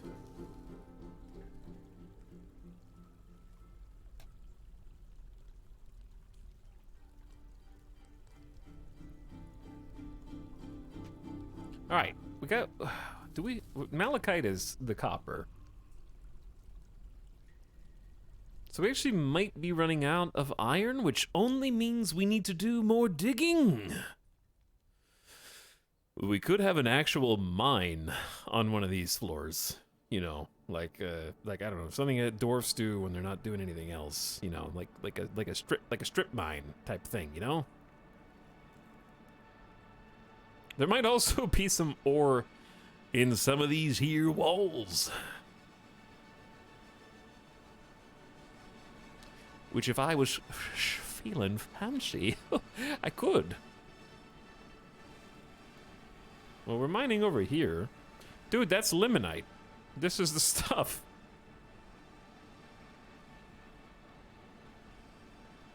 It's the stuff that's like gold. Oh, and there's hematite. Oh, we got stuff going on everywhere, huh? Tiger eye clusters.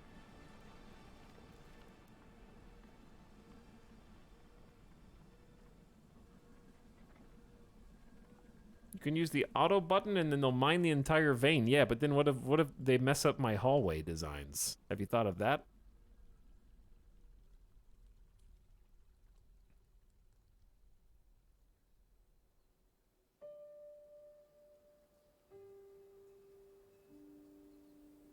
How am I supposed to fix them? Manually? What if I forget what the design was supposed to look like?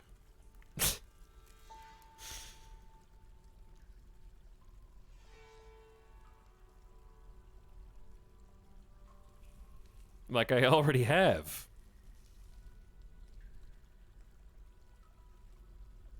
Screenshot it.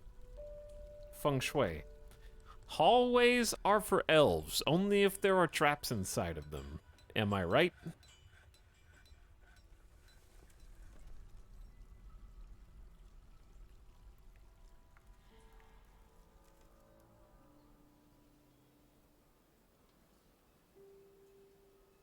If I was a dwarf, I would +2. I wanted to rebuild these out of limestone blocks anyways. so maybe this is a good opportunity to start organizing the base. What say you, chat? What say you?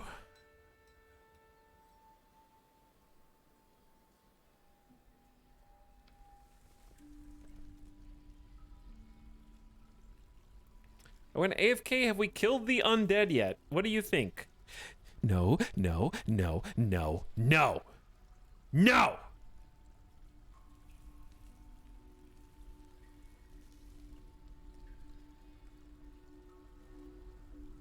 The undead are already dead, and I didn't kill them, okay? They're dead, but they're undead. They're dead, but they're undead. You can't kill what's already dead.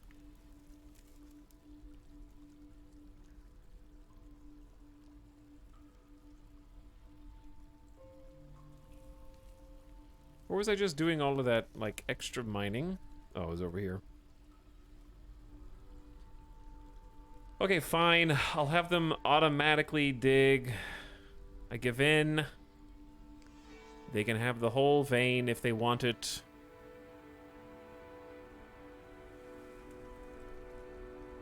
Follow it to its natural endpoint, ye doors.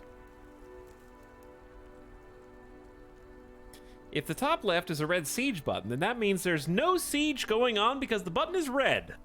That is a great point. Bonk, bonk, bonk, bonk, bonk, bonk.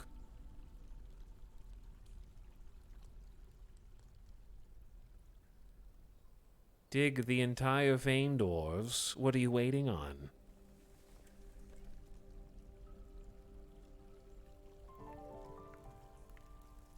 I don't even know what this is. Are we doing... Is this just like the get all the resources thing? Hell yeah, dude.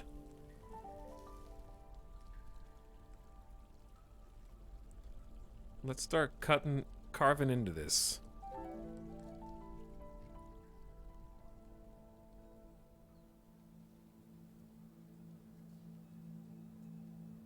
That can't be mined.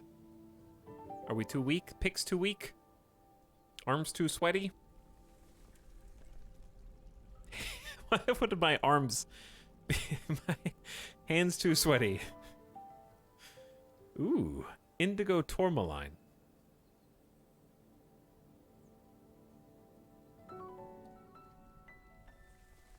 Knees dying gamer death.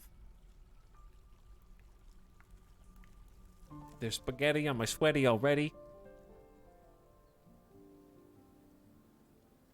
Mom's confetti.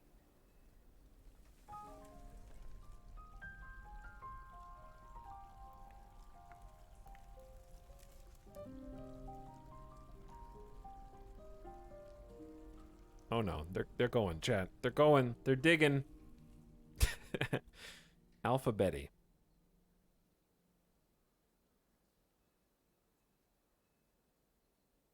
You know how hard I worked on these shapes? Did we find an omega vein?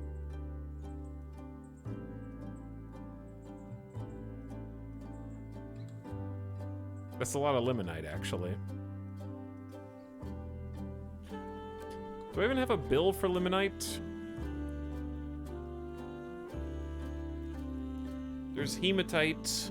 I don't think we did one for limonite. Smelt it.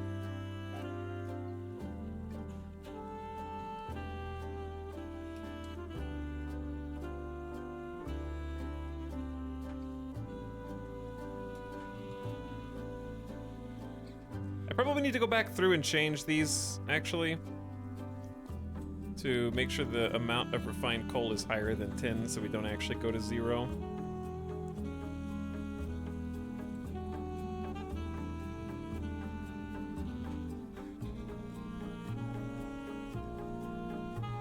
Greater than 20 would probably be advisable.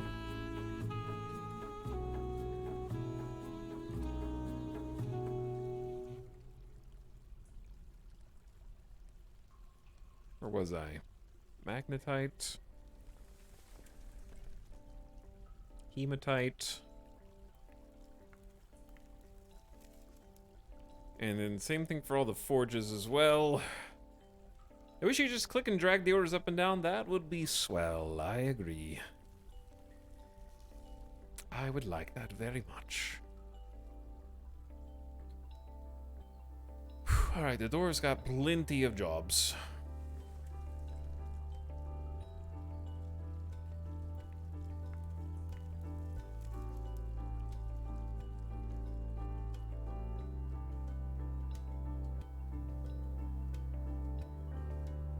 Okay, I need to let them finish Shoral Cluster.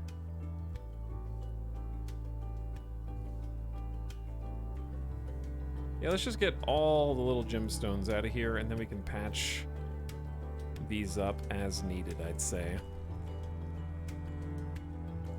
Could you explain what that water is doing? What, this water? There's a waterfall.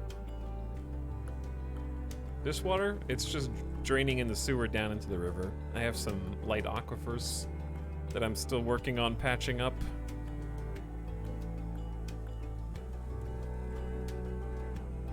We sort of patched this one up, actually. It's just a pain in the ass to try to patch these aquifers, so I'm just letting them drain out. We could use the water to create mud on purpose for farms if we wanted to as well, and direct its flow.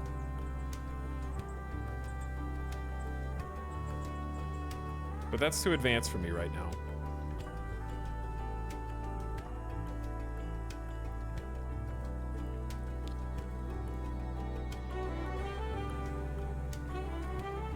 The doors are going, chat.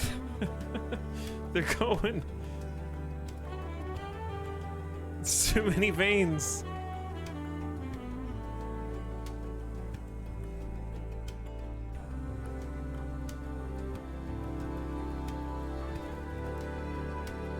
Well, we're gonna have some more ore, so that's good. And some more gems.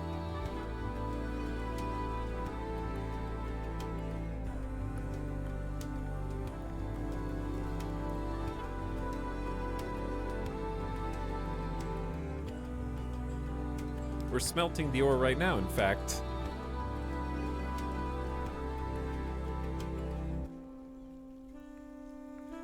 This is a long process to get adequately armed.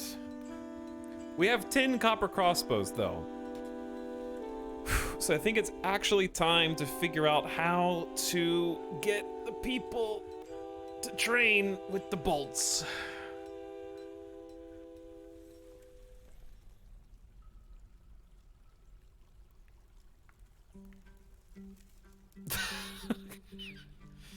The, like, army of cats is just marching through the temples. Oh my god. Dude, this vein goes all the way around to the other side. That's just a line of hematite that goes all the way down to here.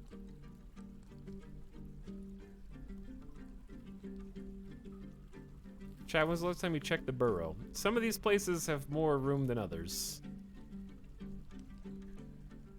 This floor has got quite a bit of space, actually, to go.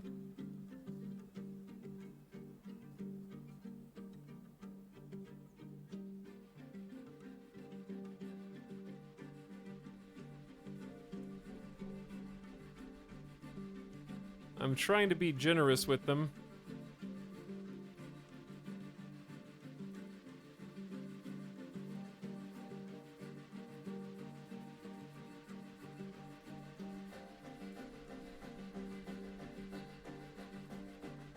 Hello, Madral, what's up? What's the plan? Shoot with crossbows? Would dwarfs use shields? Chat, can you have a buckler with a crossbow? Should I be making bucklers?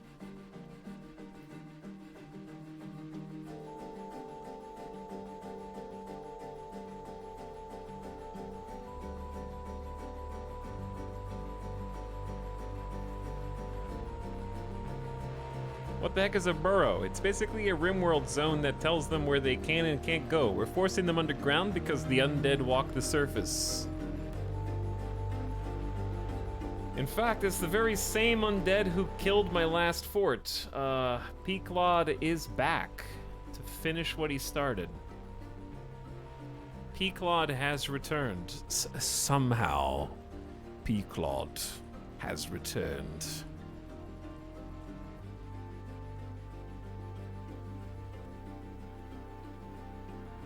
Here's the scoundrel now, Peaklod.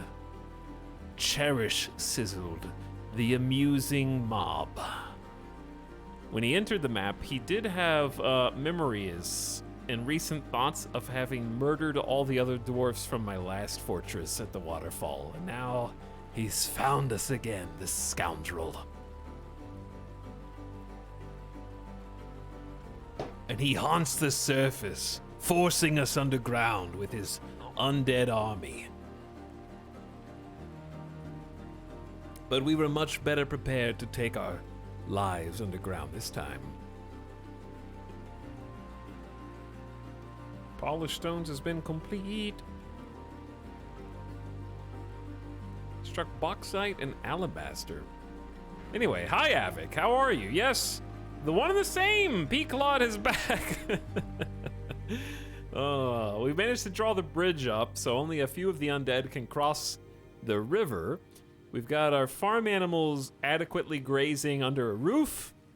We've burrowed all of our dwarfs into our underground fortress, where we are currently trying to amass a prepared offensive that we can take back to them after adequate training. But first, we have to smelt the ores.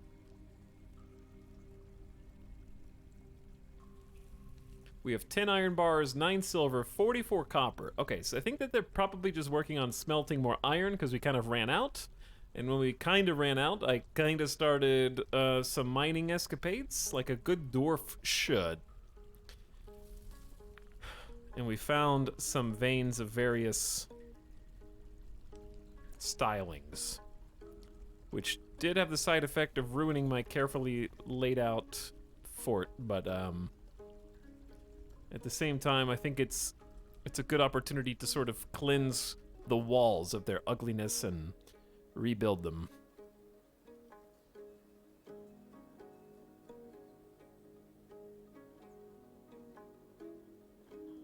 How do you remove that?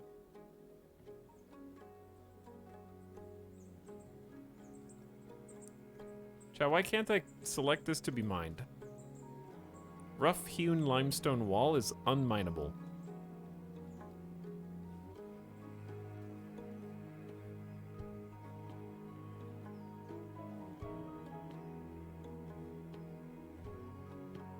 Oh, unselect auto. Okay. Gotcha.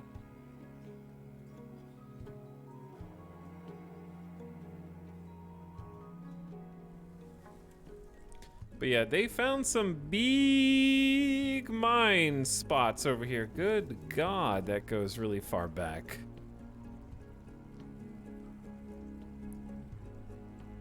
That's the edge of the known world. That is actually the edge of the map. All right, I don't want you guys to dig out. You're not allowed to dig out to the river. That's banned.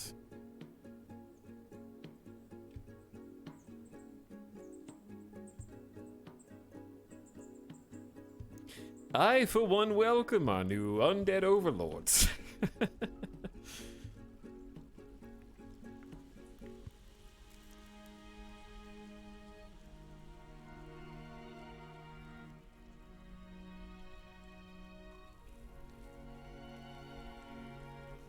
That was perfect. Talik's reaction to realizing it was indeed the peak. Oh, we have a clip. Oh, we have a clip.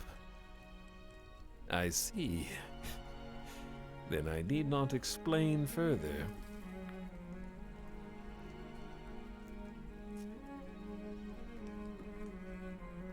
But I hope you're doing well, Avik. Thanks for coming by and hanging out while I try to remember what the shape of this room was.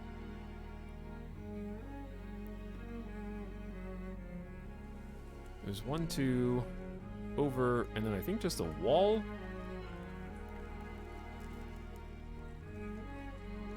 Right now I'm just looking to patch things up, but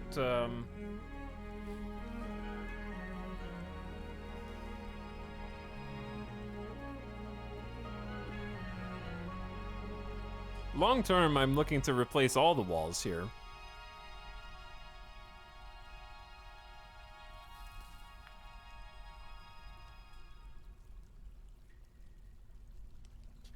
Once I can figure out how to do it elegantly. That would be the right word. Wow, they burned through all this ore and these resources so much faster than I was anticipating. Now the base looks even more unfinished, which I hate. But I can't fault them because they did exactly what I told them to do. And I guess the good news is we have iron for days now. Your dwarves are getting really good at mining. I've also noticed that, though they're not good at some things. Isn't that right?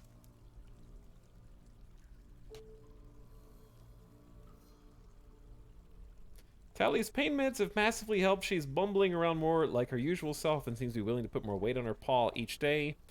Happy Fuzzers means happy Havoc. I'm glad to hear that the pet's doing better. The wee little baby.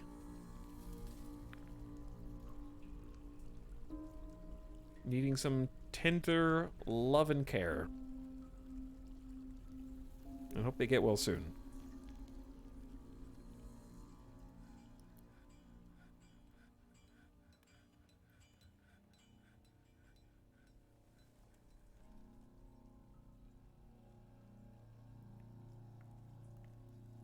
Guys, keep putting some of these back together, and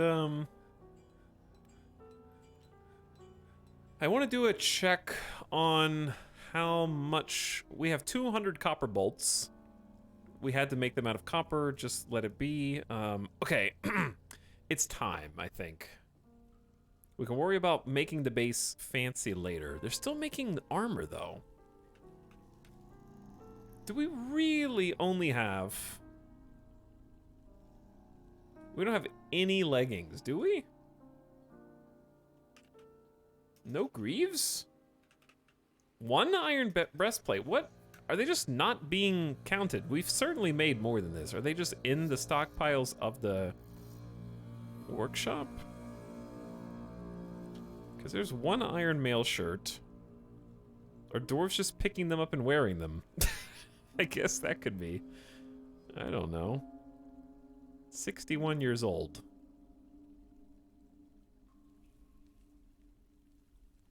I feel like we've made a lot more armor than this. We only have one iron breastplate.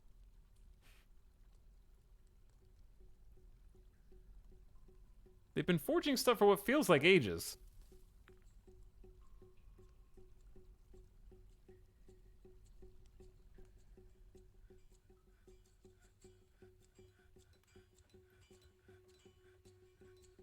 They're forging iron leggings. I know for a fact they've made more than one chest plate. Yeah. That's what I'm saying. They have two. But I swear it's more than that. Where is it ending up?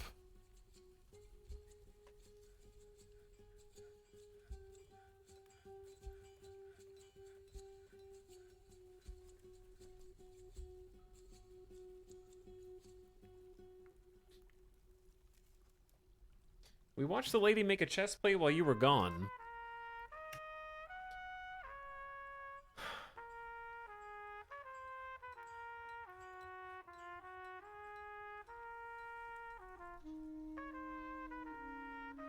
Maybe check the inventories of your squad. I only have one squad that has 2 people. Where the hell am I? And, okay. Hold that thought for a minute longer. I'm sure that they're wearing armor. So maybe we have a few more than that? Hello, Amanita. Thank you for the 7 months, by the way. If I missed you, and Flapjack as well for over 2 years. Thanks for the subs.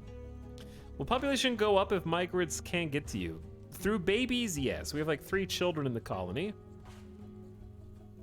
And I am taking steps to try and defend our fort. I have made the crossbows, I have made the bolts, we have the armor queued up, we've been forging, got a new forge master in training, I've made the barracks here.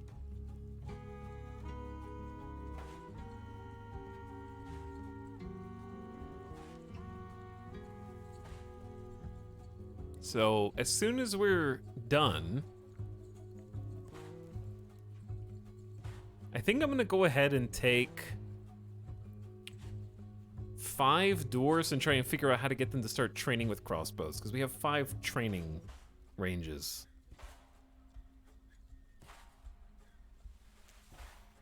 This is almost a gauntlet.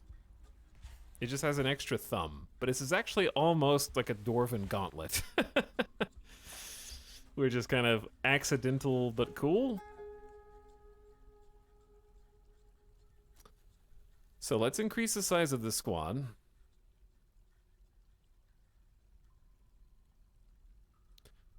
We don't need any carpenters, do we? Because there's nothing to do that is carpentry. We're gonna get Fisher Dwarf, who's hauling stuff, to come help. We're gonna get this woodworker and planter to come help. We got 2 other planters. All right, that's 5 people.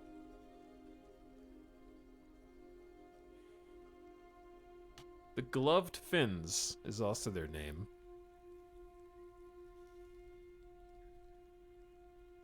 Cool barracks. Love the archery target setup. Hey, thanks. I know it's not meta, as Chen has informed me, but I thought it would look thematic.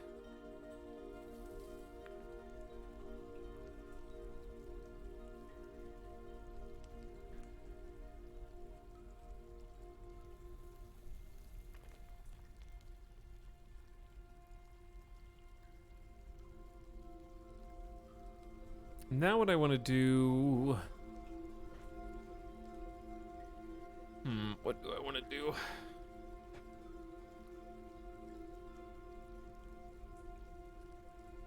I think I want to open this up slightly. Oops, wrong button. Deconstruct this and that. Okay, so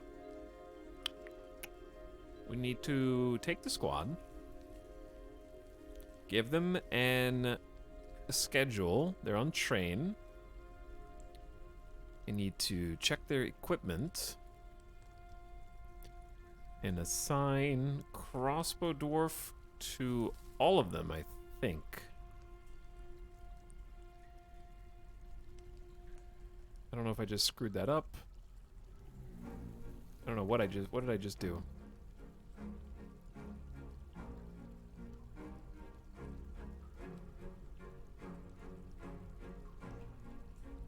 I have them on just training around the clock right now.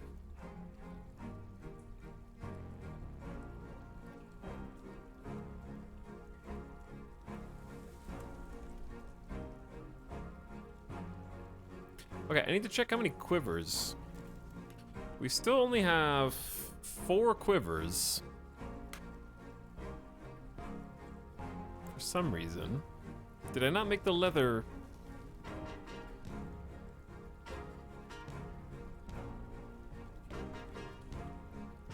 I have the tanner's shop here. Was I?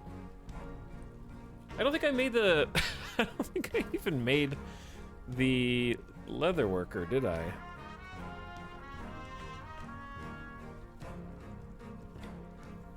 I don't think I made the leather worker.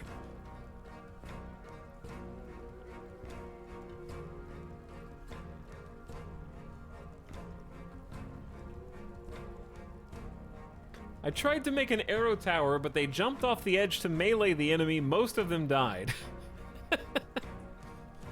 Oh, that's good. That's good. Sounds like it's working. Well done.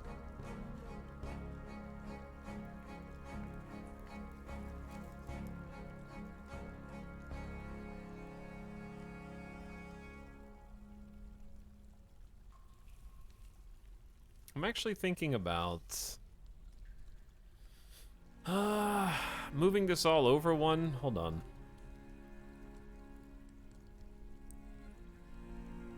Because this shape is bothering me.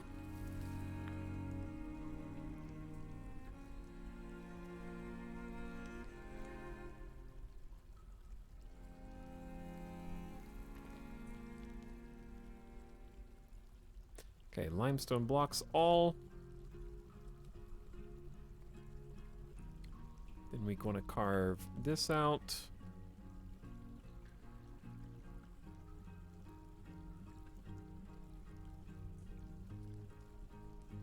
Something like that.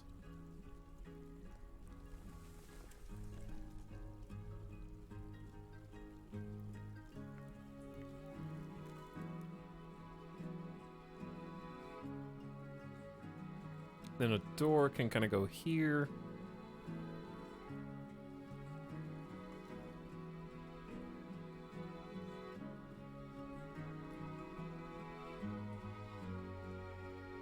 Okay, they can't get to the corner though.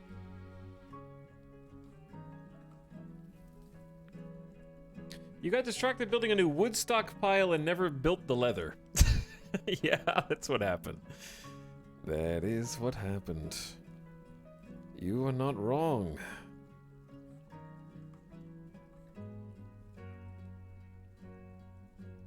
Sorry, guys. I'm gonna need you to put this mountain back. Move the whole cavern hallway over a few. Now you're dwarfing. Now you're dwarfing.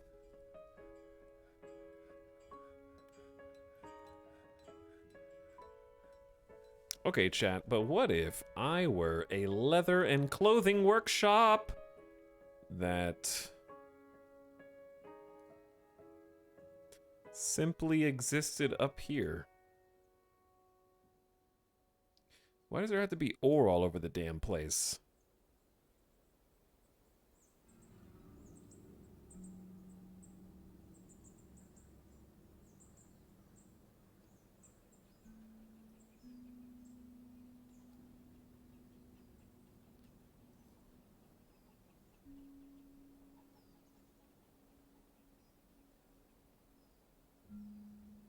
Also, I need to put some of the walls back that we just mined for resources. There's even more resources, but that's sort of beside the point.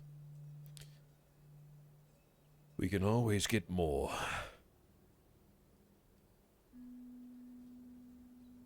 I just wish they could build in diagonals. They can walk in diagonals, okay? So logically speaking, they should be able to build in diagonals, yes?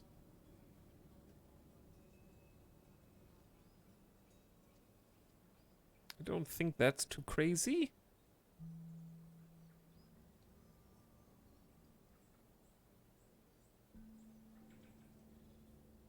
The game is paused, by the way. We're just doing things. We're building. We're crafting.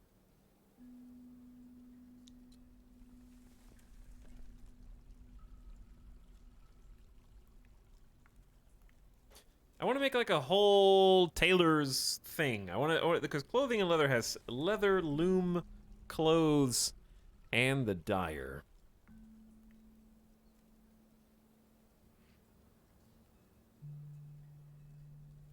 Soap maker's workshop uses tallow, rendered fat, or oil to make lye with soap. This room is just sort of awkward.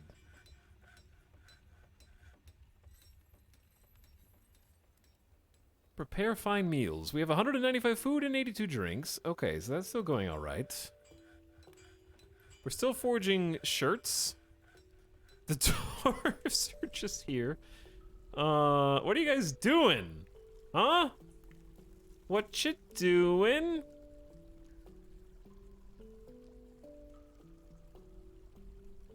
Okay, now's the time where chat reminds me what the bug was with dwarfs not picking up arrows, or bolts as it were, and how you fixed it.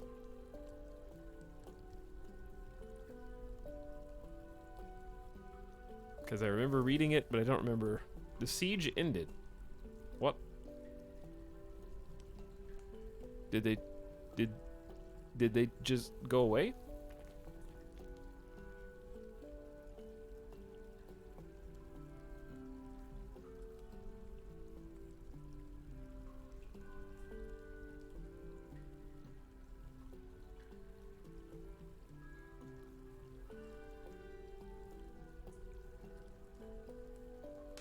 had to delete and restart the squad. I think it works. They won't use ammo created after the squad was made. You have to assign a squad to archer at creation, otherwise they'll never take bolts. But I thought this is a new squad. Okay, so I can cancel the squad.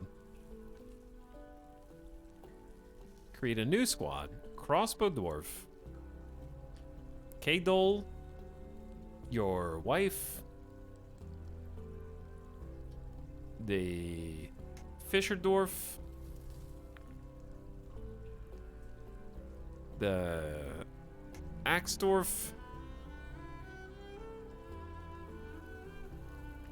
And then Eater, the other craftsman dwarf. It doesn't have to be archer. My guys use ammo with my own uniform. Anything with a ranged weapon, they get a quiver and ammo. That was my understanding as well. So go back to squads. Select the squad. Change your schedule to train. Their equipment is already crossbow dwarf as an assigned uniform.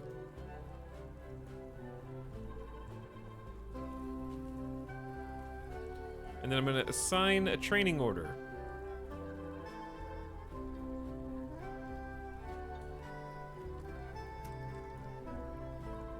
Okay, they've just... they're scattering. Goodbye.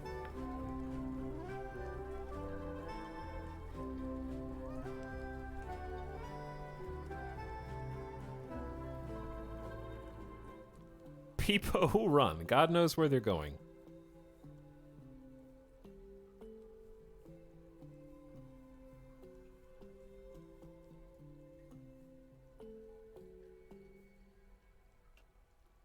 They already had the equipment, but now they can go get more. Hopefully I didn't accidentally pick any mobs. But yeah, the siege appears to be gone. There's no bad guys on the map, so we did it!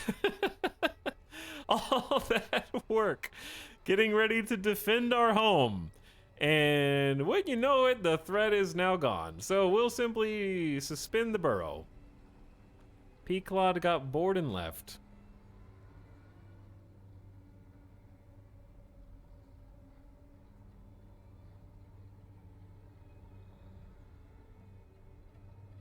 Who's this?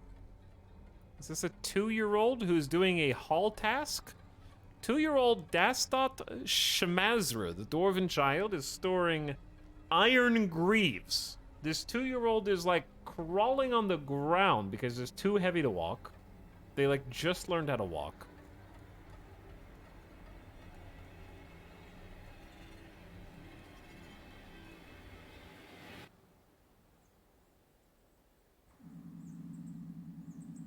They have poor analytical ability. They're weak, stubborn, and depression prone.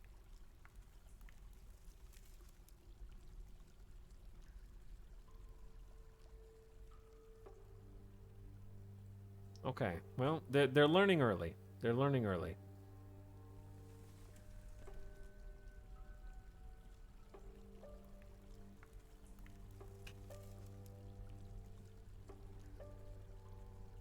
Where the heck did everybody go? Well, let's find them. My military went to pray. My squad is constant training. I technically didn't tell them to train physically. They decided to train mentally. I might have to assign this barracks again. Yes. Okay.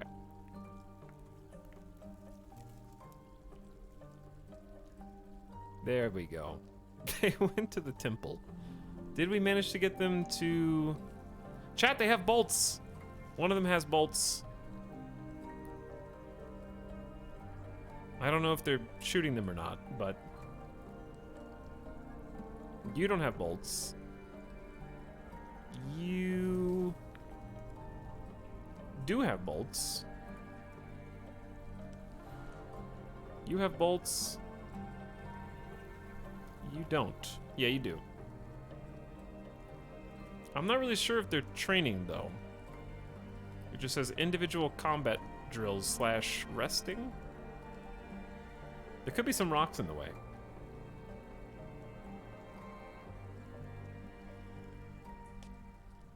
Where's my flying ammo pixels? I know, right?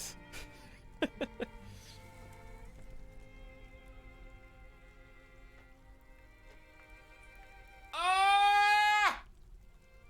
That's a training scream. Sounds like me. Depression prone? For sure.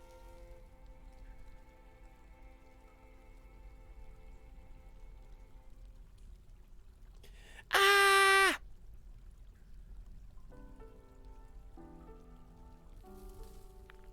But anyway, what's up? Is it okay? Is it blind IRL or blindy IRL or blindy? But welcome to the stream.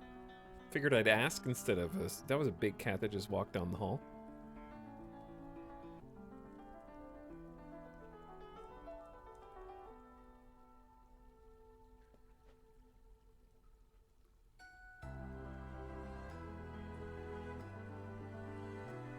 The first one. Nice. Welcome to the stream. Thanks for hanging out, dude.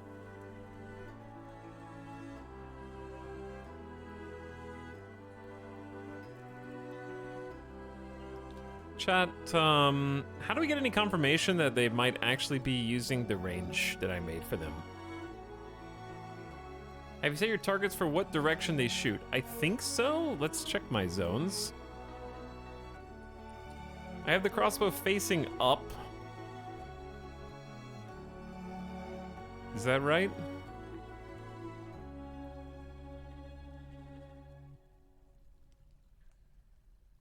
Do I need this? Do I need it to be like a little longer, maybe?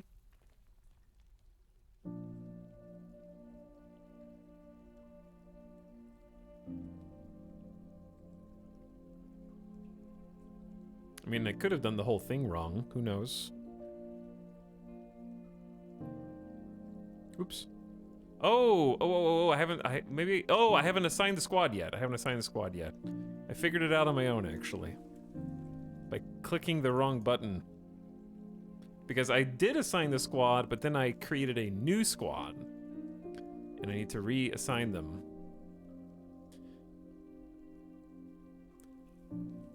Though, am I wrong to think that if you assign a squad to train in a barracks and an archery range falls inside of a barracks, they should just use the facilities that are there anyways?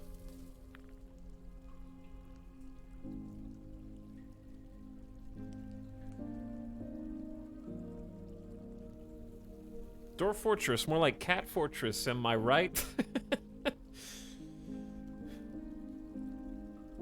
In the old version, you need to choose what type of bolt to practice. Oh, I see it! They do be shooting.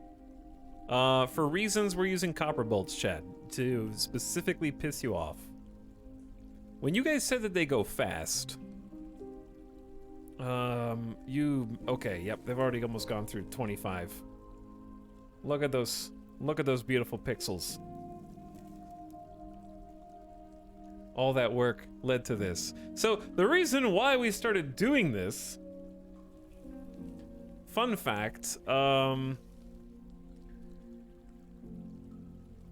was because we were under siege by undead, and it was the very same undead, Peaclod, who received a title for wiping out my last fortress. And they just got bored and left. So now we're not under siege anymore. Maybe we can get some migrants now. That would be my best case scenario. The other thing is we can actually get some wood. So I did make a whole stockpile that was going to be dedicated to wood. Is nobody gonna... Oh, this was suspended.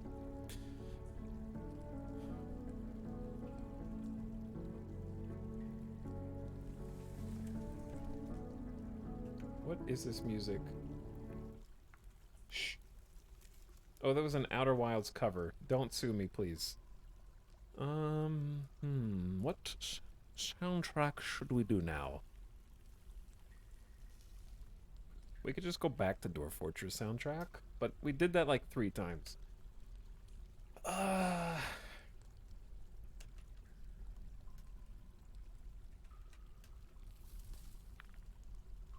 We just did loan sales. I guess we could just do Changing Tides. Changing Tides is good.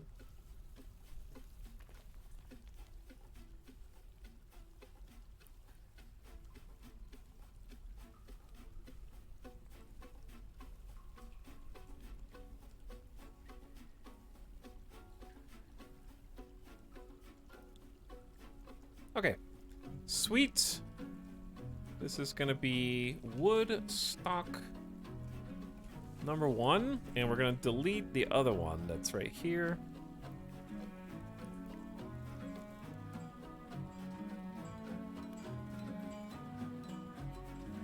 Because now they should be able to go up and actually get some new wood. It's crazy how that works.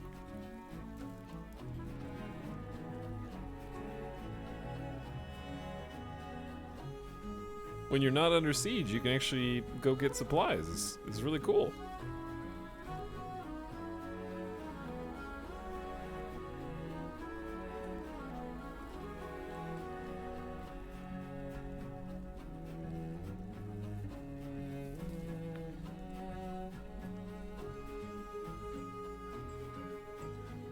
Spanish soundtrack? That's a good choice. Yo, chat, I never played a game like this and have no clue how to play it, but would it be worth it for someone new? I heard the Steam version is pretty good. Chat, I'm gonna tell you a secret. No. If you've never played Dwarf Fortress, it's too late for you. Only people who've played Dwarf Fortress are allowed to play Dwarf Fortress from now on. New players are not welcome.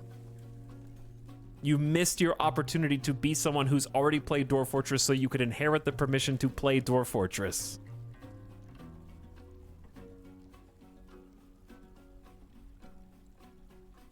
You've been grandfathered in. If you've played, like, you technically weren't allowed to play Dwarf Fortress ever, but because you, the viewer at home, decided to buck the rules, you are now not legally allowed to. Ignore the fact that the people who already did weren't either. I don't think they can reach this. Just open the door. I gotta uninstall this whole ass door. How did you even build a door here? I thought a door had to have... Okay, no, they did it. They did it. They got it. Fixed.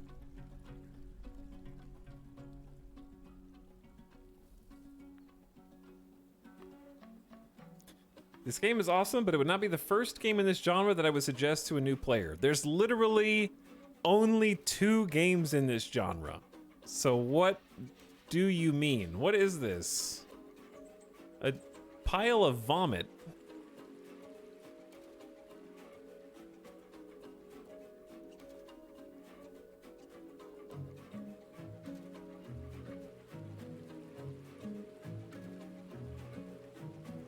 Any game that's in this genre or tangentially related to this genre, you're gonna have to watch at least a few videos to learn how to play.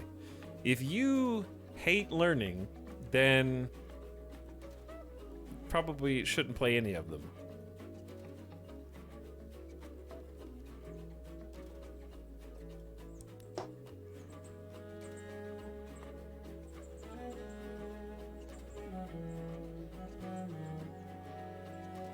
Earrings. Copper bolts. Ooh, they're making more bolts. Okay, I want to go watch them train, but I want to chop some trees as well. Chat, replanting trees. How does it work? We are gonna run out, yeah? It's like sooner or later. I'm also running out of food, for that matter, which... Oh, dude, what about the gathering areas? Gathered the fruits?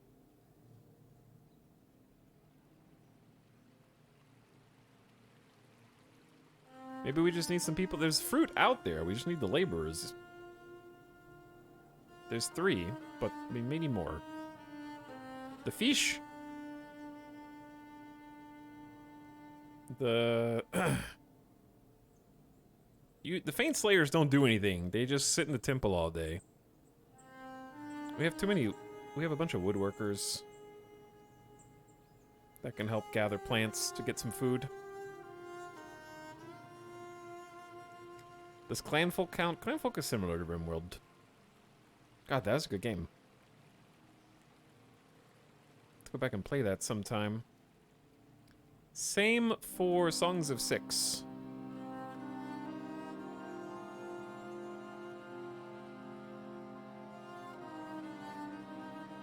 The problem with Songs of Six is like Factorio. Once you get to the point where your resource chains start to get overwhelming.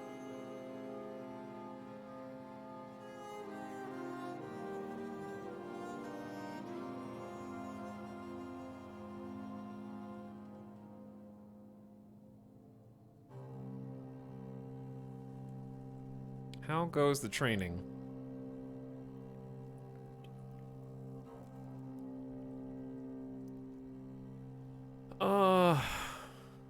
Or does it go at all?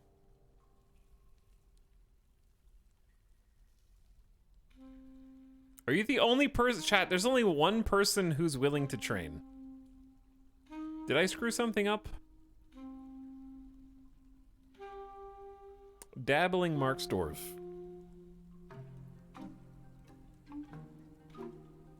I just assumed this is my fault somehow.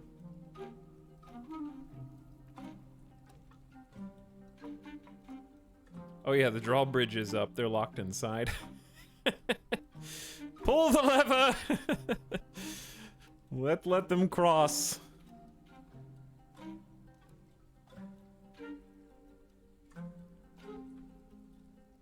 But yeah, there's literally... I only have one dwarf who's actually using...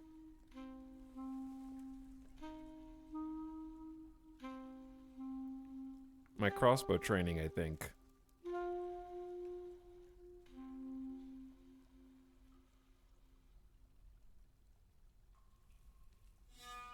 Like, this dude says he's doing individual combat drills, yet I don't see any indication. Tox, do you like auto chess? I actually have never played auto chess in any form.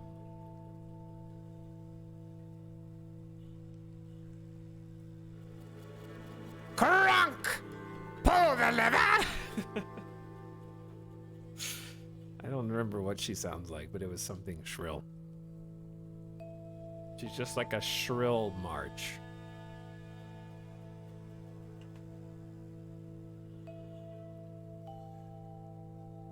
What would be the main purpose of the game? This game? Have fun.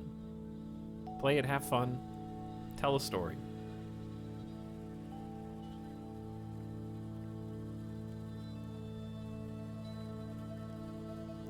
Does anybody want to backseat how to make the rest of my combat dwarfs actually use their crossbow bolts?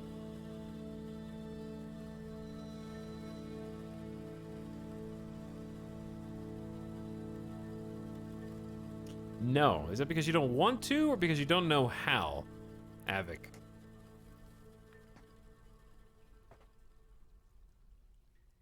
Mark stores should only be assigned to an archery range, not a barracks. If they're assigned to a barracks, they will train mostly melee. Oh. How confusing.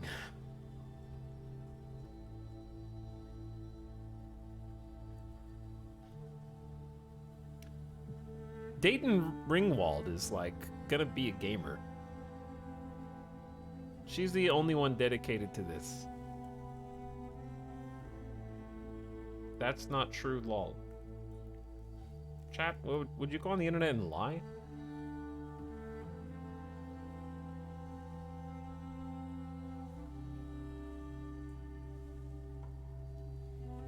At least they'll have one marksman over time.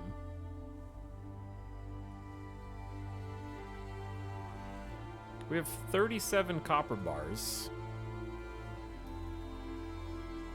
And 88 malachite. Alright, we're gonna be good on darts for a while. But I genuinely can't figure out why there would only be one dwarf who's training. Okay, maybe we just wait, because this person's just doing... Look at this, tired, healthy, tired, healthy. Maybe when they stop doing an individual combat drill, they'll do something? This one's just standing on a table. Oh, Asmel's doing it too. They just love using just this archery target.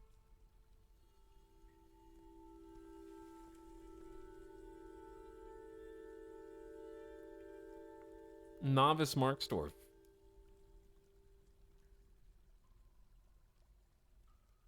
Get that rock out of here. Clean that up. Migrants! At last! We've waited so long! People have arrived! Like 12 of them! Oh my god, they're here! Sweet, sweet new dwarves! To pick up the slack in our giant fortress!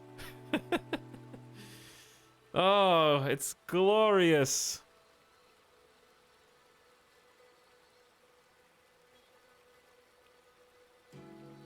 Competent dude, a competent Bowdorf? Does a Bowdorf skill carry over to crossbows?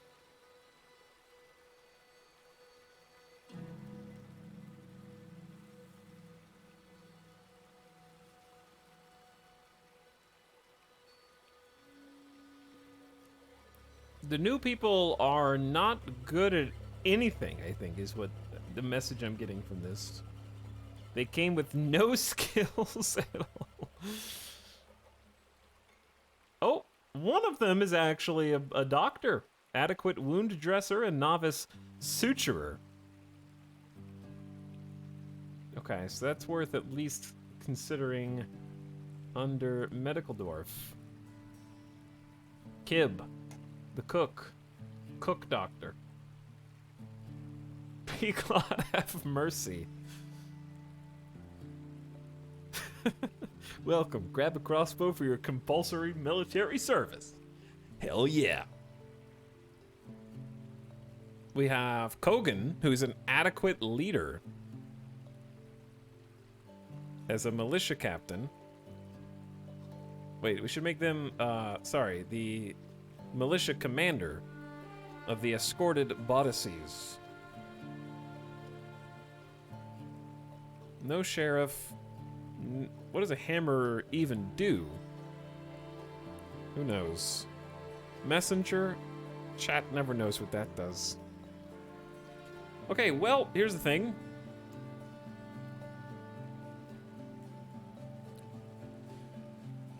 The people in my place that already have assigned jobs are now free from hauling, and all these newbies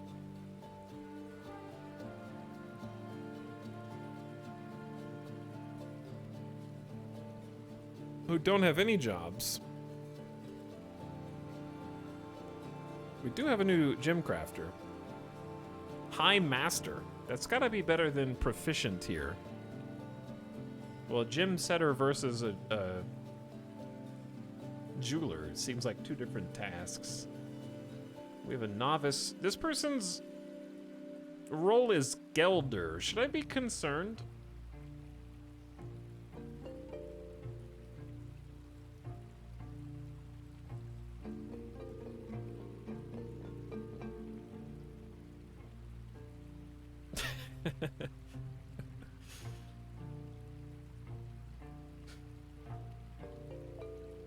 The hammerer is an executioner. Oh.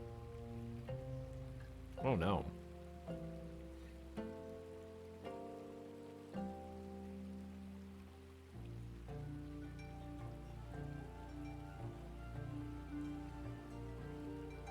Alright, well the newbies get to... Some of them get to gather plants. Some of them... Peasants get to learn how plants work, as does the animal caretaker. We only have one woodcutter. Now we have multiple woodcutters.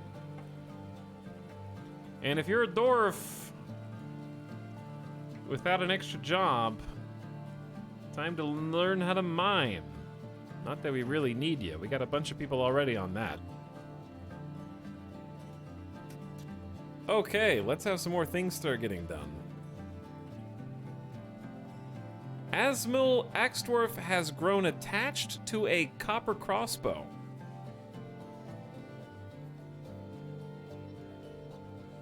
Is that your lucky crossbow?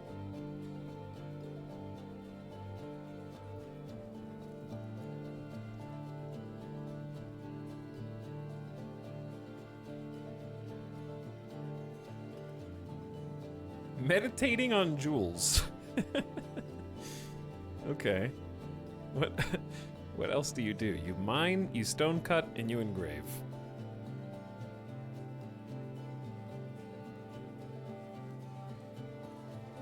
Okay, we'll have to remember to look at what everybody's doing up here sooner or later. Chat, what should we... Why is there a pinned message? Okay.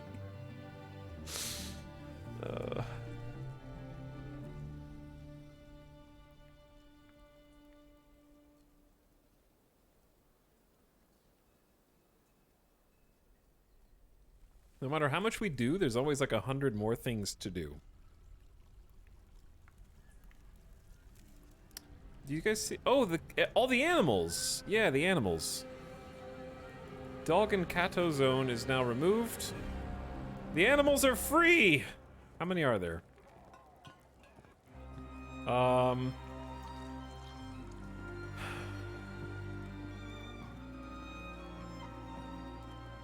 Is it time to be concerned about the quantity of cats yet?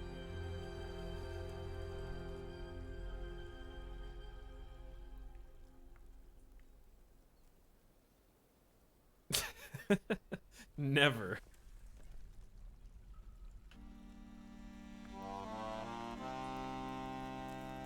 You can't have too much.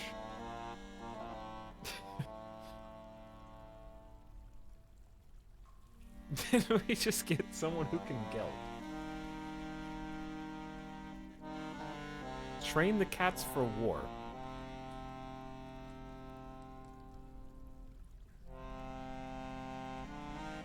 Ooh, some of the cats have been adopted. Olin. Ficustral.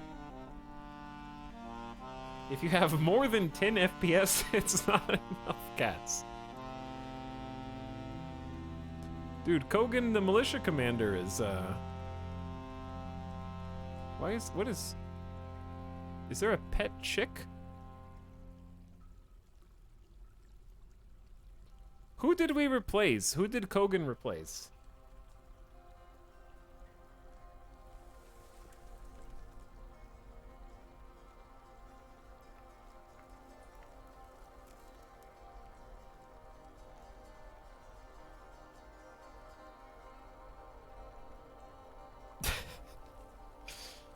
Okay, this is the part that I gotta figure out. Your other blue dwarf. No, did he? I guess so.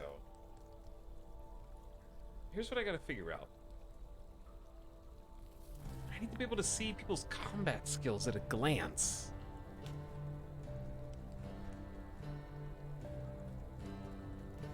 Is there any way to do that? I don't think so. They're like, I can't believe there's not like a combat page where it shows relevant skills when you're assembling a squad. It just says not Marksdorf. That's all I got. That's all I got for you.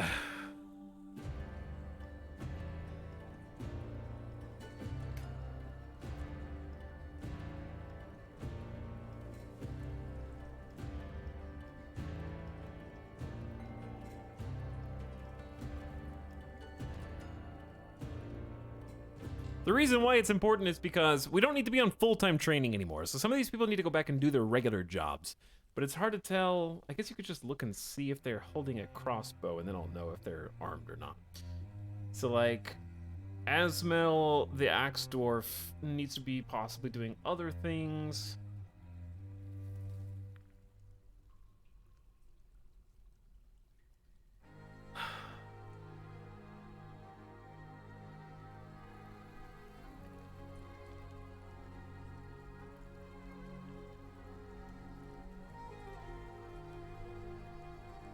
Okay, here's what we're gonna do. Some, you don't do anything anyways.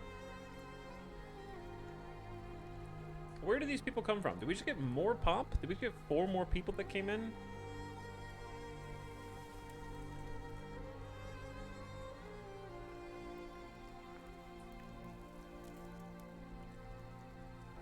Okay, the new people, you guys are actually being enlisted right now. Because you don't have any other job.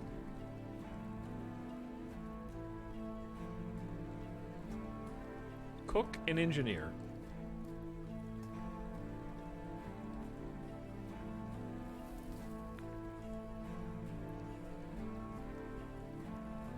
We do Asmel is a novice Marksdorf, so Asmel's just gonna get their other jobs removed. There was another person who was dabbling, I thought. But now I don't see anything different.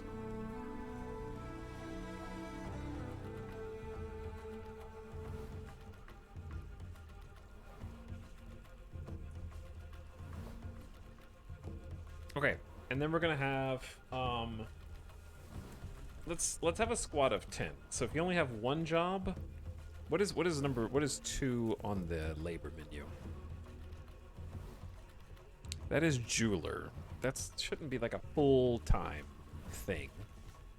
So this gym setter and the Gelder.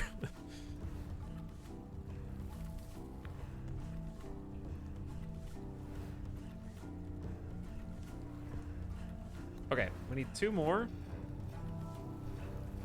Edsel the miner.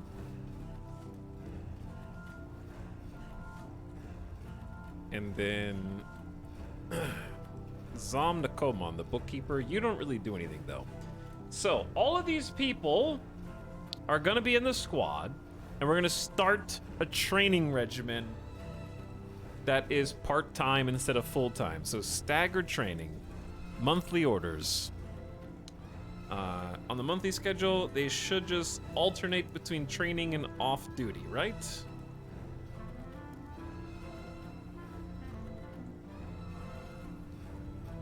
Chad, is this 3 months on, 3 months off? Should it be 1 month on, 1 month off? What's optimal here?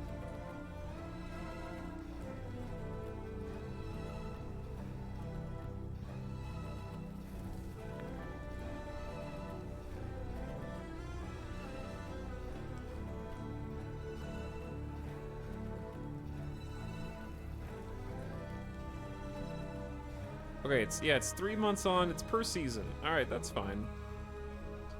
So sometimes they will go and sometimes they won't.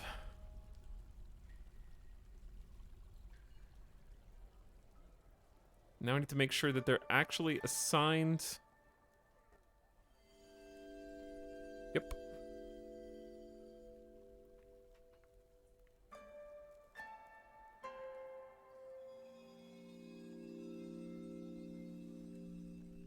All right. Take care of that. 3 months seems like a lot at low pop.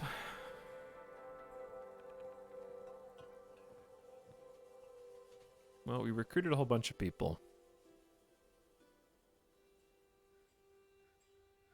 We do have some AFKs who are kind of sitting here. It's mostly soldiers who are in the temple, and I'm not really sure why.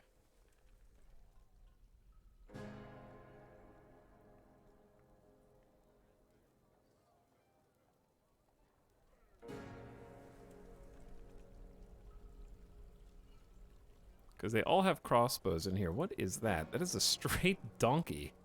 There's so many animals. Okay, I'm at the stage now where things are starting to get a little overwhelming in terms of what I want to do.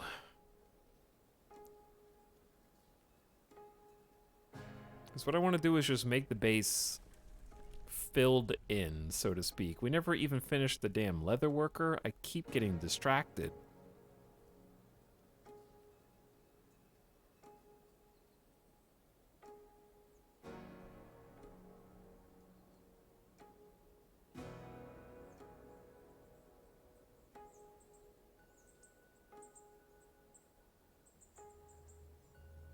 Hmm. This room can only have a couple, like, a few workshops in it, I think. Leather, loom, clothes, and dyer. Some of them can go there as well if we want.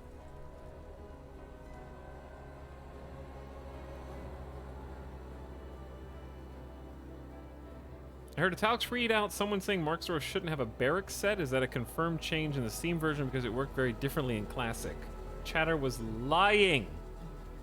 I don't know who to believe. Who to believe?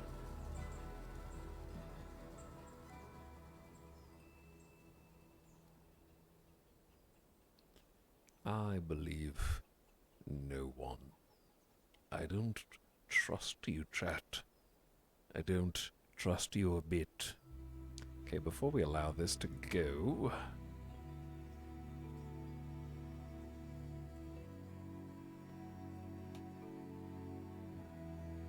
That is the leather worker.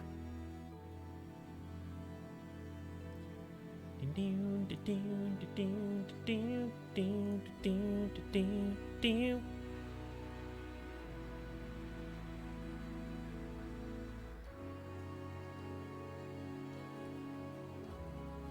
think I'm just gonna put 2 leather work. I don't know. I'm just. Chat, this is very obnoxious. Very obnoxious.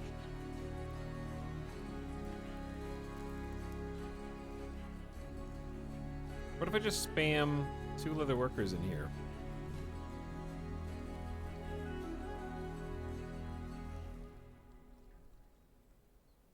And then in this room, we definitely have space, but it won't be symmetrical. I think it's just where the doors are located is all.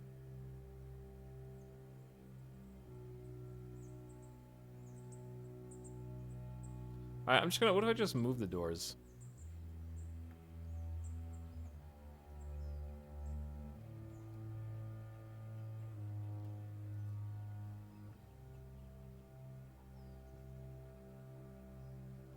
Alright, we'll get this going.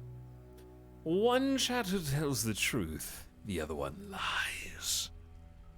I'll assign the squad to train in this barracks. Carol. Oh no, dude, they're using... Why are they both using the same archery target? Are they? No, it's just the... Okay, no, they're not. Why are they standing in the... There's 5 lanes that I've configured for this.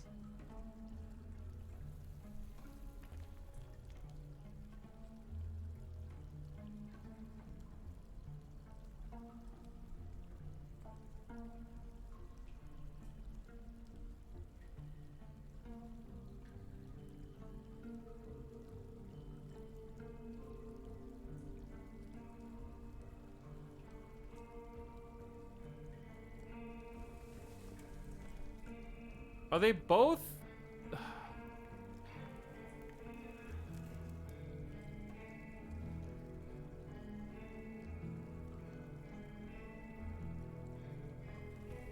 Try adding all the lanes to one archery zone. I'm pretty sure that doesn't work because I read the wiki. But they each need their own individual zone.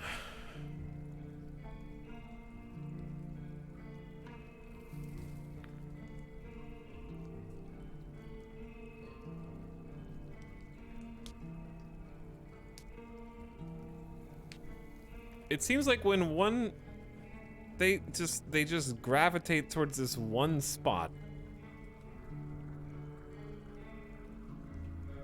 Okay, what I could do is just reduce the barrack zone to not be inside.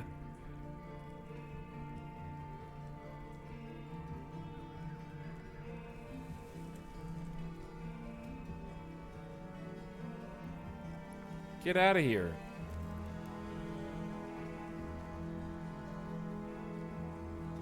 See, look, I have archery ranges all set up.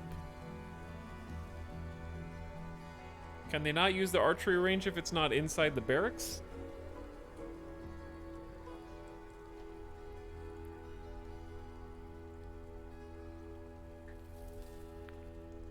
I appreciate the fact that nobody knows what the hell they're talking about. This ancient and venerable game. And everyone's just like, what if, I don't know, maybe, and there's like 1,000 people here. And everyone's just like, I don't know, I'm looking, Curious, most curious. Never trained a crossbow dwarf in my life. They absolutely can use it if it's not inside the barracks. Well, why did they immediately stop?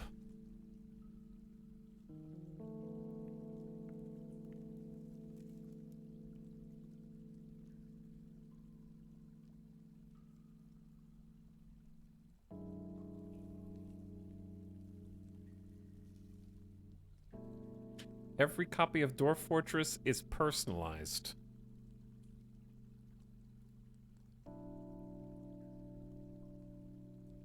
Let's try increasing the size of the zone back to encompass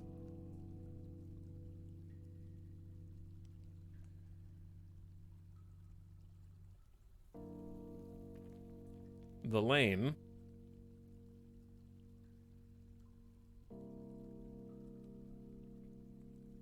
Chat, if your chat message ends in a question mark, then probably don't... Okay. Carol's using a different lane. Now, while Carol's training, I'm gonna pause. I'm gonna select this, and then remove that section just from the barracks. Note that the individual archery ranges are still enabled for the correct group of people. And I unpause. Okay, and they're still using it. But they're... Maybe just one person can train archery at a time. I don't know. No matter how many lanes there are.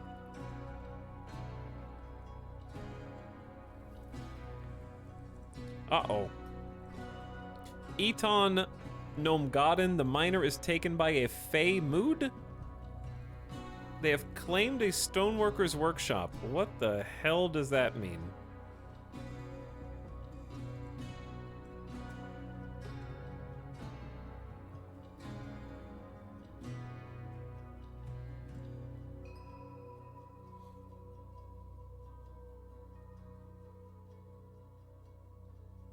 Where are they? Eton. Nobody tell him. Has the aspect of one Fey. Let's see. Thoughts? They remember talking with a friend, uneasy dwelling upon a new romance became more merciful.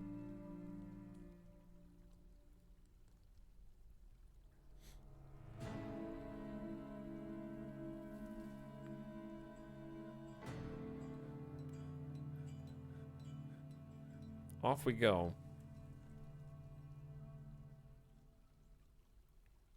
Midas has been taken with the Fey mood as well.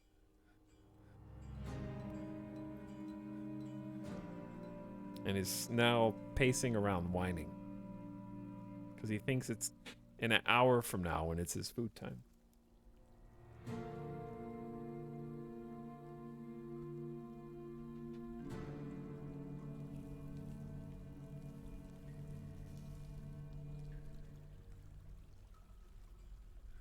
We're out of magnetite.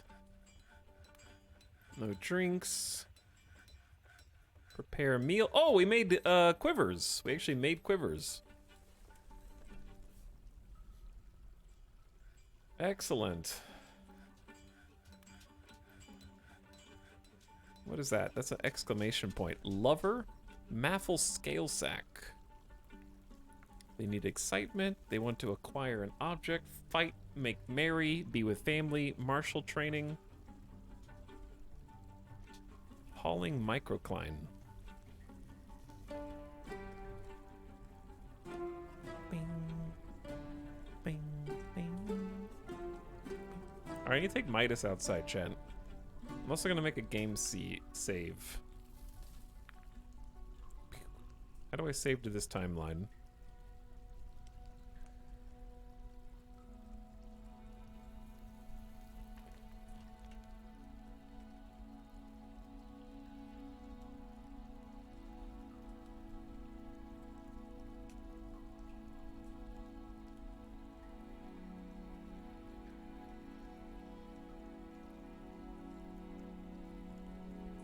I can't believe it's been 41 months! Hello, Aku, thank you for the 41 months of sub. I appreciate it, and thank you for priming once again. Very kind of you.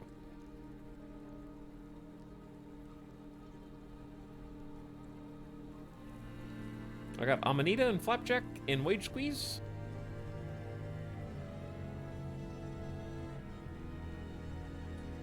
What happened to P-Claude? P-Claude Peepo left.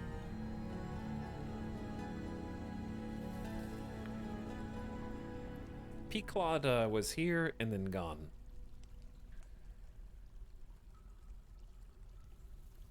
Saving. Concentrating. Consecrating.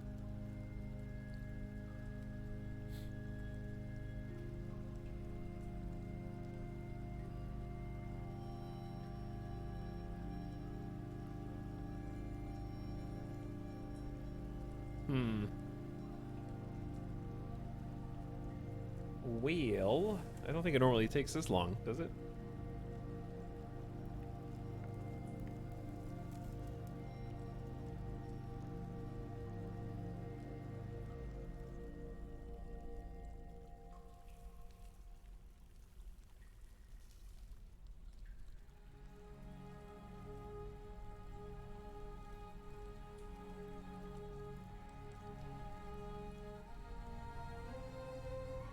Oh, here we go. It got caught on a, like I clicked on the, I tabbed out and then tabbed back in, but it wouldn't go back in until it was done saving. We're good.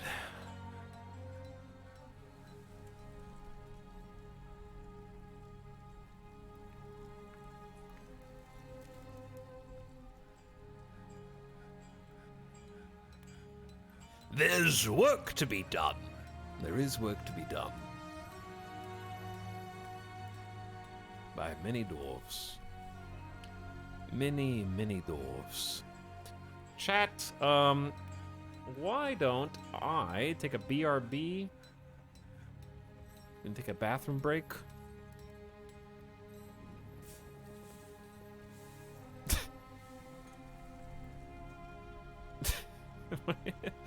They're training. They're training. Right. Yes, training, of course. Of course.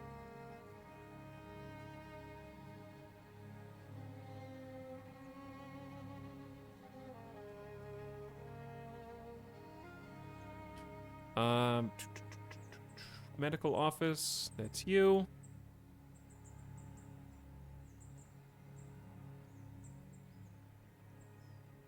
Militia commander, that's you. Okay, want to make sure that my officers have assignments to their respective offices. Office assignments to their respective offices, you understand? Eton has begun a mysterious construction. Well, I need to pee, but I want to see what happens. How can society function without loyalty? We must be able to have faith in each other. I don't want to leave it unpaused and then come back and then...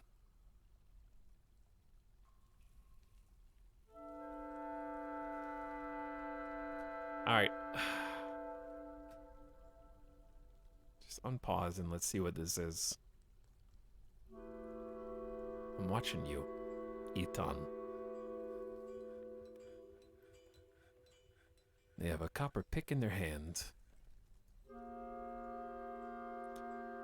They are a legendary miner. Oh dear God. They're one of the dabbling axe dwarf, getting stronger.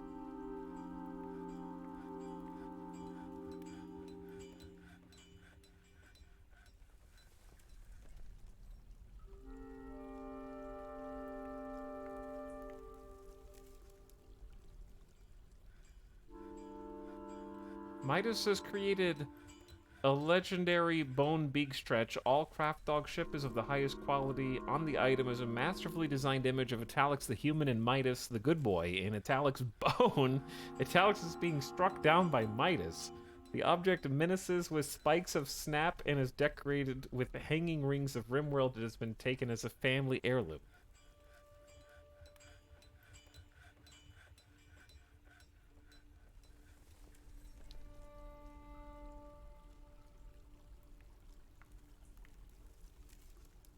Eton works furiously. Kangaroo Buck is fighting. The flying copper bolt misses the kangaroo buck. What?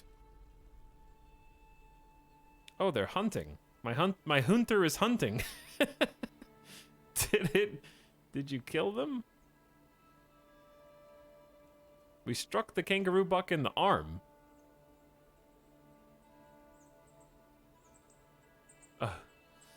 Hunter must hunt.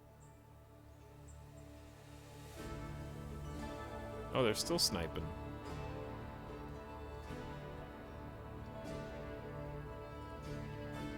Oh, hunters are a lot faster than in Rimworld, huh? Good God. Oh. Eton has created Tunnel Run, a microcline table. He claims it as a family heirloom.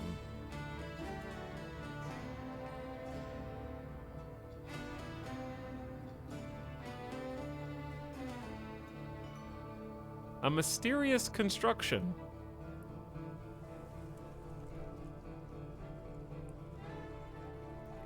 Where the hell? Well, what do I do with it?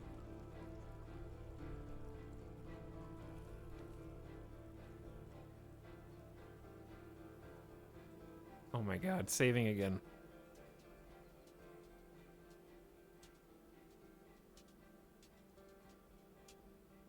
Yeah, but like, I know I have it, chat. I'm not a dumbass. I understand that he made a table, but like, what do I do with it? I just put it down somewhere? Does it... Just a cool table. Go to the bathroom. I'm gonna...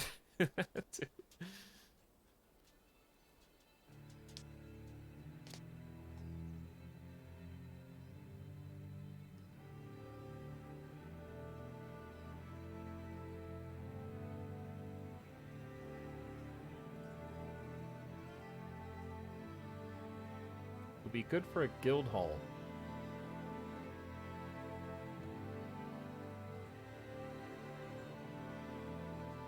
Table this discussion for later. I see what you did there.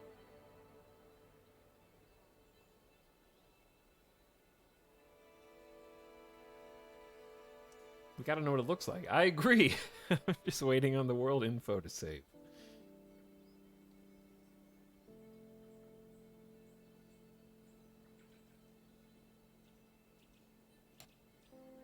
Okay. So. A table.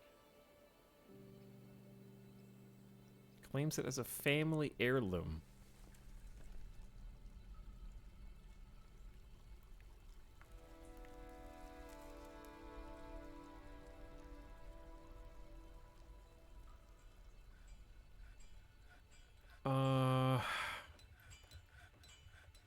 This could be a guild hall. I don't know, but it's connected to the control room. I guess I could just remove this door.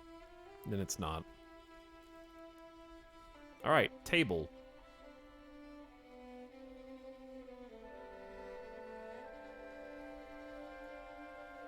Tunnel run. With one whole chair.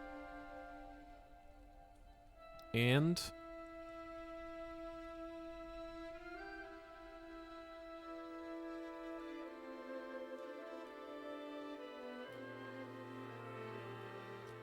I need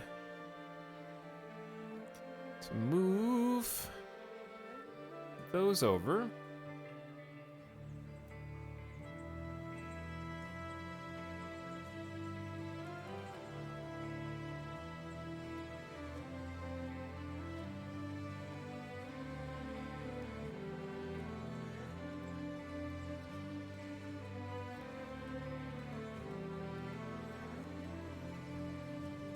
There it is. It's here. Microcline table. Weight 76, value 4,000. This is a microcline table. All craft dwarfship is of the highest quality. It is encircled with bands of iron. This object is adorned with hanging rings of gypsum and menaces with spikes of microcline. On the item is an image of Athrab shrine busts, the human and a dog in microcline. The dog is striking down Athrab shrine bust. How did you know that was what I was gonna say, Avik? The artwork relates to the killing of the human Athrab shrine bust by a dog in Evershower in the Laconic Hills in the late autumn of 353 during Bajita Gush, the Scraped Assault.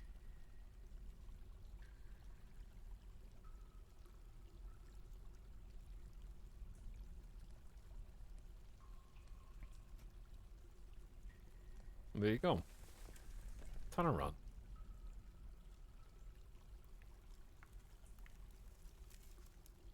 Havoc is a witch. Havoc is the dwarf.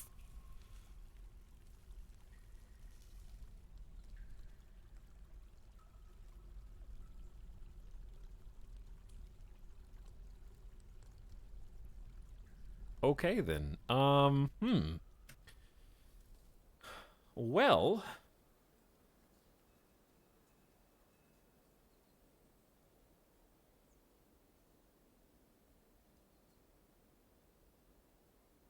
they are chasing this kangaroo all over the place, dude.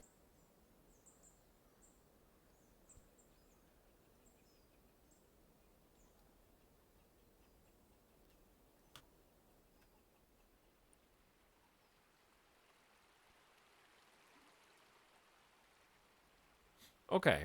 I think for the by and large, there's still like plenty of stuff to haul. We still don't have enough space to store rocks, which is very sad.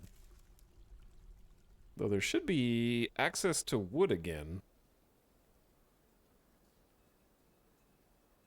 If we haven't already used it all.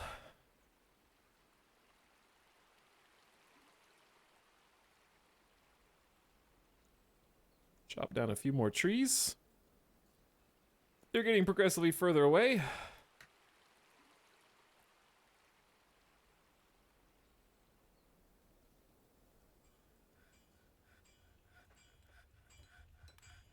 All right, I feel like I have many things to do, but nothing actually queued up to do. I think the stuff that I want to do is incredibly micromanagey detailed, like start. Well, I'm just gonna like. I just want to make some floors.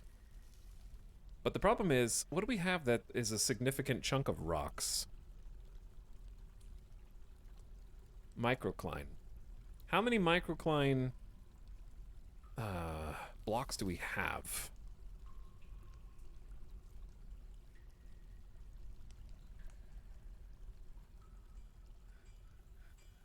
Because I'm ready to, like, pave some things, you know what I'm saying?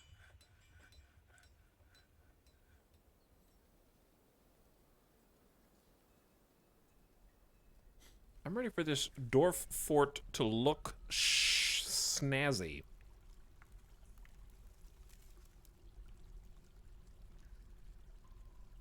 Hey, Avik, what are the lotto numbers? Now, that's a good question, yes.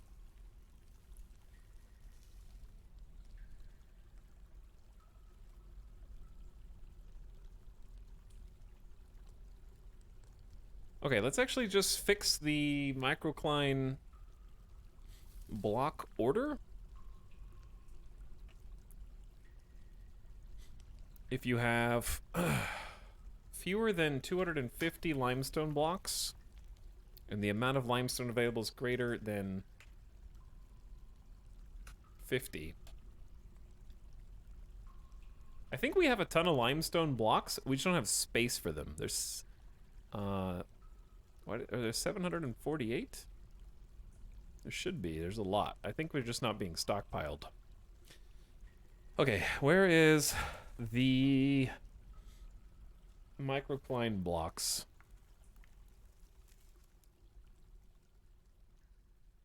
Should have been one of the first orders. There it is.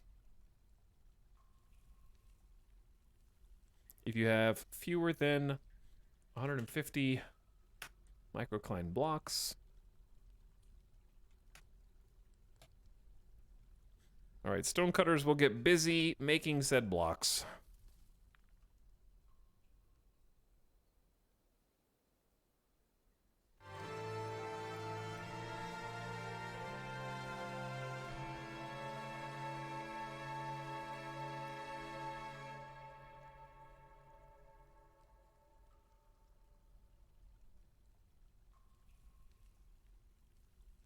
This is not my favorite way to do this, but it'll work. Time anybody but time enough for 10 minutes. Avik, he's a witch. I'm a witch hunter. Thank you, Yokarps. You have hunted the witch. I think.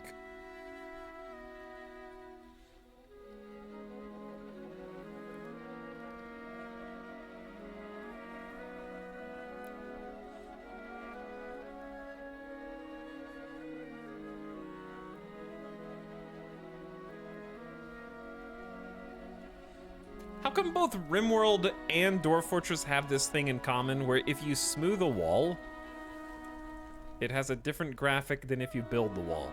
Which is fine, it makes sense logically, but now it means I feel like I have to deconstruct all the walls so that I can make them look the same. And then painstakingly rebuild them throughout the entire base.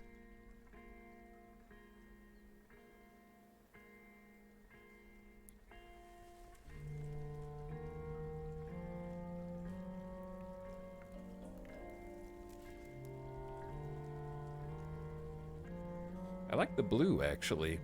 All right, let's do... I'm Blue Daba D floor all the way up and down these halls if we can.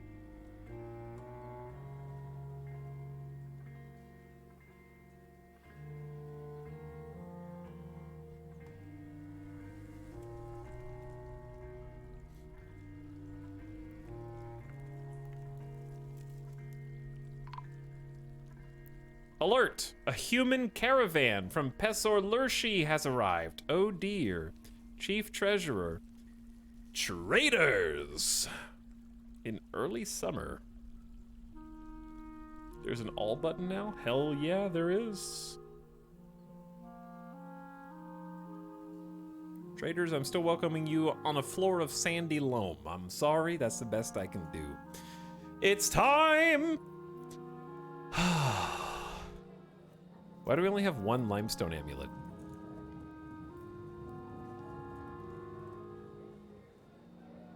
What if we just sold the table?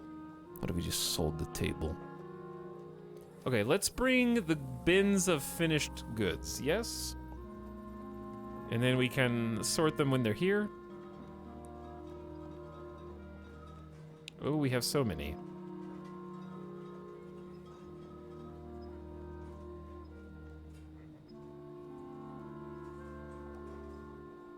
These are all bars and blocks, finished goods, an armor bin. I think I want to keep the armor for now. And the weapons, for that matter. We need to start encrusting things with gems, because we definitely have a ton of cut gems, but I've just chosen not to do anything. I'm going to need to learn how to make better quality goods and what to really do with gems to give to my own dwarfs.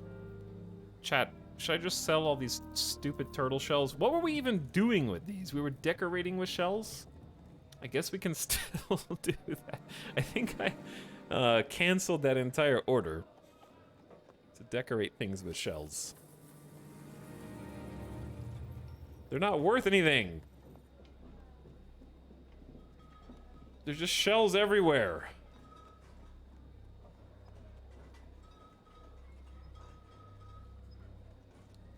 This limestone cabinet's worth 110 bucks, dude.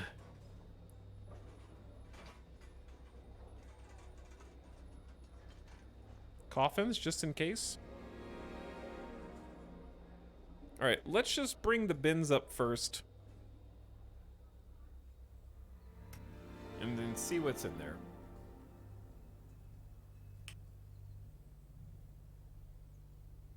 Alright, I don't think we're decorating with shells anymore. I think I killed that one.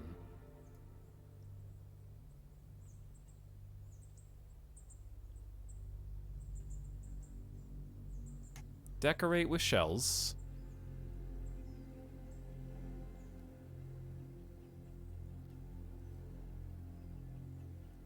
As long as there's 5 or more unrotten shells, and as long as there's more than 5 improvable items. Okay, and then we'll do another one. This is a craft dwarf thing. Make shell earrings? We can make shell earrings.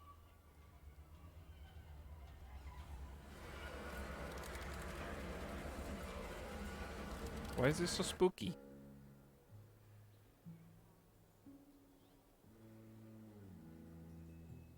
I thought the shells were possible for bone bolts. People keep saying that. Why is there so much confusion over using shells as bolts or not?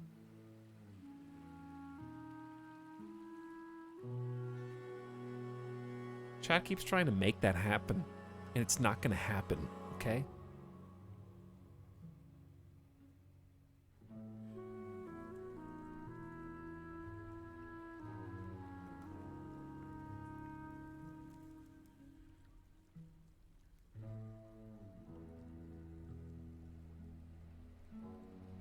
Chat, did we ever start making helmets?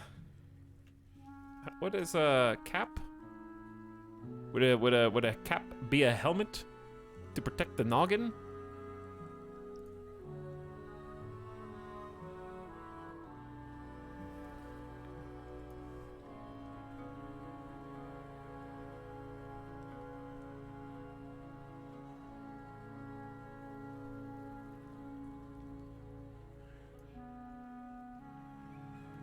Who is this unspellable spammer in my chat? Spamming misspellables.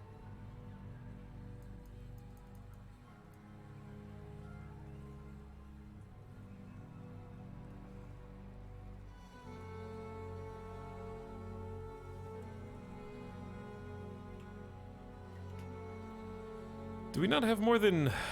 We don't have enough iron? We have 26 iron bars, it says.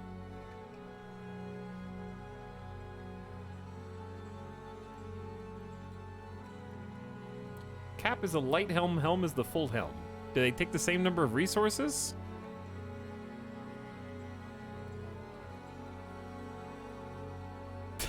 They started by saying help. And I helped them, damn it!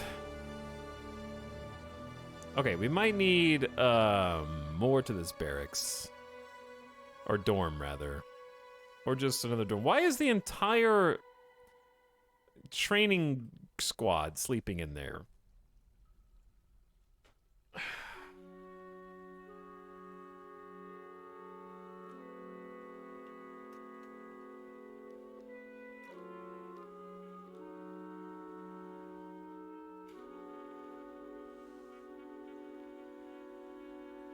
Here you go. I'll get some more beds. Clearly we need some.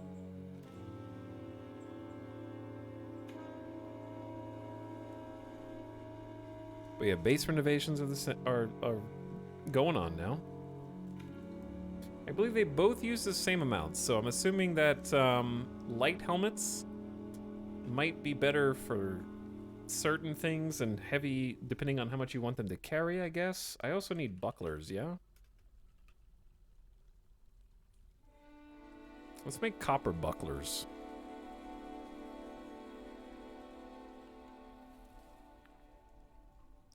This list is getting quite full.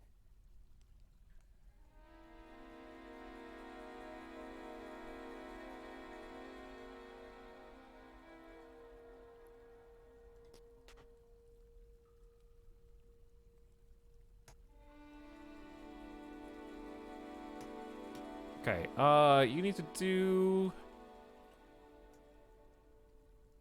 at least least 2 bucklers at a time. All right, where is the trader? I believe they're here. We're awaiting 4 items still. People are hauling things.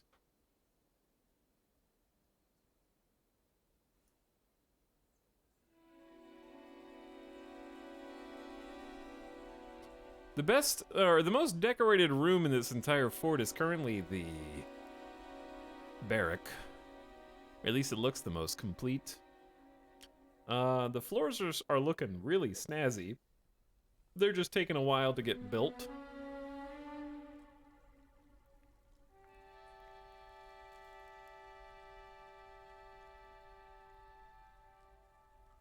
I feel like we have a million things still left to do, and even 34 dwarfs is not enough to do them.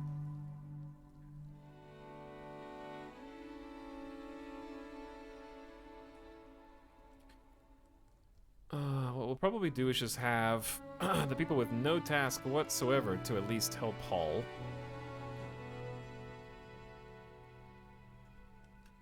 That way they're not completely useless. There was also supposed to be some sort of altar in here, offering place. We didn't make one. Hello, Gamer Deathbot. What are you doing here already, GDB?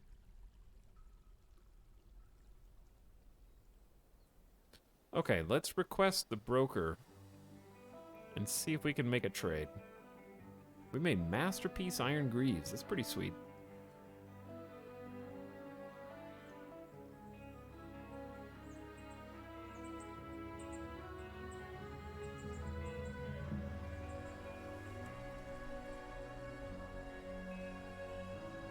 But yeah, everybody's got a job to do. I probably need to, I feel like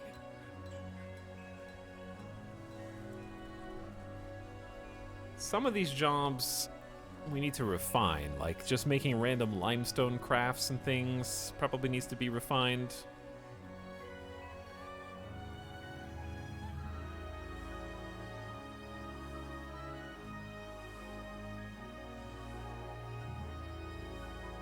The kangaroo buck is fighting. Copper bolts. The gelding strike. The kangaroo buck gives in to pain, overcome by terror. Seriously injured. I see arrows. My face when the hunter can't finish the job. With nigh unlimited crossbow bolts. Jesus, dude. Where are you going? To get more ammo? Competent bow dwarf. Adequate marks dwarf. I guess those are different things. He shot his nuts off. Oh. Dear. Broker cannot access the depot. What? And this is because...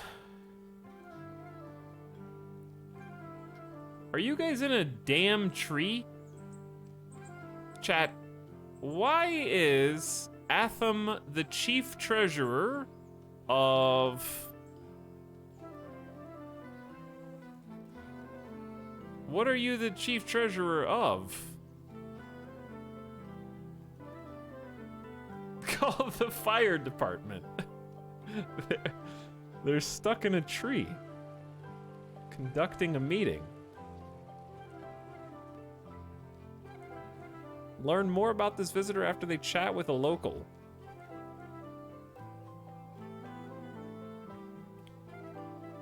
I'm gonna need to do some things to make people happier too. Okay, are you good? Should I just get a different person to help us out? This guy, like, never does anything good.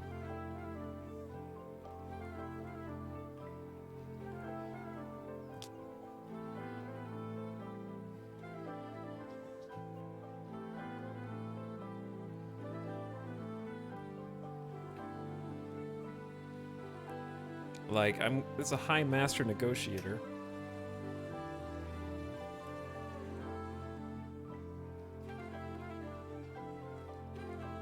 Why are they just dancing around in the tree?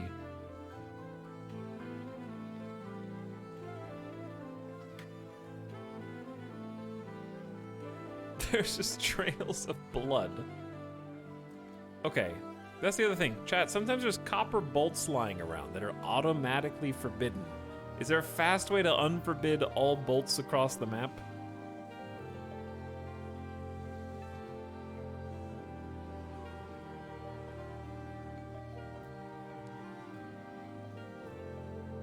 Who are these human? There's a human lasher, human spearman, and also this fisher dwarf is just sort of, are these visitors just hanging out?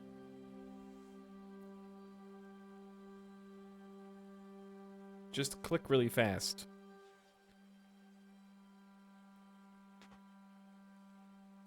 Labor and then standing orders.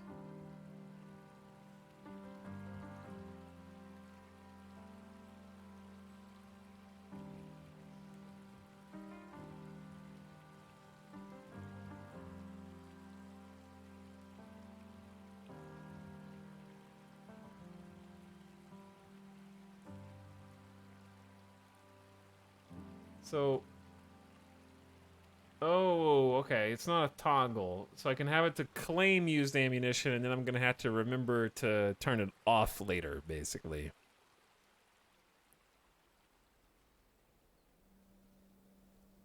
The Faint Slayer manager, Kadol, meets with the human chief treasurer. On behalf of the Merchants Guild, let me extend greetings to your people. There is much to discuss. New information, and we can make requests for next year. We should be capable of getting leather now because we actually have hunters. So we need to request seeds. Why is this not in alphabetical order?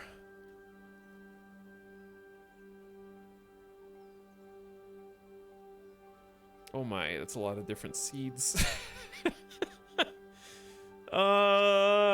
Anything in particular? Just any of the seeds will do. I don't know, dude. This is too many different choices. Gordon Ramsay would say you have too many food types on your menu. You need to narrow it to like 6 or so really good meals, and that should just be the entire restaurant's menu. I've seen enough kitchen nightmares to know where this ends. He's gonna renovate your entire kitchen and then yell at you.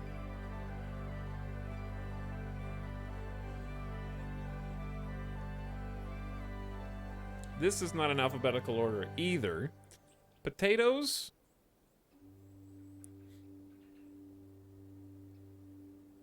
Chat says onions? Sure. Rice? Just pretend it's RimWorld.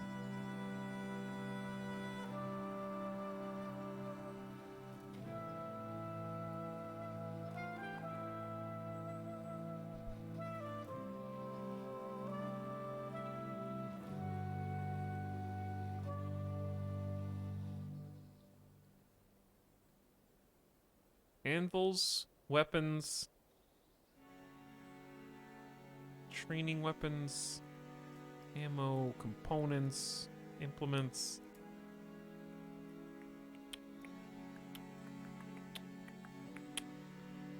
I don't know what else to request. Dwarves hate alphabetical order. I guess different types of plants would be good, like...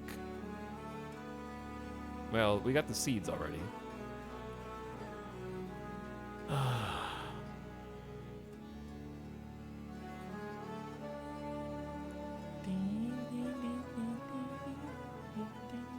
I can make quivers. Chat said the request lie.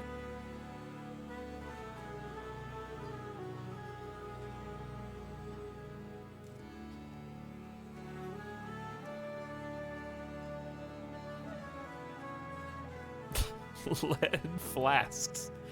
I don't know what else we want. How about some random logs? There you go. Okay. They want large gems and amulets, and they'll pay 208 to 216% for them. The hunter must hunt. Okay, will they actually go to the damn trade post now, or what? How do I get them out of the tree? Why are they meeting in the tree?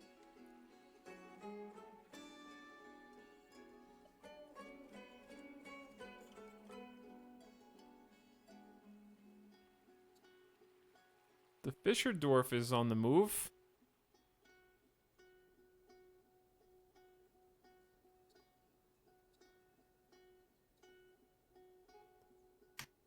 Okay.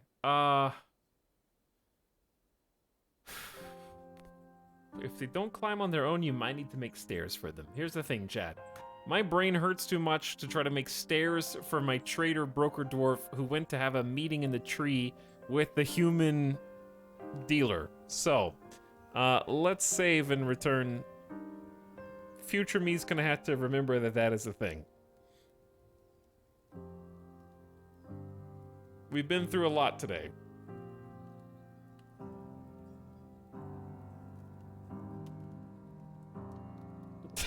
Sometimes dwarves harvest trees with a stepladder, and another dwarf runs off with the stepladder. Shouldn't have made a tree dwarf your trade dude. Well, I guess we could have taken a last longing look at the base. We had our first weird mood. We made a full barracks. We actually got sets of armor, which we may not be done crafting, but we've made some serious progress towards getting a full squad outfitted with iron armaments and also prerequisite crossbows. We've also made them shields, and we have melee weapons that we can train them with if we're satisfied with their crossbow training. But I think having some crossbow dwarves would be handy as well. We could have a few people of this and a few people of that, and maybe just make them swap out. We got a bunch of new crafting stations, including leatherworking, quivers, and lots of just forge mastery. Figured out butchering, how to dig full veins of ore, lots of learning, lots of good stuff coming on. Oh no, why is he at the main menu? I'll tell you why. Because the stream's over.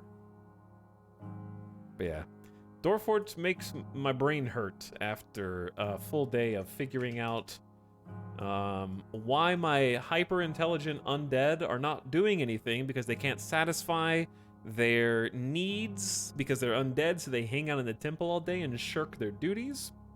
We learned about archery targets and their peculiar method of usability and setup, how to kill a squad to restart the squad so that they would take ammo for their bolts.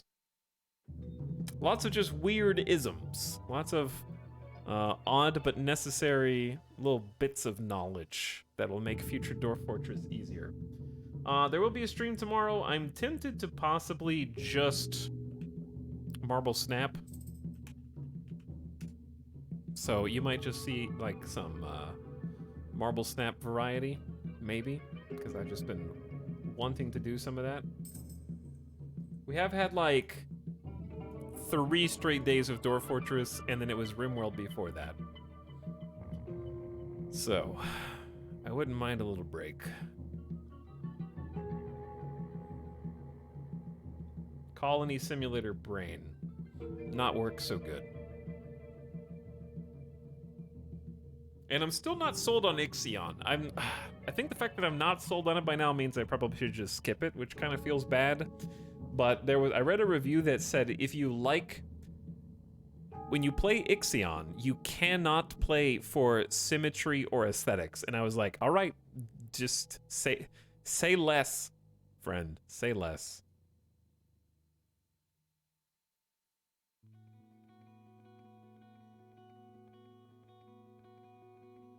But yeah, there should be a Friday stream, so just come back hopefully a little bit earlier than today. But I'm gonna go make some dinner, get some food. This is not Far Changing Tides, so you're not allowed to listen to that. In fact, go to the void, okay? Get out of here. Good night, everybody. Thanks for coming to the stream. I hope you've been enjoying this week of what I think has been some good progression. Figuring out how things work in the new world of Dwarf Fort. I think the fort is coming along too. It's taken shape, and I need to polish it up. We actually did start on that. We started paving some floors, and it's going to take a long time. But thank you, Carson, for the end of stream sub for the 34th month. He's still in the little bits of Dwarf Fortress knowledge creator. I am. And Buttercabra, hello. And yeah, we did just start making some caps for the dwarves. You'll be happy to know. And we'll make some helms for them too. Okay, more Dwarf Fort, more RimWorld, and more other things coming up soon. I'll catch you for the Friday stream. Come back at like 3 to 4 p.m. Pacific. Good night.